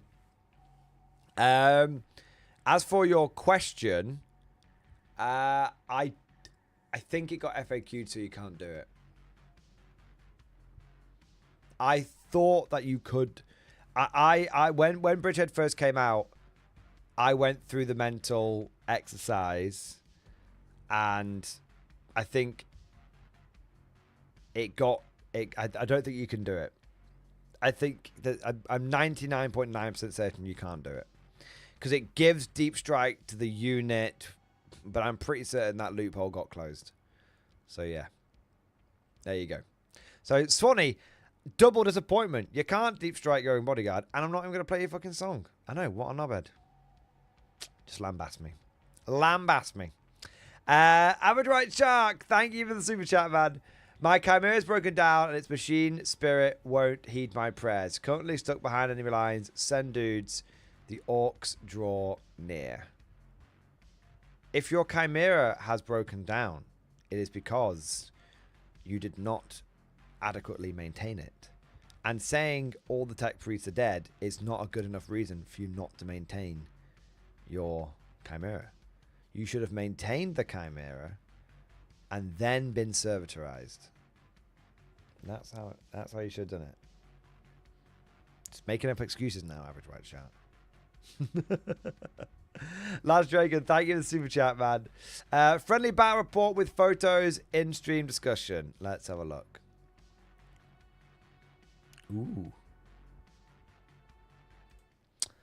Had a friendly game with my friend's son, Jess. His 1,000 Suns in Warpforged Cabal, vehicle focus versus my Marines, using Spaceful Glide Attachment. We assigned 2,000 points, but serious secondaries. We went old school, blood for the blood god, last man standing wins. Nice. Some proxying on both sides, which are fine with this plastic expensive at all. Yeah, of course. Of course. Your list, Logan Grimnar with 10 Wolfguard. Ardrock Rockfist with 10 Wolfguard. Beyond the Fell-Handed, 2 Wolf Priests, 3 Centurion Devastators, 2 Ballistas. Fucking hell. That is a nasty pasty list. His list was Forge Fiend, Defilers, Hellbrutes, more Hellbrutes, Demon Prince, Zangor Shaman, a few Sorcerers. My plan, Terminator would lead a deep strike and tie up the enemy engines before reinforcements from Head Takers show up as Dreads and Centurions provide fire support. The Terminators alone, 94 wounds. Meat to chew through that fall back, allowing for heavy guns to fire, and they get back and crippling that shooting skill they got. Gladius helped with this from Doctrines, yes. I ended up winning by tabling him at the end of 5, with the epic finale being Bjorn versus Atropos, versus an Atropos knight with Pop Bjorn felling the knight while on 3 wounds himself. By the end, I lost 1 Blisters, 1 Priest with his Brig of Head Takers, Arjax block of Terminators, but not him, and Logan lost his bodyguard. So heavy casualties, yeah. I want to take a modified version of my list to a 1500 point event on the 16th that will have secondaries, but I think I'll score very little points and lose most, if not all gains, with this rope-a-dope method.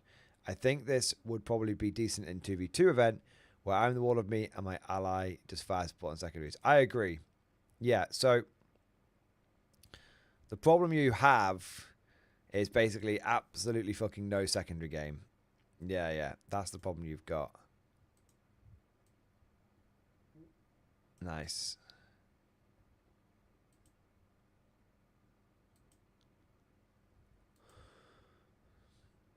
So we've got some, is it some Tyranids filling in for some of the Thousand Suns stuff? That's fair enough. Yeah. That's fine. Yeah, I think your list works very well in a... I think your list works very well in a let's fucking kill each other format. But I think you have identified the correct weakness, which is how the fuck do I score secondaries? Yeah. So, yeah. Still, look like a fun game. And sometimes it's just about being able to just throw down some models and have some fun. Do you know what I mean? Sometimes that's the easier way of doing it. Yeah. Fully agree. Sometimes like, it's just like, fuck secondaries and all the bookkeeping. Let's just fucking throw some models down and fight each other. And that's why I love Oval so much, because the whole fucking game is throw down some models and fight each other. Godlike Poet, thank you for the tip, mate. Post a link in stream discussion to a post that is so relevant to everything you've been saying about GW. Genuinely think it'd be well worth taking a look at on stream and see if you agree that this is what's happening. Let's have a look. Sounds interesting. Oh my god. It's on fucking Tumblr. Is it on Tumblr and then it's a Twitter thread? Fucking hell. We're going into the heart of the enemy, boys. Fucking hell. I feel like that's that scene in Halo where it's like, Grid Kilo 2-3 is hot. Recommend mission abort. You heard. What's the call, Sarge? We're going in. Get tactical, Marines. Alright, let's have a look. I've never used Tumblr, but I've heard. I mean, I am morally obligated. I will say, I am morally obligated to disagree with this guy because it looks like his avatar is a man with cat ears. So, I do feel morally obligated to disagree with him. But putting my prejudice aside for a moment, let's have a look. One of the things I occasionally get paid to do by companies/execs is to tell them why everything seems to suddenly go wrong. And subs/readers drop like a stone. So with everything going on at Twitter right now for a thread about the Trust thermocline.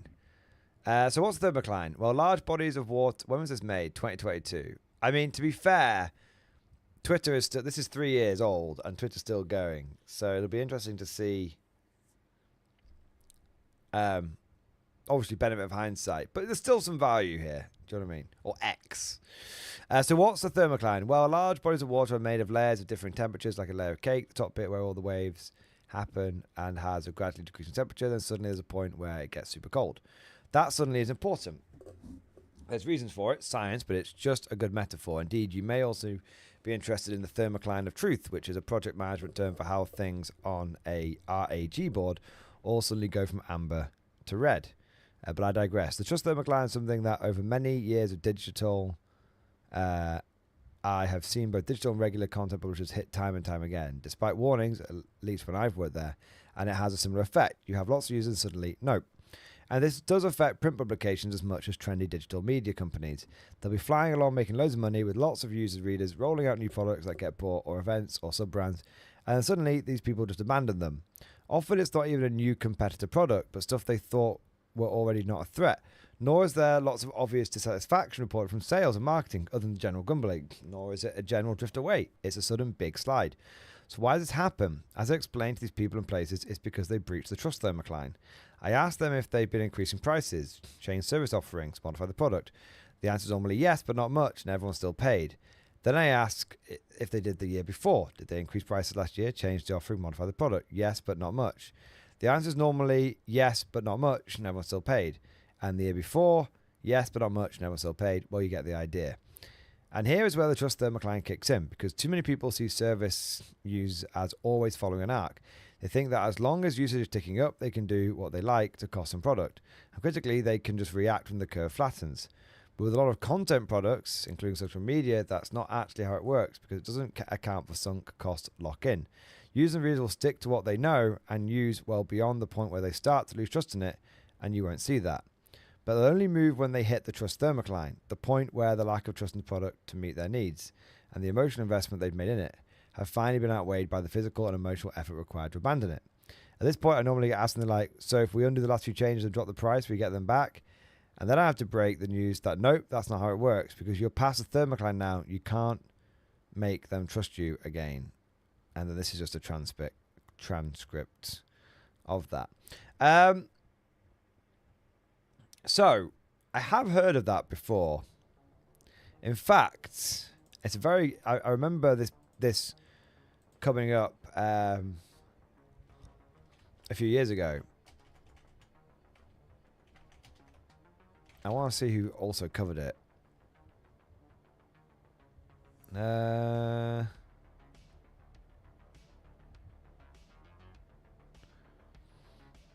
Let's have a look.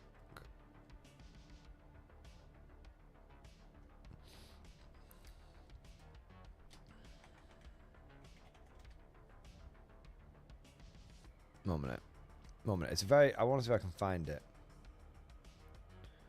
Because that is a very good article. And it's basically...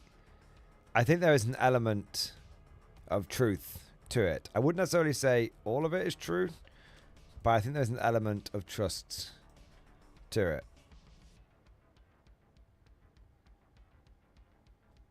No,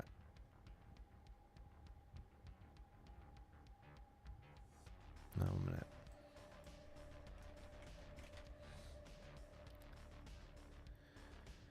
Oh, I can't find it now, which is a shame.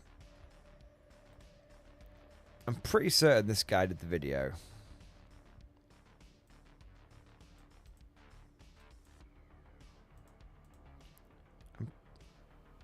So, I'm pretty certain this guy did a video on something similar. He might have been talking...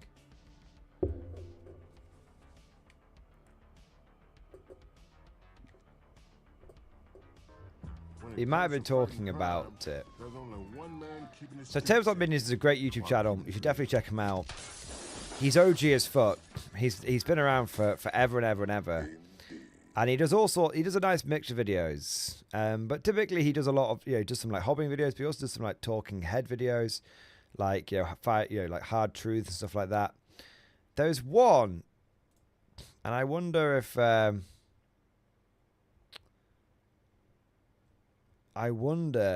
I'll be able to find it. He did a video probably like 2 or 3 years ago. Probably, I think, around when this came out, talking about this trust thermocline thing. And I thought it was really good. I bet I won't be able to find it now, which is unfortunate.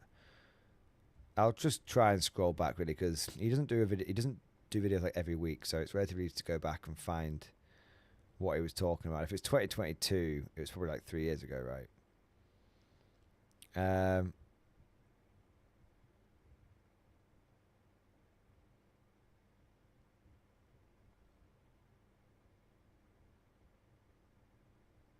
Let's have a look.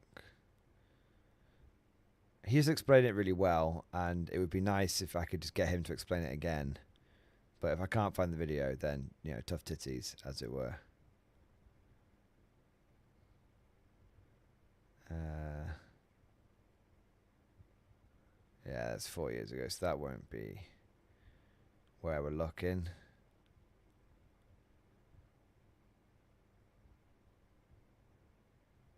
Anyway, yeah, there was definitely a good video here. It's a shame I can't find it now. If I have to try and explain it, I fucking will do, but I won't do it as good job as Tabletop Minions did, to be fair.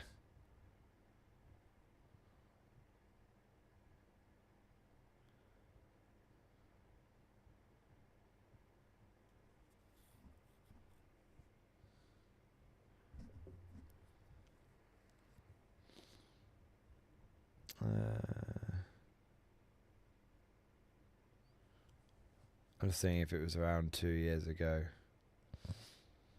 I might have imagined it, but I don't think I did. It might have been that one. I can't remember. Anyway, I will do my best to explain the what happened. Boom. Okay.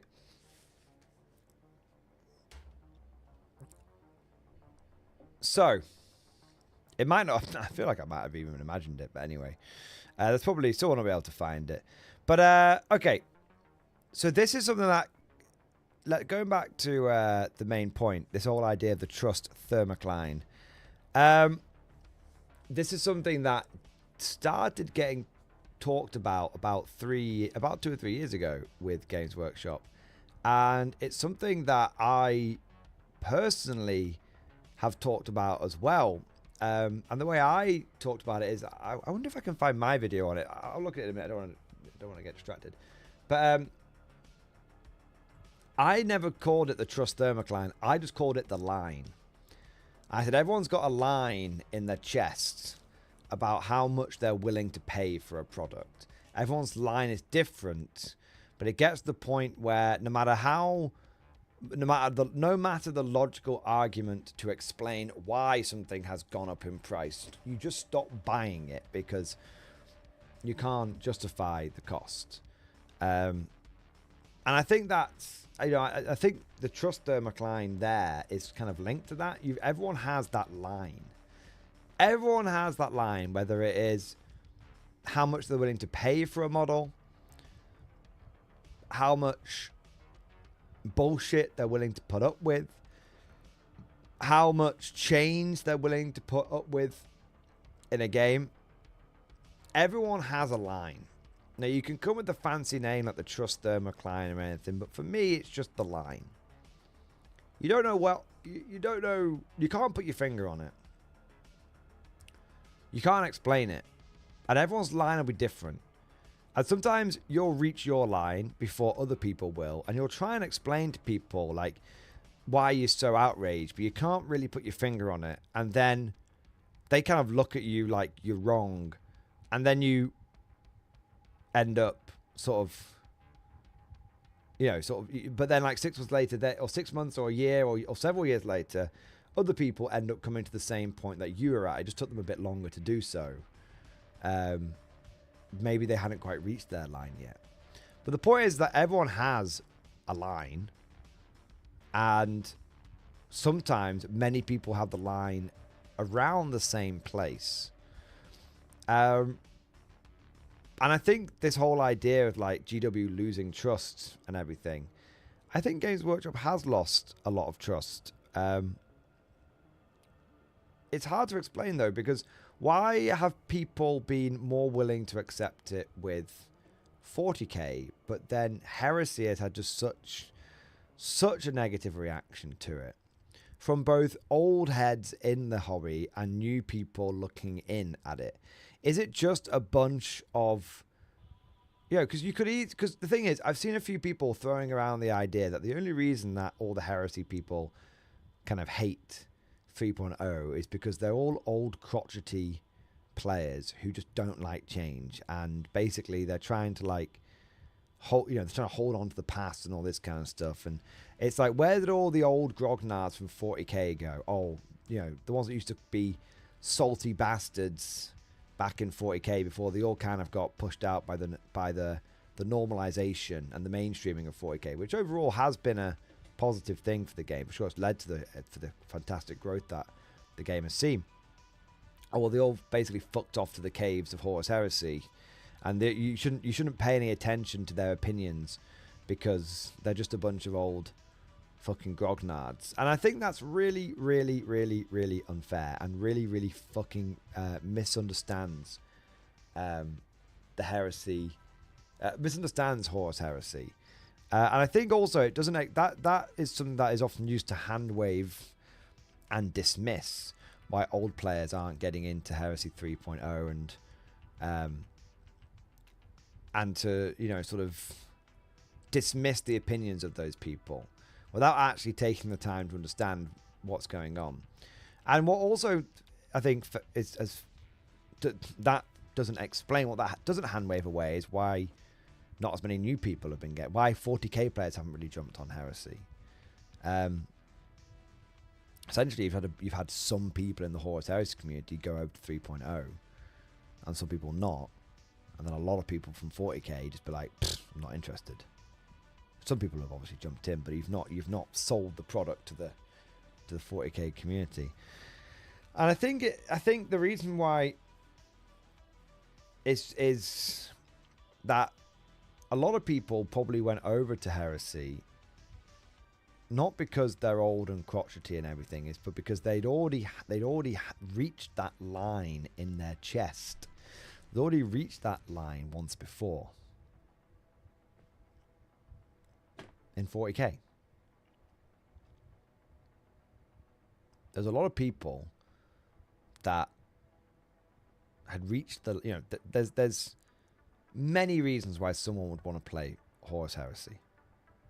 There's many reasons why someone would pick it as a first game. There's many reasons why someone would transfer over to it. But one of those reasons is because they've already reached the line in 40k.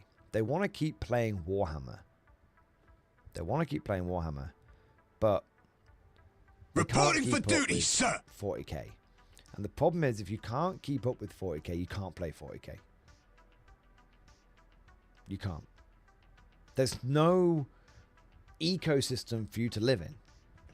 This is the sad reality of it. Oh, you can make a personal stand. I'm like, I'm not going to use the latest update. It's a bag of shit.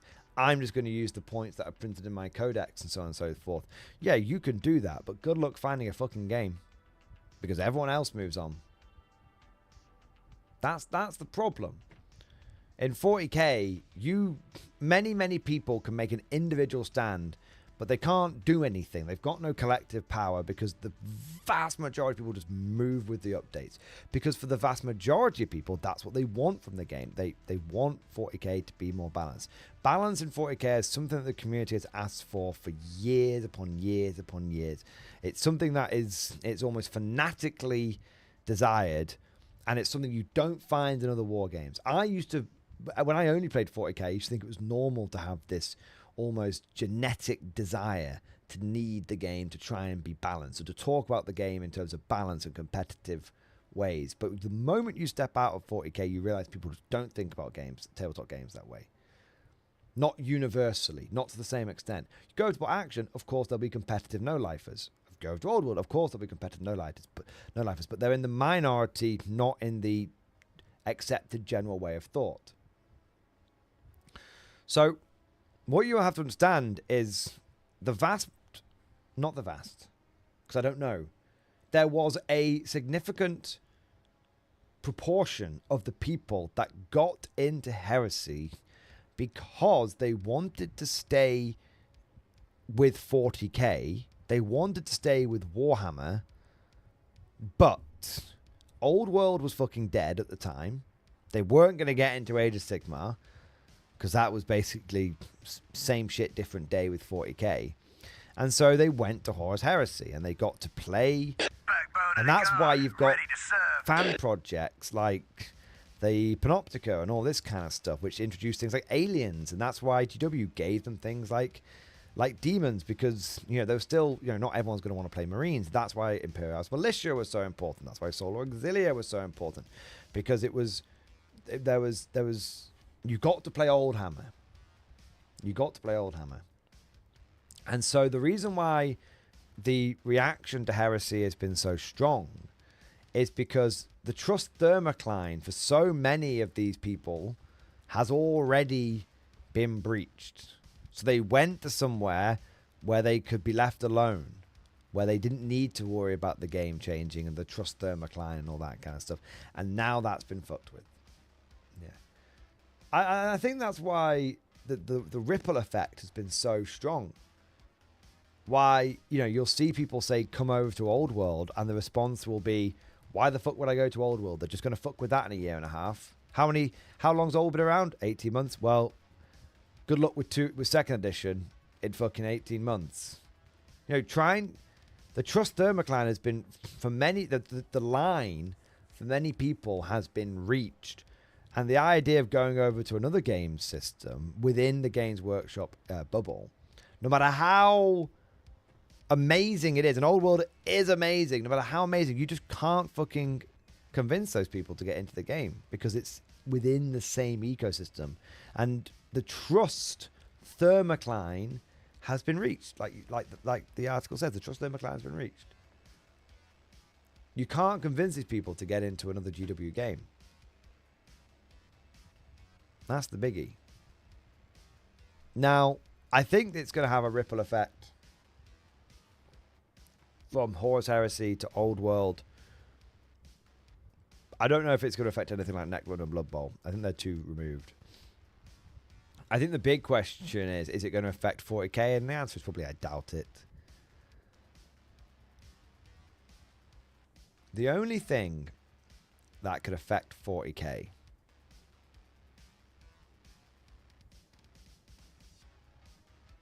there's two things.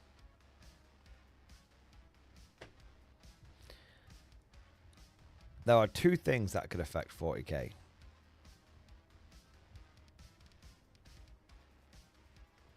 One, outside competition, which is very, very hard for the outside competition.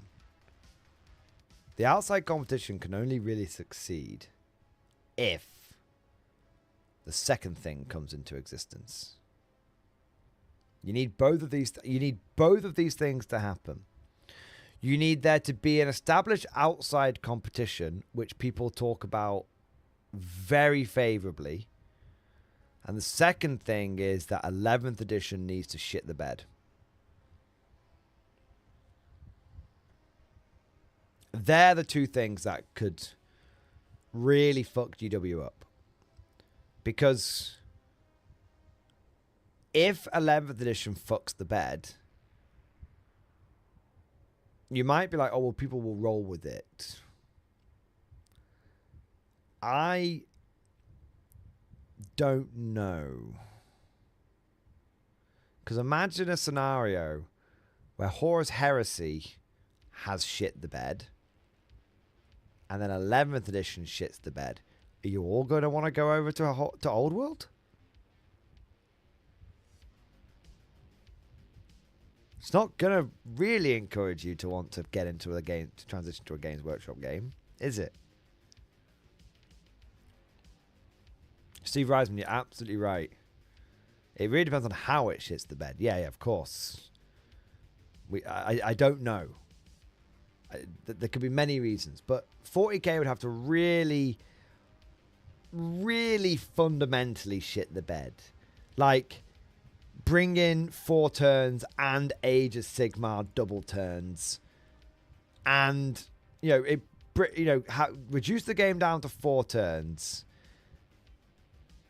Age of Sigmar double turns becomes a thing, and they massively overcomplicate list, and they massively overcomplicate list building. So people they can't just take they can't build the freeform list that they're used to now. So a whole bunch of their existing collections need to have things added to them to get them up to standard for the new edition. And then you've got the double turn thing, which instantly is going to put a lot of people off. And then you have only 4 turns. If you do that, I think that's the trifecta.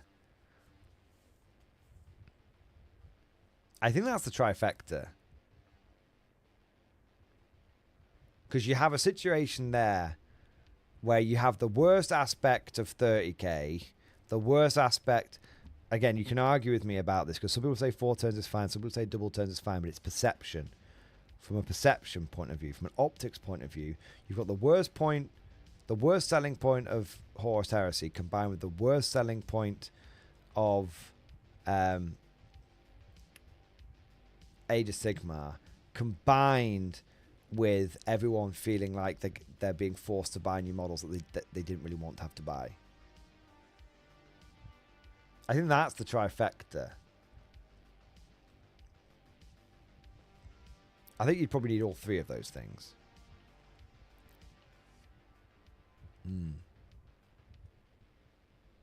So what happens in that situation, in this mythical, hopefully theoretical situation, is Horus Heresy isn't there to catch people. I don't think GW realizes quite how vulnerable they are right now. They might do, but I don't think they realize quite how vulnerable they are, because there's no sci-fi safety net in place anymore. If 11th edition shits the bed, a bunch of people will consider going over to Horus Heresy. But now they won't, because Horus Heresy is not there. If you have 2 major fuck-ups in the space of 12 months, because it would be in the space of 12 months, no one's going to trust you to go over to Old World, because they're going to be looking at Old World and be thinking, well, in 6 months' time, that's going to get updated. Why the I'm going to wait and see. They might come back. Don't get me wrong, they might come back. But you're not going to get people into Lord of the Rings because it's just too different. Lord of the Rings does its thing. You're not going to convince people to get into Lord of the Rings, especially considering in many ways you fucked that game up, but only I think for a lot of the hardcore fans. But anyway, Lord of the Rings isn't going to scratch the same itch. Horus Heresy isn't there to catch them, and people are going to be very wary about going over to Old World because they've just seen 2 big fuck-ups in the space of 12 months, and well, what the fuck's going to happen in 6 months when 2nd edition Old World comes out?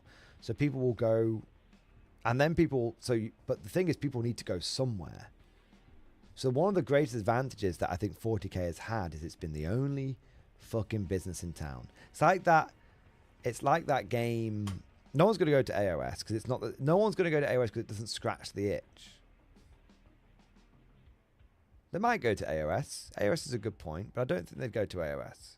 50-50 whether they go to AOS, to be fair. But it's like that scene in South Park where they're like, oh, we're the only cable company in town. Oh, I guess you're going to have to buy our deals then. Oh, no, we can't separate the packages. Oh, no, they come as a bundle. Oh, you know what I mean? So I think in the past, GW has had a huge advantage in the fact that basically they've had no competition. So you can't, in the past when Games Workshop has fucked up, people have kind of had to deal with it because there's been nothing else. Where are you going to fucking go? You know, you weren't going to go over to Age of Sigmar. No matter how badly 40k is fucked up, people don't go to Sigmar. That's one of the bits they don't talk about. It's one of the things GW never acknowledges, but no matter how fucked 40k's ever got, it's never increased things in any significant way over in AOS. Last time people got burned out on 40k, they went to Horus Heresy. That was in 9th edition. Everyone I know that plays Horus Heresy now got into it at the end of 9th edition. And they were very much looking forward to getting back into it now. And a lot of people like myself are going to get into it this time around. But point is Heresy isn't there to catch them. Age of Sigmar never seems to pull them in. Lord of the Rings isn't going to pull them in. Maybe you get a bunch of people into Old World, but I think a lot of people would go, I'm going to wait and see how you handle Old World before I commit to that. Well, what should I do in the meantime? Well, I can probably sit at home wanking, eating expensive German biscuits for 6 months, but I kind of want a hobby. What should I do? oh, look, there's some competition. I'll go and try out this game that everyone talks about very positively. And never before, not never before, only once before have we ever seen this nightmare scenario come close to pass for Games Workshop. And it was 20 years ago. And it was War Machine. The last time GW was this exposed, they weren't even this exposed. No, War Machine just was taking the market by storm.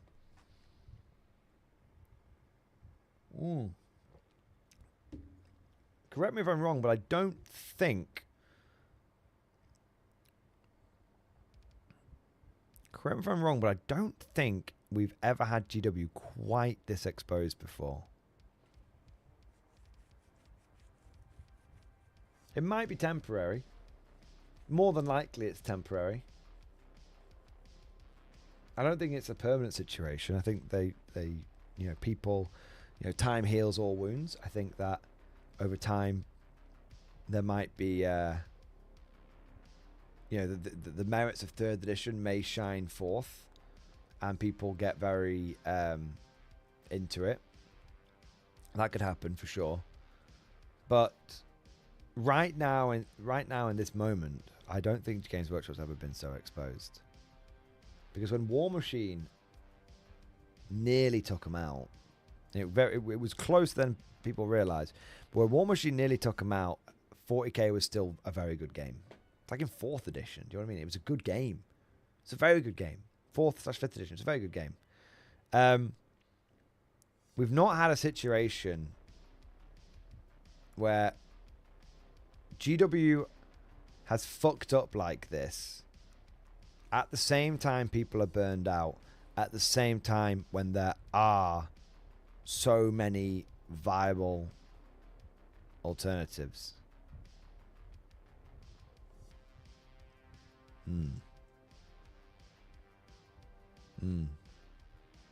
So we're in an interesting moment in tabletop history. I suspect what will happen is things will return to normal.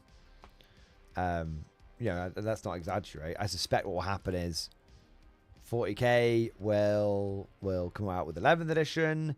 It'll be great. It'll heal. The best thing that GW can do to heal their... So we're looking at things from the negative point of view. Let's look at things from the positive point of view. What could GW do to heal their reputation? Fucking nail 11th edition.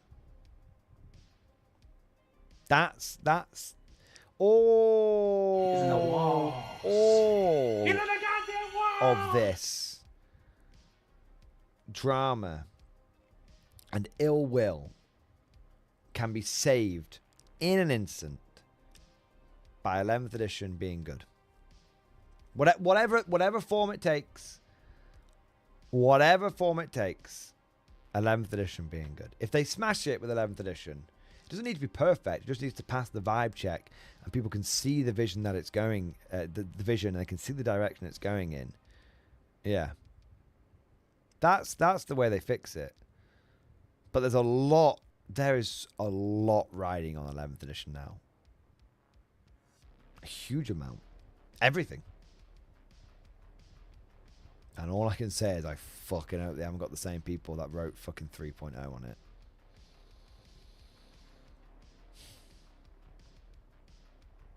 Eleventh edition is going to be very, very interesting, because following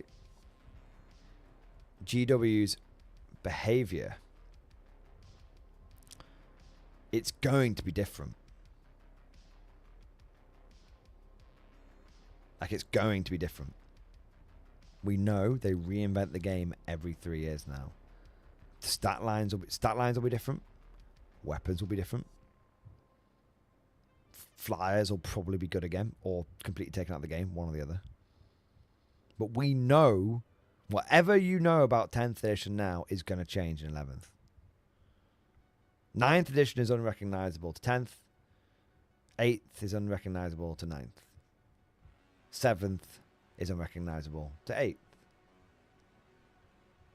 Like every edition gets reinvented. Every single one. They don't just tweak.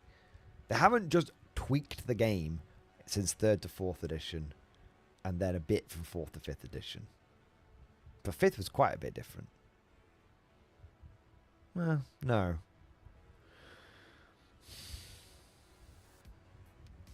The only time the game hasn't been reinvented completely is between 3rd and 4th edition. Maybe 3rd to 5th edition. That's it. Everything. 6th and 7th, it was a big... The way they did Sidekick, big reinvention. Big reinvention, yeah. 8th, 7th to 8th, complete different game. 8th to 9th, complete different game. 9th to 10th, complete different game. So you know 11th edition is going to be big changes. You know. This is the thing. This is what no one's talking about. You know the chain, you know the level of change that you just saw from Heresy 2.0 to Heresy 3.0. That's going to happen with 40k 11th edition. If I were a betting man, the level of change that we saw from 2.0 to 3.0 Heresy is the level of change you're going to see from 10th edition to 11th edition. I'd be very, very, very surprised if that wasn't the case. My advice to you right now, look at what is strong right now. Vehicles and monsters. The defining thing of 10th edition has been from day one, vehicles and monsters. It's been very friendly to those. And it's been very unfriendly to horde armies. They've done everything they can to curb that. Well, I think if you want to predict what's going to be good in 11th edition, whatever you're not buying right now, you're going to want to buy. I'm not saying you want to buy it. I'm saying that's what you're going to be buying in 11th. Whatever you're not buying right now for your chosen facts is the thing you're going to want to buy in 11th edition. Apart from the Wyvern, because that was only ever good in 6th edition and has never been good since. That's the exception. That's the exception that proves the rule. Flyers, infantry, that's probably where we're going. Indirect fire, probably not. Indirect fire always starts out good and then changes.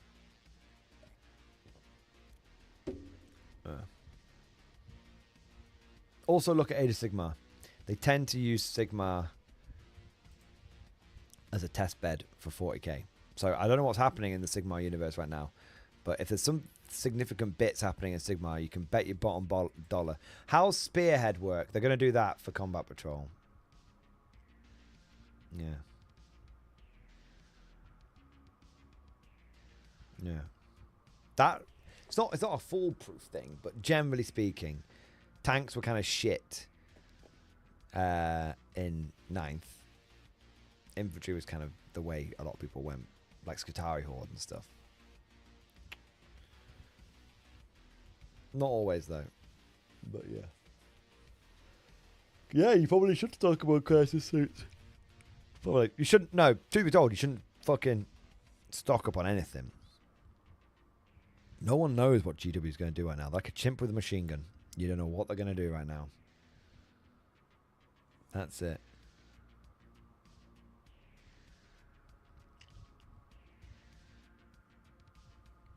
Yeah. What was it like? Slipping Jimmy I can handle, but slipping Jimmy with a law degree is like a chimp with a machine gun. Yeah. GW I can handle, but new GW is like a chimp with a machine gun. Don't know what it's going to do. Yeah. That's the thing. Well, I don't think they'll... Will they take 40k to 4 turns?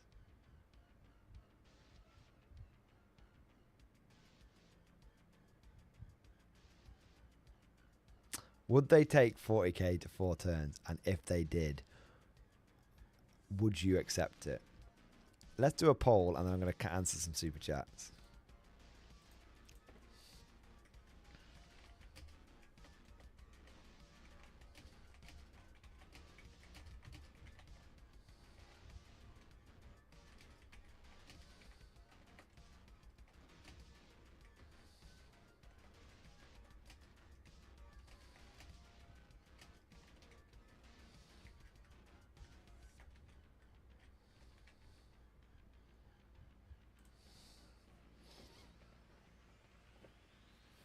Exactly. People have been complaining that they don't finish their games. So we made it 4 turns. We didn't make the game quicker. We didn't make the games quicker. We made the number of turns less. Yeah, that's it. That's it. Let's have a look here. Trooper, my boy! Trooper, thank you for the super chat, man. Got a new model, all built. Pictures and stream discussion. Let's have a look here, mate. There you go. Bot Action is a cool game with all kinds of funky and cool models. I plan to run this Humber as just a fun unit. How would you rate this unit? As for my analysis, why people seem to tolerate GW's antics? Because GW's business strategy revolves around constantly bringing new blood into the space, hence the infamous "you will not be missed" article. These people are not burned out and excited about 40k, so they try to get new people to play with them. And so the cycle continues. People like you and I have been around the block, know these antics, and should warn new people to GW's tricks. You can't warn people to GW's tricks because they're too excited in the honeymoon period. People don't like hearing bad stuff when they're trying to get excited. You just have to accept it. People have to learn on their own. I know you want to help people. I want to help people, but the truth is they have to learn on their own. Yeah.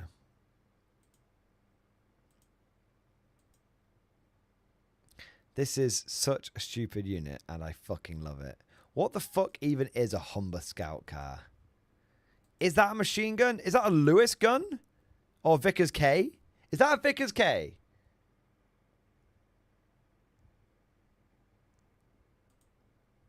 Is that a Vickers K? I love it. Yeah. Do you know, I need to talk about something. But I don't want to talk about it just yet. I want to talk about it in a moment. Because I want to answer the super chats first, because we've been waiting. But I've got a point in my head I need to remember. Vickers K 360 degree arc. Nice. Look at this fucking thing. It's fucking so stupid. It's fucking so goofy. I love it. I want one. I want one. This is the thing. I see a goofy unit like that. I want one. Rodney Gall, thank you so much for 28-month member flex. X-Force, baby! Bar Force, baby! Horse Heresy was narrative/crusade. Meta is frowned on. Yes. This is something that I've said earlier. In 40k, people go on and on about meta and balance and all that kind of stuff. You leave the 40k bubble and you realize that that is very much the minority thinking in other game systems. It's there. You will get bot action tournaments, heresy tournaments, old war tournaments, of course, but it's the minority thinking, not the majority. But you're absolutely right, Rodney Gall. 110% right. Gaza14, thank you for the 100 bits, baby! My hot take, GW dropped the ball by removing cross-model usage, like not giving Lehman Russ sponsons / Hull gun on a Basis 30k and Demons AOS and Old World. And all 40k doing different things, so you can't cross-use them / not as easy. You're 100% right. We said this, dude, we said this earlier in the stream. It was like the worst thing GW could have done is remove the cross-play between Heresy and 40k. Because think about this. Imagine over the last 2 years that Heresy units have been able to be used in 40k. Imagine over the last 2 years, just every update, they update the game every 3 months. Every 3 months, just by coincidence, one of the Heresy units was a good one to take. Maybe the first month it's Tactical Marines, and you call them Relic Tactical Marines. And they only get bolters. Maybe you have Relic Contemptors, or you have Relic Terminators. You just one. You don't make them utterly broken. You just make them pretty good, and people go, "Oh yeah, I'll definitely try some of those out." And you have some of that. You have one of those units every 3 to 6 months be really good, and then whilst you're releasing like your new 40k stuff, so people mostly get some 40k stuff, but they're always tempted to pick up a 30k box to use. And then Heresy drops now, as it did, and you make Heresy a really cool system, and you go, oh, I already have 2,000 points of Horse Heresy. I didn't even realize it. I've got my Tactical Marines there. I've got my Terminators there. I've got a few Dreadnoughts. I can always use a Rhino as a Rhino at the end of the day. I got some of them. I've got a Land Raider. Sweet. Oh, look, the Saturnine box comes out. Oh, look, it coincidentally has about 1,000 points with the models in it. So you're telling me I buy the Saturnine box, I go from 2,000 to 3,000 points from my collection, with 2,000 points of Heresy. I add this box on. I get the rules and everything. Boom. Oops. Yeah, oops, I bought a Horse Heresy army. And you that's how they should have done it. That's how they should have done it. But instead, they went, no, you can't cross-play. So no one was incentivized to buy any Heresy. And then you're asking people to buy entire Heresy armies to go and play Heresy in 3.0. And there's all this negativity surrounding it. Most people would have probably given it a go because they would have been like, if the whole idea was to 40k-ify it, they've gone completely the wrong way about it because they've not made it appeal to 40k players over the last 2 years. They've just gone, here you go, buy it now.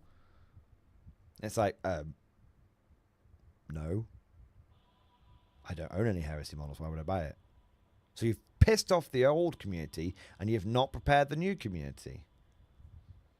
You couldn't have... You're absolutely right. They couldn't have done a worse strategy if they tried. It's like business 101... Not business 101. I don't fucking know anything about it. But like strategy 101. GW's meant to have this like these grand plans, and maybe there's a plan I'm not seeing here. Maybe the plan was to kill Horus Heresy. I don't know why you would. Seems kind of weird. But it seems like you could have been making people buy a bunch of Horus Heresy stuff and then got them into Horus Heresy for 12 months in a big way. And have those fucking have those 40k fucking whales. You know, those fucking 40k whales that'll spend big monies on your 30k. And then everyone, you know, that's... Anyway, I've already said it. I won't say it again. Right, here's the thing I want to talk about. Okay, and it's all related to what we're talking about right now, but I want to make sure I've not missed a tip. No, we're all good. I want to talk about something. Because I've been getting criticised a lot recently, and not just by the Tau community, but I've been receiving some valid criticism, especially around this Horus Heresy stuff. I've had a lot of people say, you just fucking being overly dramatic, and you're farming drama, and you're just being a salty boy. You're being a very, very salty boy. And I just want to say something. Contrary to what you might think, this is a hand on heart truth moment now. Okay. Contrary to what you might think, I don't like fucking moaning. I know. I like being hyped up. I like being excited for stuff. And I can bring receipts for this. How hyped was I for the Guard release beginning of this year? How hyped have I basically been for the last 18 months around Oldwood? Have you ever heard me say a negative word about it? No. Is the game perfect? No. Does it have flaws? Yes. Have I been able to basically overlook those? Yes. Yes. I like being positive about things. And I just want Games Workshop to give me something to be happy about. That's all I want. I just want to be able to feel like I can be I just want to feel like I can be excited about a game without there being this thought at the back of my head.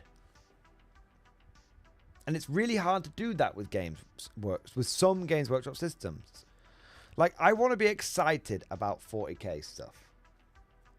I do. I want to be excited about it. But it's hard to... But with my kind of... Where I'm mentally at with 40k is there's always a... Oh, that looks nice, but... There's always a but. That's a really cool model. And the but isn't the same thing all the time. It's like, I'm really excited for that new model, but it's too expensive. I'm really excited to buy this unit, but it's probably just going to get nerfed in the next patch. I'm really excited for X, but Y is going to happen. I really want to buy that. Nah. But it'll probably get removed. It's from Forge World. It'll probably get removed. Do you know what I mean? There's always a fucking but. I want to do X, but Y. So that dampens my spirit. Every clear... When it comes to a lot of what Games Workshop does now, for every clear blue sky... There's a fucking cloud in the sky. Most of it's blue. But there's a fucking cloud. There's always that fucking cloud. And you get used to that feeling. You get used to that feeling. You don't realize you've got used to it, but you get used to that feeling. And then you... And I remember speaking to Nostalgia Vivek about this only last week. Maybe 2 weeks ago. Time does fly. But you get used to that feeling, and you don't even realize you've got it in you. You don't even realize that it's sitting in your chest. You don't even realize it's at the back of your mind. You don't even realize it. You just accept that's normal. And then you go over to something like Warlord games. And I know I've been glazing them hard, but you go over there and you're just like, oh, what's this feeling? Where's the but? What do you mean? Where's the but? Where's the catch? Where's the fucking cloud? Well, what do you mean? Well, I want to buy this King Tiger. But where's the... I want to buy the King Tiger. But it's not... But how much does it cost? Oh, it's £25. £25? Yeah, it's £25. Not £47.50? No. Okay, but it's like terrible in game, isn't it? No one ever uses them. No. It's all right, actually. They recently made it much more incentivized to take heavy tanks because they gave them in 3rd edition. And actually, funny thing is that someone went to a tournament with one recently, went undefeated. Oh, but they're going to nerf it then. Nah, Warlord Games doesn't really do that. So what, you're telling me I can buy an obscure unit, like a niche unit, and it's not going to cost me an arm and a leg, and it's actually usable in game, and it's not going to get fucking nerfed or removed? Yeah. So there's no but. No. I mean, it's not telling you it's the best unit. Probably better off if you took the equivalent points on light tanks. But yeah, you could take this and it would work.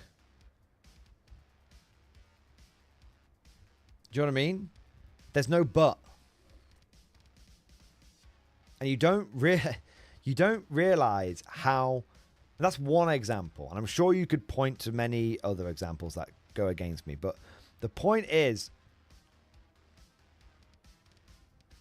it's really weird when you... It's really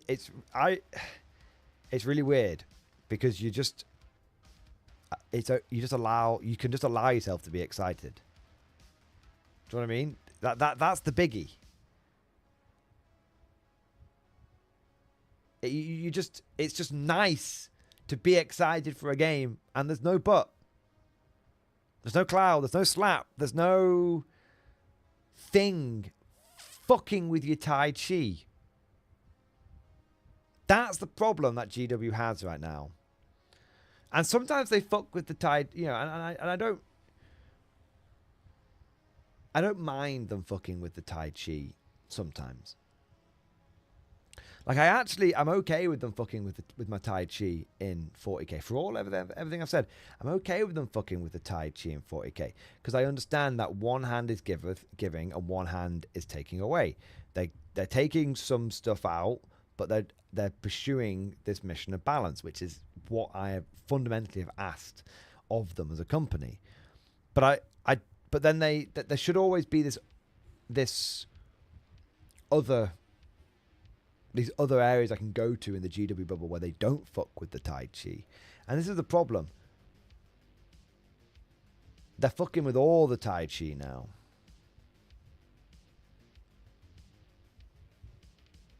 They're fucking with all the Tai Chi. And sometimes I want to just be able to be excited. Yeah, yeah. Do you guys get what I mean? I just want to be... I don't want to moan. I don't want to moan. I don't want there to be drama. I just want to be excited about things. I just want to focus on positive things. That's all I want to do. How many times have you heard me say in the last 6, 12 months, okay, I'm not going to moan anymore. We're going to focus on positivity. I just want to I want to be happy. I want to be positive. That's why I love Old World so much. That's why I was so excited for Heresy. And that's why I'm so fully fucking erect around K47. And why I am... If you want to call me a ball washer, some people call me a GW ball washer. I'm fucking not. You want to call me a ball washer, you can call me a fucking warlord ball washer. I will stroke the shaft, cradle the balls, and swallow the gravy from fucking Warlord Games. And I will happily be accused of a ball washer there. But I want to suck that dick.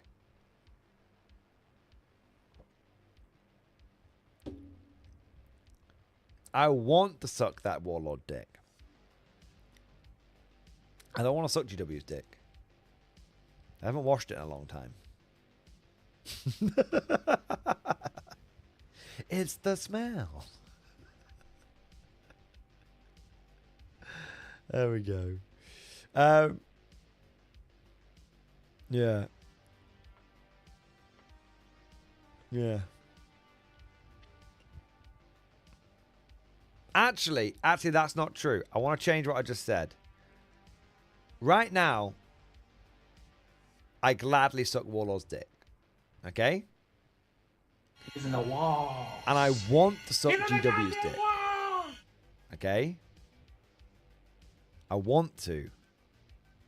But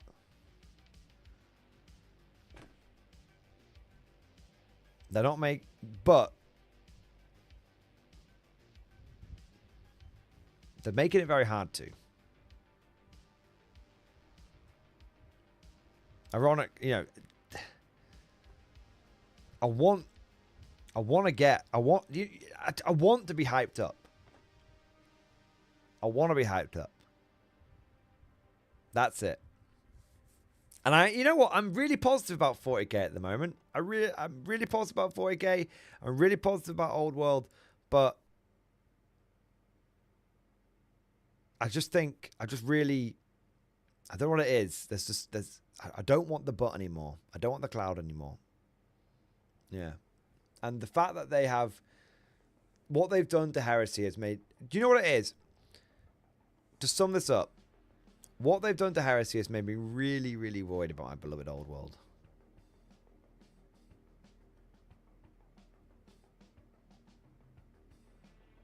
I don't know if I can go through it again.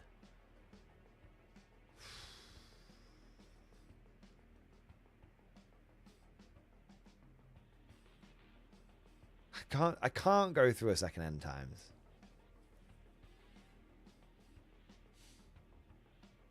I can't. And I'm so worried. I'm so worried about Old World.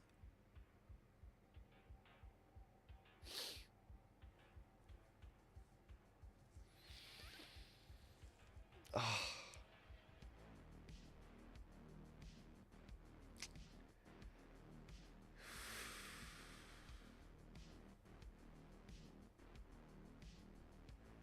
I'm so worried about Old World, boys. Oh.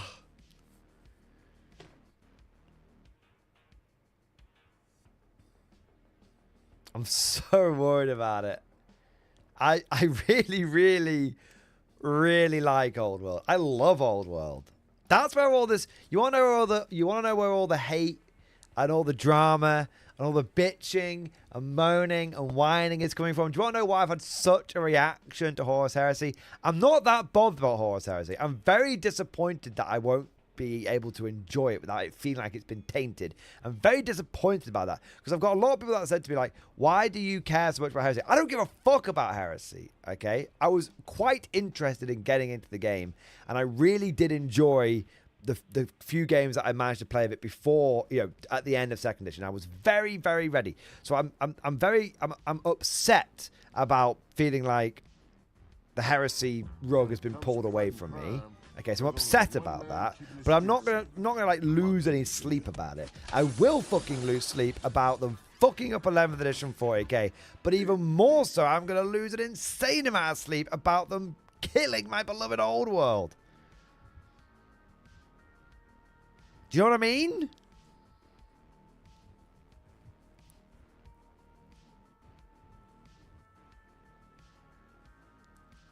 Because it's such a good game.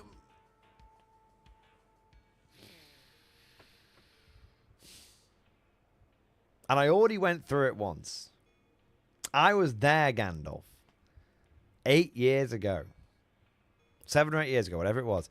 I was there when the courage of men failed. When GW blew up fucking Old World, man. And they replaced it with Age of Sigmar. And I swear to fucking God, if they do it again, my heart can't take it. My heart. My soul. So, in summary, the reason why I'm so upset about Heresy is because what it could mean for Old World. And I can't trust GW. Because GW could come out and say to me, don't worry. Old World, 2nd edition. It's the same game that you know and love. We're just going to tighten up the rules. Your army will be able to survive the transition to the new edition. And I won't be able to believe them. Think about that. I won't be able to believe them. I've got 18 months of worrying.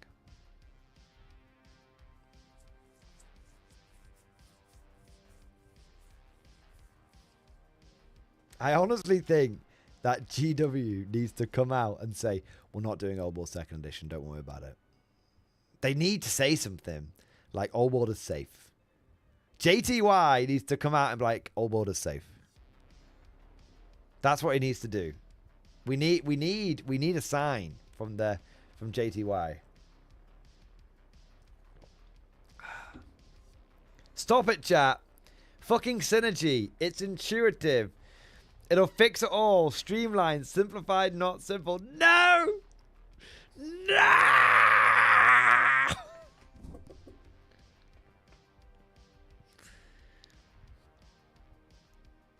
JTY, they're gonna retire JTY. I can't.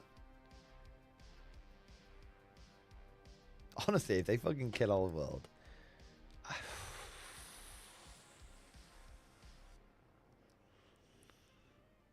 I know this is my job and everything, but I honestly would have to. I don't know. I don't know, man. It'd have to. You know what? I'd end up doing this because it was my job and not because I loved it, and that's the beginning of the end. You know what I mean?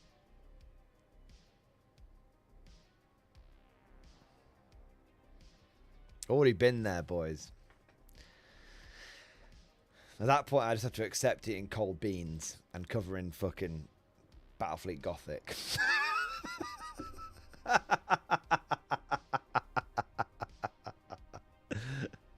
Fuck. If they kill Old World, what are you going to do? Get an actual job? Wow. Perish the thought. Doesn't bear thinking about. I'm not fit. I'm institutionalized now. I'm not fit to be released back into the general public again. I'll just end up on Benefits Britain.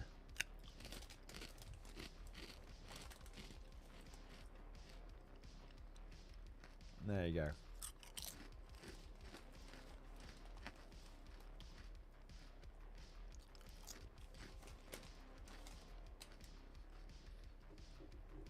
Hopefully it won't come to that.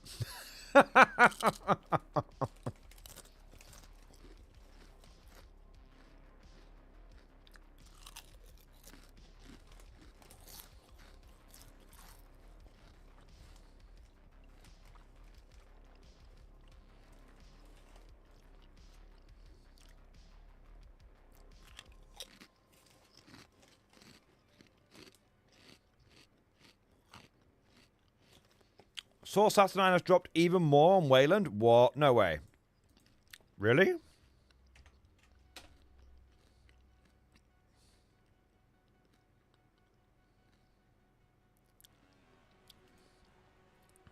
No, it's still 35% off.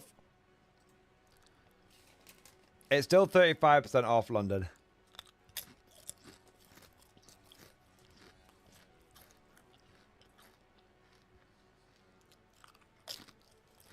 If they dropped it lower than 35, if they dropped it lower than 35%, that would have been fucking big news.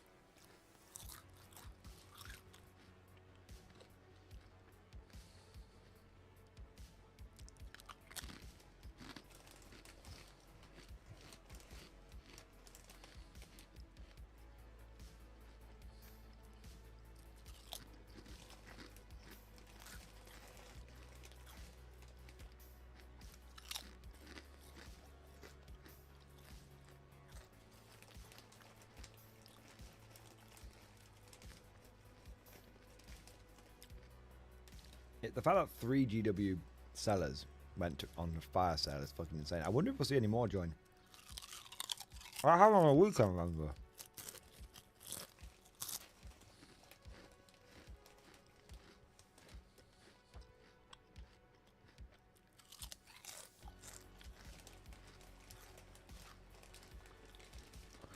Can you imagine if in Old World... Okay, how would they kill it? How would they kill it? It's easy. I'm going to tell you right now.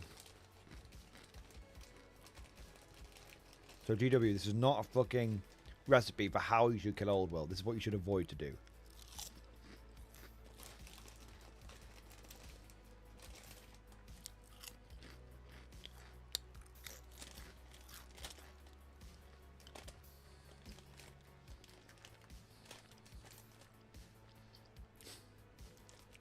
Carpaz isn't even allowed. He's not even around right now. He's not even fucking born, so that's fine. So, how do they kill Old World in 2.0? I've got it in 3 easy steps.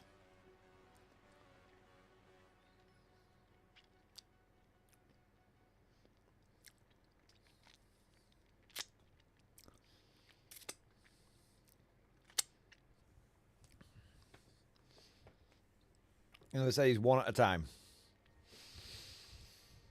First one.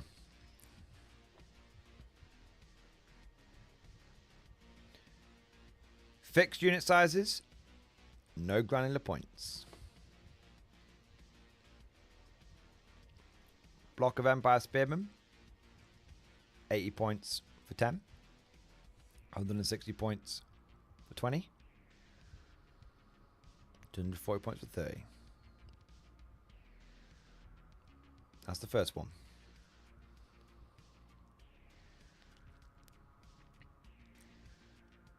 Second one.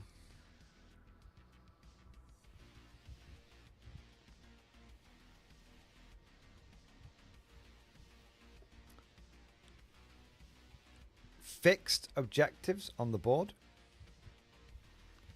Cumulative scoring.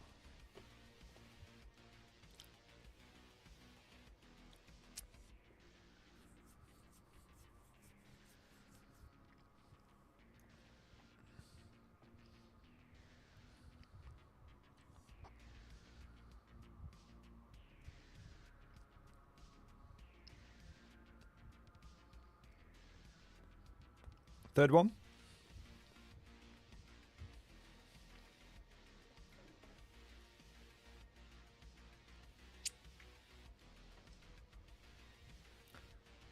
Smaller board size.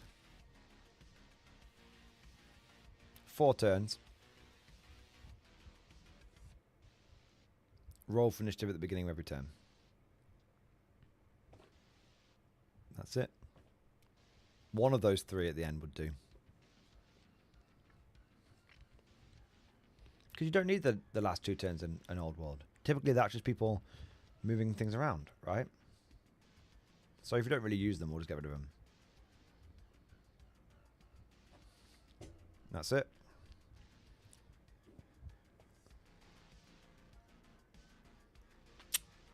I got a better one for you. I can kill the game in one go. That's 3 things. I can kill the game in one go.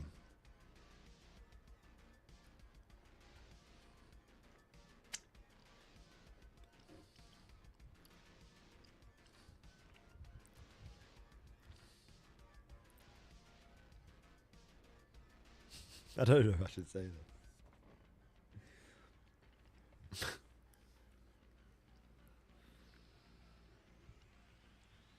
You might not think it, but you change the game so it goes movement, shooting, charge, fight. No longer charge in the movement phase.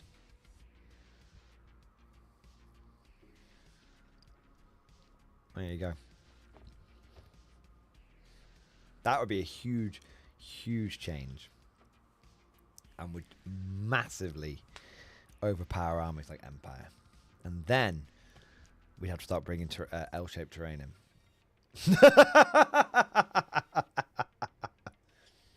Do you know, ironically, you could probably fix 40k by changing charges to the movement phase. You could probably fix 40k's lethality like that.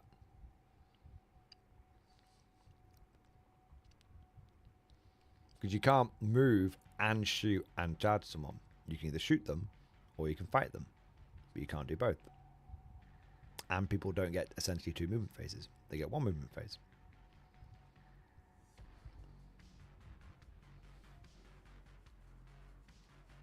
That's why do you think 40k is so lethal and Old World isn't? And in amongst all the many, many roles, it's the fact that everyone gets to do everything. Whereas now you just, in Old World, you either shoot someone or you fight them. You don't do both.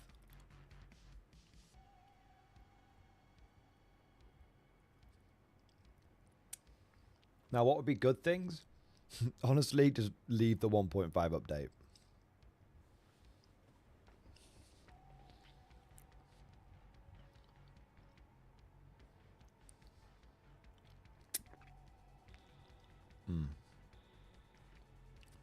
They need to what would be the good thing? They just need to fucking leave it alone. Truthfully. They need to leave it a fucking... I think in 18 months, people might be ready for a 2nd edition of Old World. But there shouldn't be any plans for that right now. I think a nice one... I think, honestly, the best thing they could do with Old World is just have like every 18 months like a little update. Like a small update. A small targeted update. Like, if it needs it. It's the thing with Old World, they don't need to change it. Honestly, do you know what they should do if in 18 months they've got plans for what they should do? The best thing they could do is bring the legacy factions back properly. That's all they need to do. That's all they need to do. Get Lizardmen back in. Get, 2nd edition Old World should really, really, really be focused. 2nd edition Old World should be focused. We've had the first 9 core factions. 2nd edition Old World should just be bringing back the other core factions. That would be big. Because 1st edition, we've established the beachhead. We've got a lot of core factions nailed down. Great. Set 1.5, we've had 8. They had basically 18 months of getting feedback and getting a feel for the game when it was out in the public realm, and they did a really good job of taking that feedback on board, and they brought us the match playbook and they brought us the big FAQ. All we need, we don't need the core game being fucked with. Maybe in a 2.5, okay, but because the game isn't perfect, but what we need, what they should be aiming for with 2.0 is we don't fuck with the core rules, but we're bringing back the missing factions. Yeah. That would be if they want to make progress and they want to make money. You want to make GW, you want to make fucking money? Release Skaven for Old World. Sit on a fucking gold mine. Sit on a fucking gold mine, boys. Just got to release fucking Skaven again. So that's the only... If you only bring 2 factions back... if you only bring 2 factions back... You got to bring back fucking Skaven. And you got to bring back Vampire Counts. Even if it's the old-ass janky models. It's fine. Oh, yeah. You want to make infinite money, you got to fucking release Skaven in 40k. Yeah. Amazing. Yeah.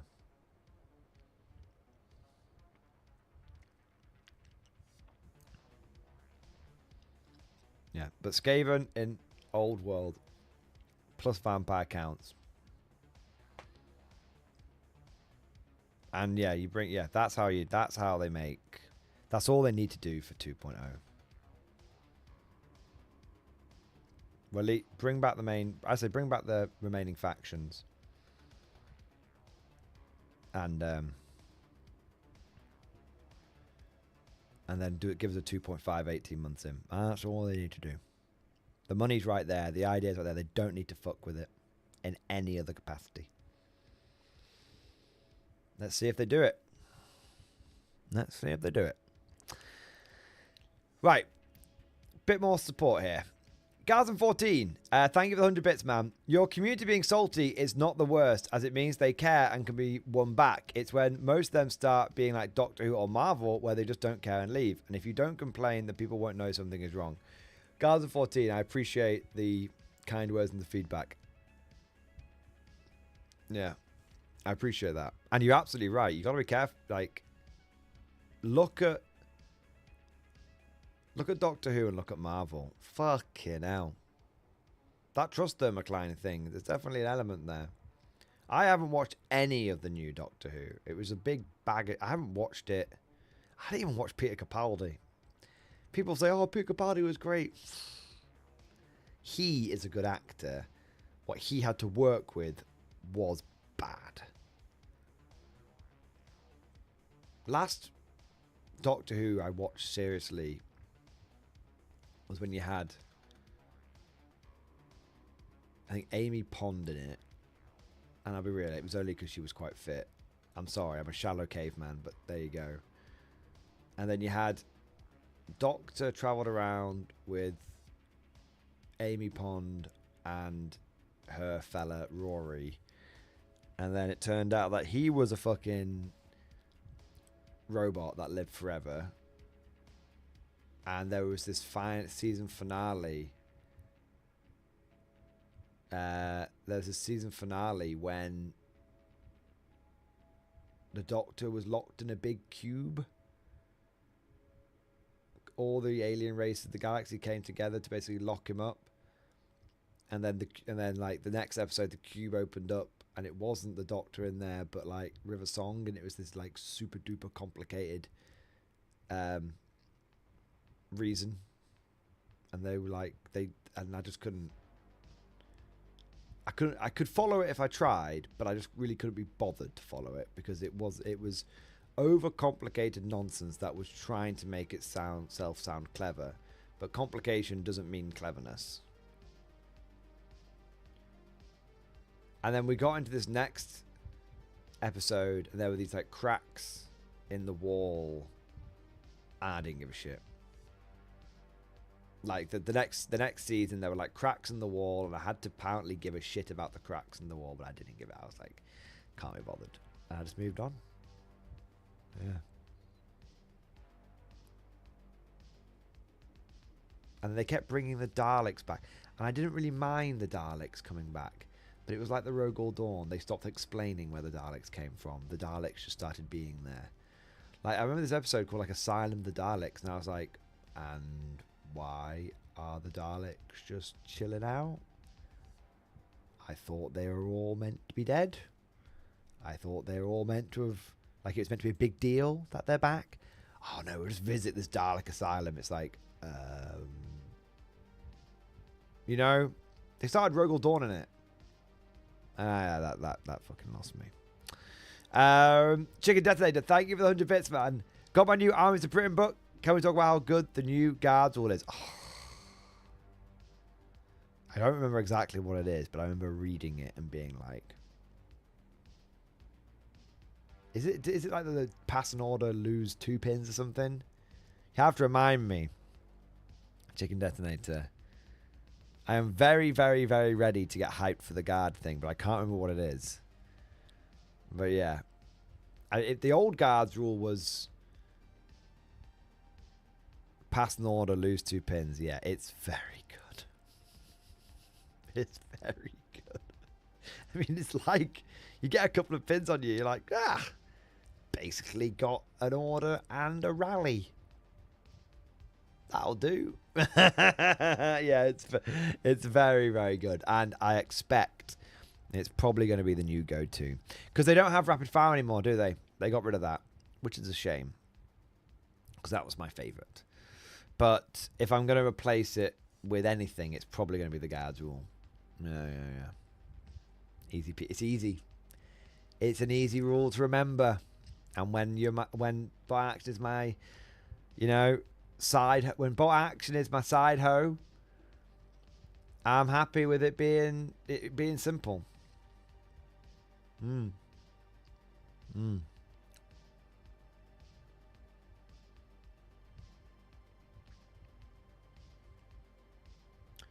Yeah, that's what we were saying last week, wasn't it? I just remembered, last week we were like, bot action, Horus Heresy. What is the problem with Horus Heresy? The problem with Horus Heresy is it's the side hoe and it's trying to become the main hoe. Yeah. If you're the side hoe, if a side hoe can't become a main hoe by forcing itself to become the main hoe. The side hoe can only become the main hoe when you want it to become the main hoe. That's it. And Horus Heresy tried so hard to become the main hoe, it instead became a Karen. Not sure. Yeah, that's it.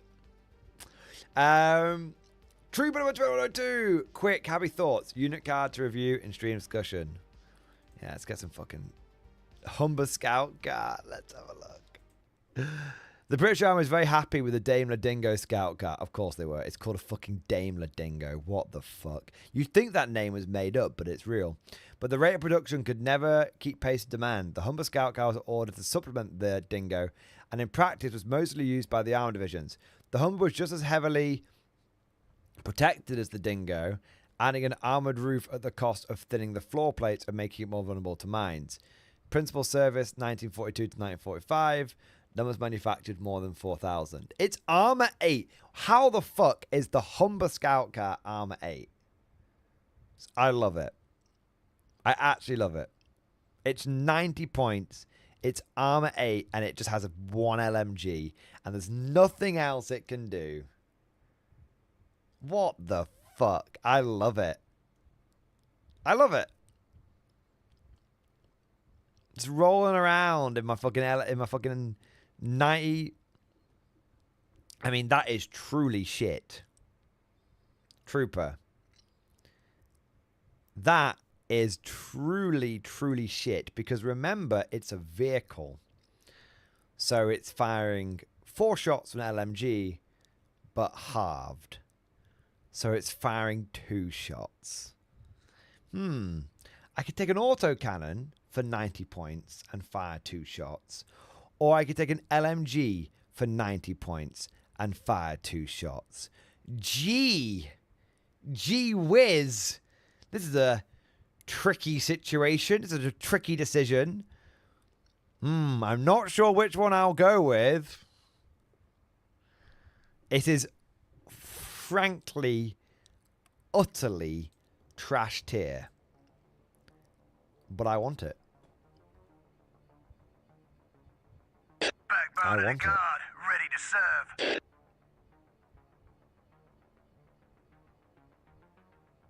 Because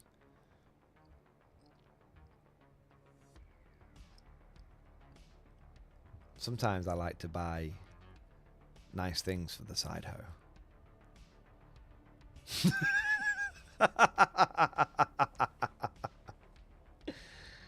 You know? Yeah. Sometimes I do. There you are. I love how shit that is. Sometimes something being so shit makes it very endearing. It's the bolt action. You're absolutely right, Grenade One. It's the bolt action equivalent of the Arvis lighter. Yeah. Conflict 47 might become the main hoe. I'm going to say, if Conflict 47 becomes the main hoe, it will have to earn its way there. I'm willing to leave the door open. You know? I'm willing for it to happen. I'm okay with it happening. But it can't expect to be the main hoe. It has to do the hard work, and then it will be rewarded with being the main hoe. That's it.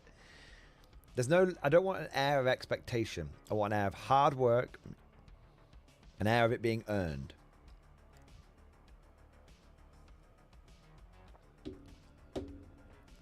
I'd have to rebrand. What would my conflict 40? What would the conflict channel name be? I could just call it the Green Vault. I don't know if that's super inappropriate though, but I don't think it is.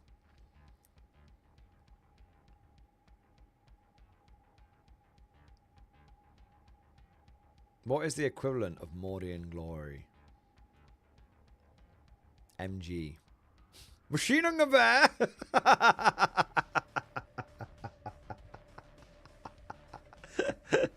There you go. It's quite an easy transition, actually. Oh. The feet vault. There you are. Super FPR glory.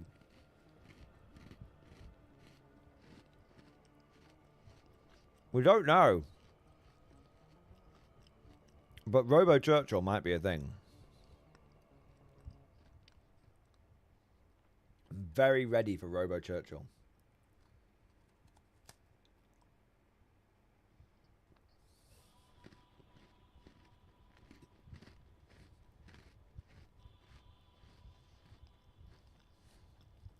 We might not get Robo Churchill. But we might get Robo Chamberlain.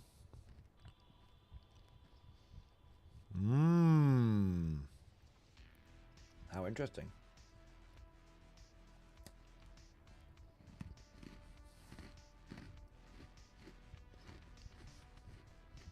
They resurrect Neville Chamberlain. But now they make an artificial intelligence version of Neville Chamberlain that doesn't have all the worries and fears of World War One, and so it doesn't follow the policy of appeasement. His appeasement policy now is he doesn't follow a policy of appeasement. He follows a policy of extermination. The Reich must be exterminated. There you go. Why did he rest him? Because he was more popular than Churchill until the appeasement thing went to shit, wasn't he? No one liked Churchill because of Gallipoli. Churchill was given the prime ministership because it was seen as a poison chalice. Robo Queen would be good.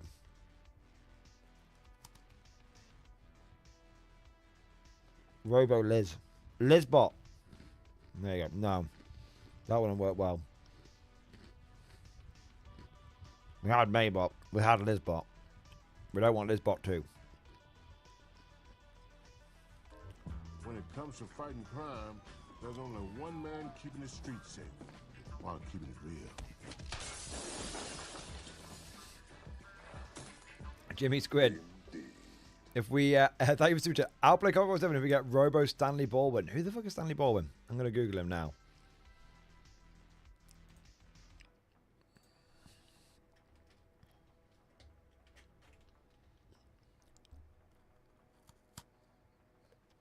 Oh, it was the Prime Minister between the World Wars. Till 1947. Robo Baldwin.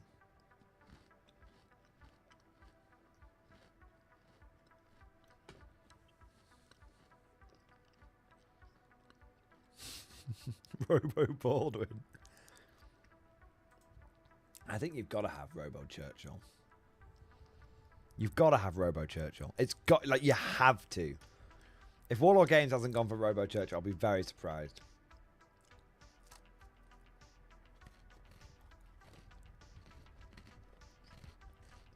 They might go for Thatcherbot. If they went for Thatcherbot, it would be a very, very, very bold maneuver. I don't think it would be necessarily the right maneuver. Even if she was a hot 20-something Thatcher leading her army.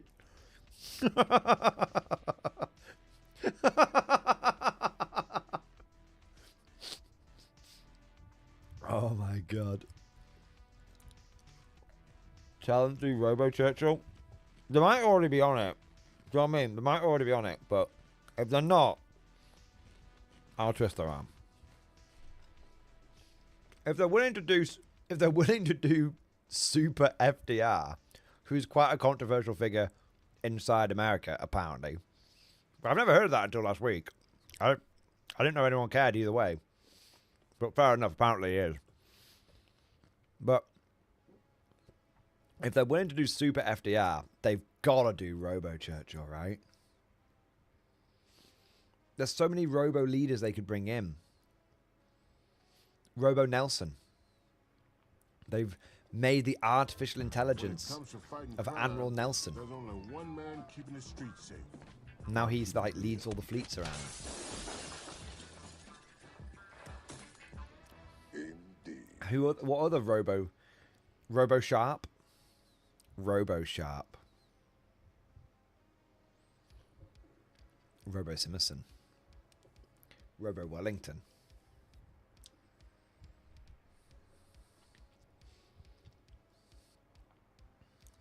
FDR can lick my sake flavored nuts. I love it, Brado. Fair enough. Glorious death when Robo Thatcher dies. All units in your army get +1 morale bonus on account of her being dead. Fucking hell.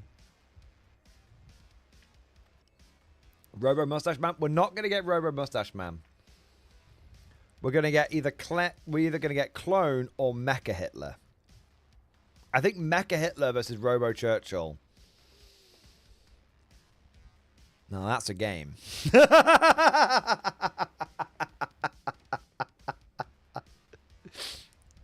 You tell me right now.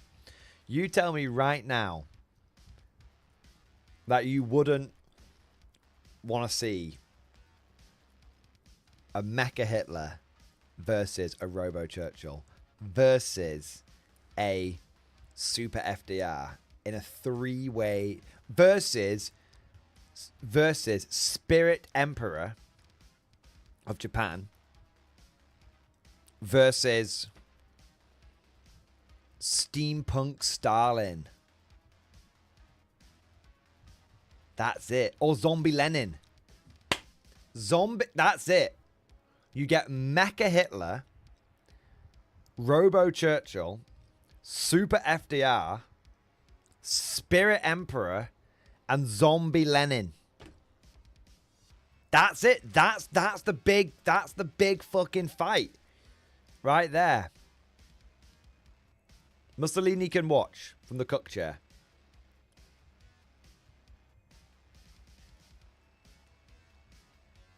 That's it. They resurrect fucking Lenin. They get the technology. They steal it from the German like Totem Corps, and they're like, we can use this to resurrect Lenin, and then they resurrect him, and it doesn't go well. Lenin beats the shit out of Stalin, or Trotsky. Maybe we get a second Soviet, well, a third Russian Civil War. I don't know. We get another Russian Civil War. It's always happening. And you've got fucking... Oh, the Tsar. Zombie Tsar.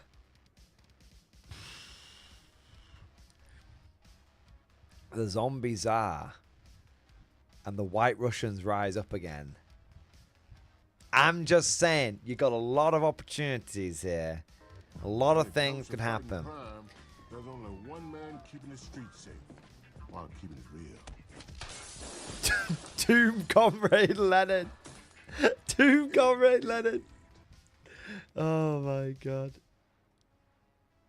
I'm just, yeah, I reckon you could do something with that. And this is the beauty of Conflict 47. It's a sandbox, baby.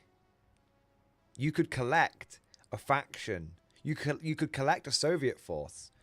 But say your guys are Tsarists who are trying to secure Totem Core technology so they can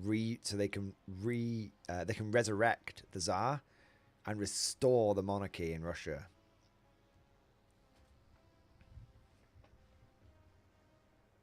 It's a Zarbi. That's like a Tsar baby though. A zombie. It still works. It's a zombie. It's a zombie. Get Rasputin back in. Get fucking Rasputin back in.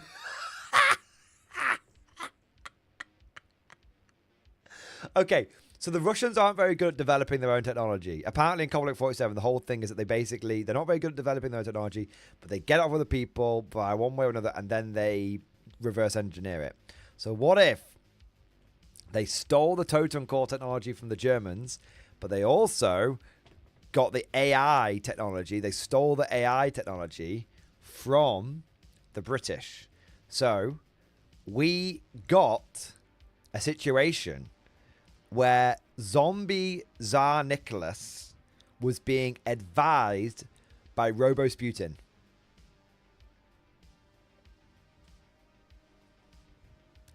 Come on. Zombie Nicholas II, advised by Robosputin, who is fucking the Tsar, the Zombie Rita.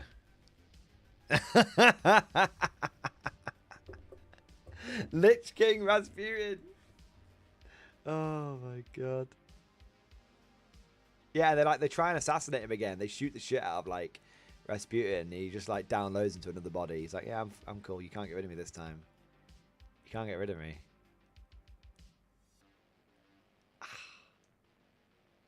Warlord, write all of this down.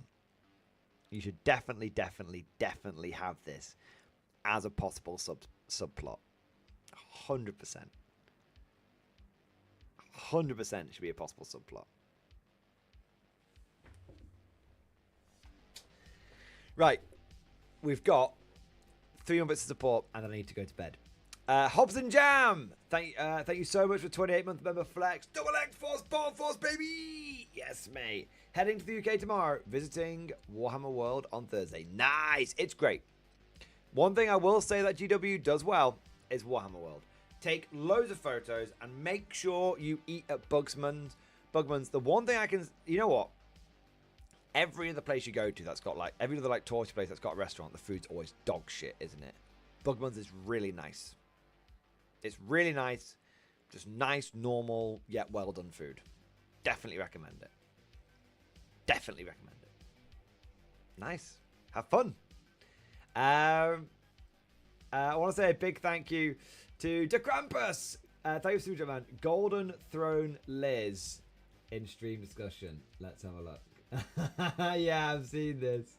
Now this is a Conflict 47 model. Here you go. Now this is a Conflict 47 model. I mean, it's not. I think it's actually from. I'm sure it's from Midwinter Minis, but this is. I would very, very, very happily allow someone to use that in their Conflict 47 game. I don't know what as, but it definitely should be a thing. It definitely should be a thing.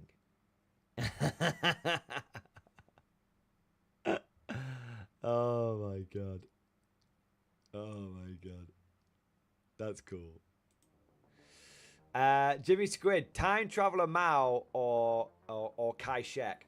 So what should happen is there should be like a Red Alert 2 moment where,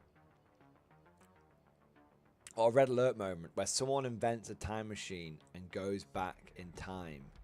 Isn't it like Red Alert where you go back in time and they kill Hitler and then it ends up making things a lot worse somehow? Yeah, Stalin is like uncontrolled. Yeah. So they should do something where someone time travels back and either kills Mao or Kai Shek, but it ends up leading to something like the knock-on effect being horrendous. Yeah. That's the way I'd do it. Go back in time. They go back in time. Someone, okay, in a last desperate bid, the crumbling Chinese nationalist government send someone back in time to kill Mao, thinking that they'll save the nation.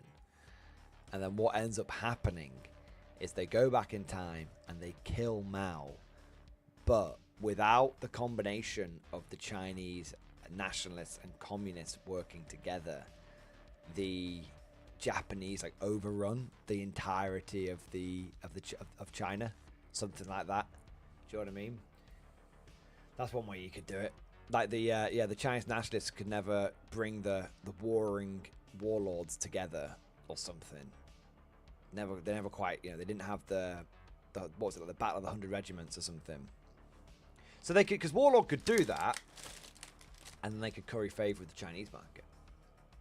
Because then China would be like, oh, so the implication is if Mao wasn't around, then the Chinese would have lost World War II. Ooh, we like this game. Let's all play it.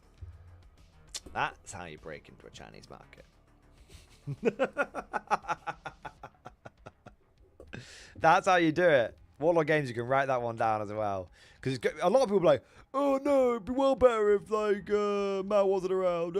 It's like, yeah, but you could nick a bit of Red Alert 1 and adapt it. There you are. It's all about breaking into that Chinese market, boys. You got to think how you're going to do it. There you are. At least that's what GW seems to think. Well, a lot of companies seem to think, to be fair. And then Tim Curry. Ah, yeah. Then you have to have the immortal Tim Curry line. I'm going to the one place not ruined by capitalism. Space! Space! I can't do it. I can't do it. He does it a lot better than I do. Of course he does. He's Tim Curry. Yeah. All right. And on that note, I think we're probably going to call it. Yeah. Just double check I've not missed any tips. Nah, we're all gravy, baby. All gravy, baby.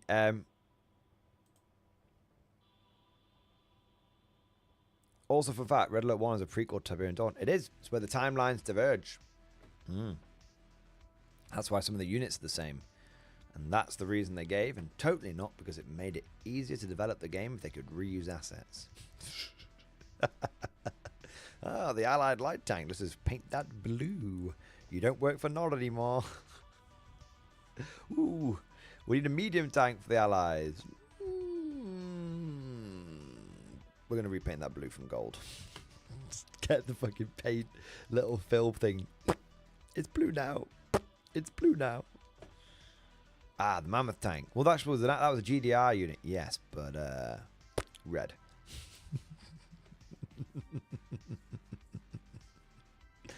There you are. Right, well, also because Kane shows up in the Soviet victory. Yeah, he does, doesn't he? I'd forgotten that. Yeah. I don't think they kept going with that. That was like, that got retconned, I believe. Not officially, but like it never got mentioned again. So it sort of got soft retconned. Yeah. All righty ho ho. Gentlemen, I want to take a moment to say a big thank you. A big thank you. We've talked about loads of stuff tonight. We've talked a lot about the future. The future is unwritten. But we have talked a lot about the future, which I think is very telling of where the mindset of a lot of people in tabletop gaming is right now.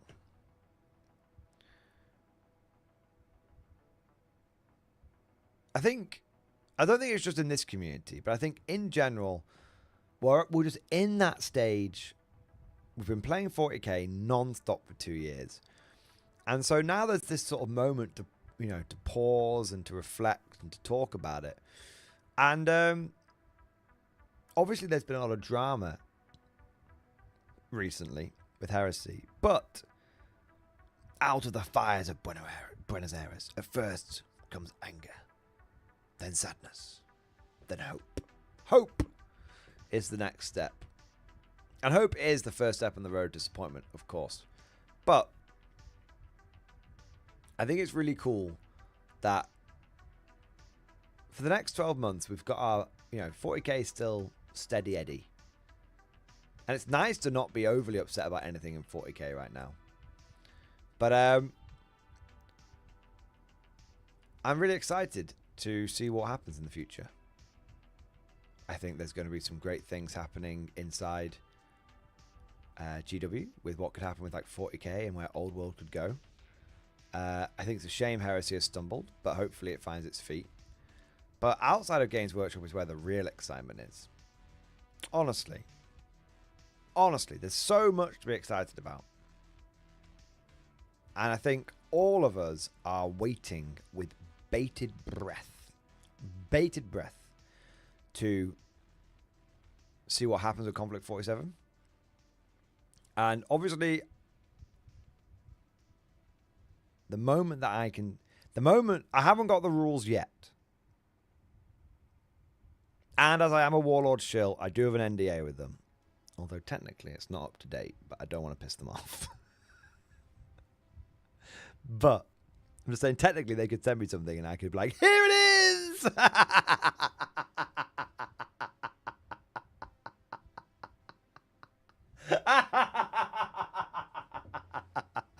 But I'm not going to. Yeah, but I could. But I want to work with Warlord Games, so yeah, there you go. Warlord Games, update your NDA before you get gloried. See, one of the guys that used to manage the NDAs and the affiliates, he's moved to a different role inside Warlord Games now. And they've got a whole team, Kieran was doing such a good job. I think they've got a team of people that are basically filling in from now, which is amazing. But my understanding is they haven't, there's obviously going to be gaps that have fallen through. And I know one of the things is Kieran sent me an NDA, here's an update to your NDA, you need to sign this. And I never signed it, I didn't get around to it. So if they sent me something, technically I wouldn't be covered under the NDA. But I'm going to say it right now, I don't want to piss off Warlord Games. So I would love to, what I would say is if I got the rules, and I wasn't allowed to say anything to you, I would just be like, I'd be like, guys, it's really good. That's all I'd say. That's all I'd say. There you go. Unless it's dog shit, and then I'd be like, it's shit, guys! Return the pre-orders! Dive! And then it's like tank. It's like, we don't want to work with them. They were a false prophet. No. Oh my god. No. Nah, nothing like that, man. It's funny to laugh about, but I think I would probably wouldn't. I think I'd probably regret it. Do you know what I mean? Yeah. They send the Warlord Games would send the assassins after me. But no, joking aside. On a serious note, I know we're all very excited about Conflict 47, and the moment that I get information that I can share with you guys, even if it is just, it's good. If that's all, that's all I can say. Like, it's good. Then you guys will be the first to know. There you go. But hopefully, they said imminently. They said imminently. What does imminently mean? I don't know. But they said imminently. Now, there's absolutely zero chance they would have emailed me back in the last 6 hours because they would have gone to bed. But I'm just checking. They didn't email me back. What do you mean Warlord Games doesn't work in the hours of 9 and 3 in the morning? Pfft. Do they not want to become the main hoe?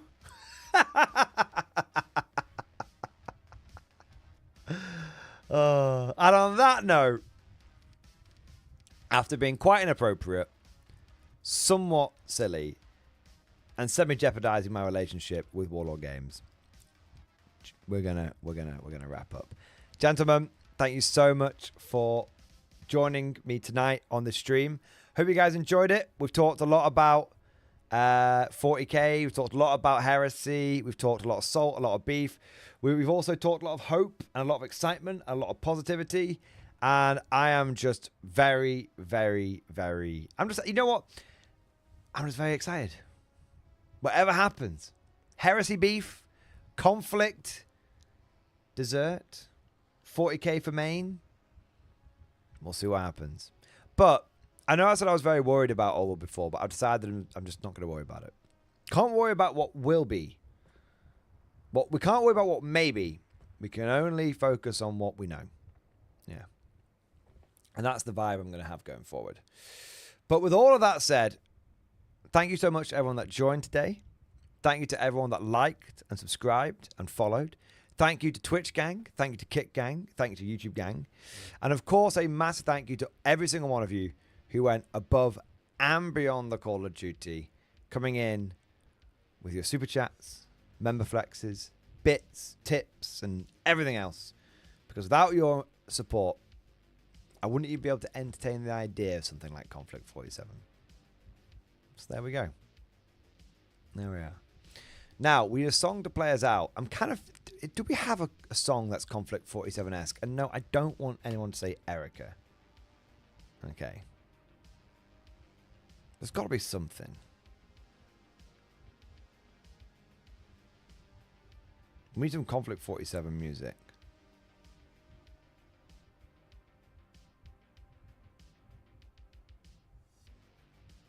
Hell March.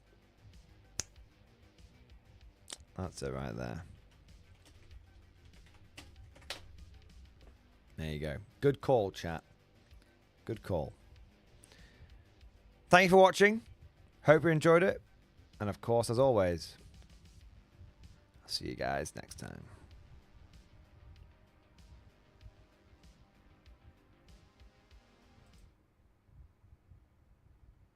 Right, Mad Larkin, did you DM me a Conflict 47 song? Well, a minute. Everyone just chill out for a second.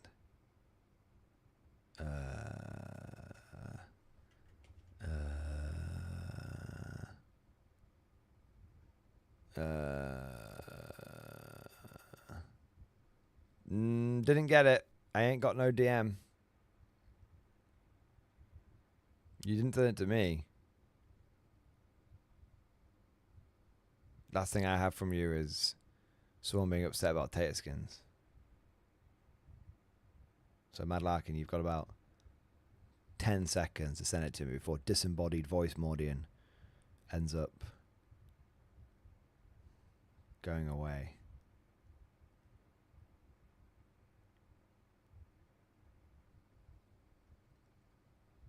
No, I've got it now. Oh, this really, I don't. You know what? I'm not going to play this. I'm going to listen to it after stream because knowing you, it's going to be a fucking Erica remix. Knowing you, you fucking salty jebby bastard. Right, Mad Larkin. If it passes the sniff test, you can have it tomorrow. All right, guys. I'll see you next time.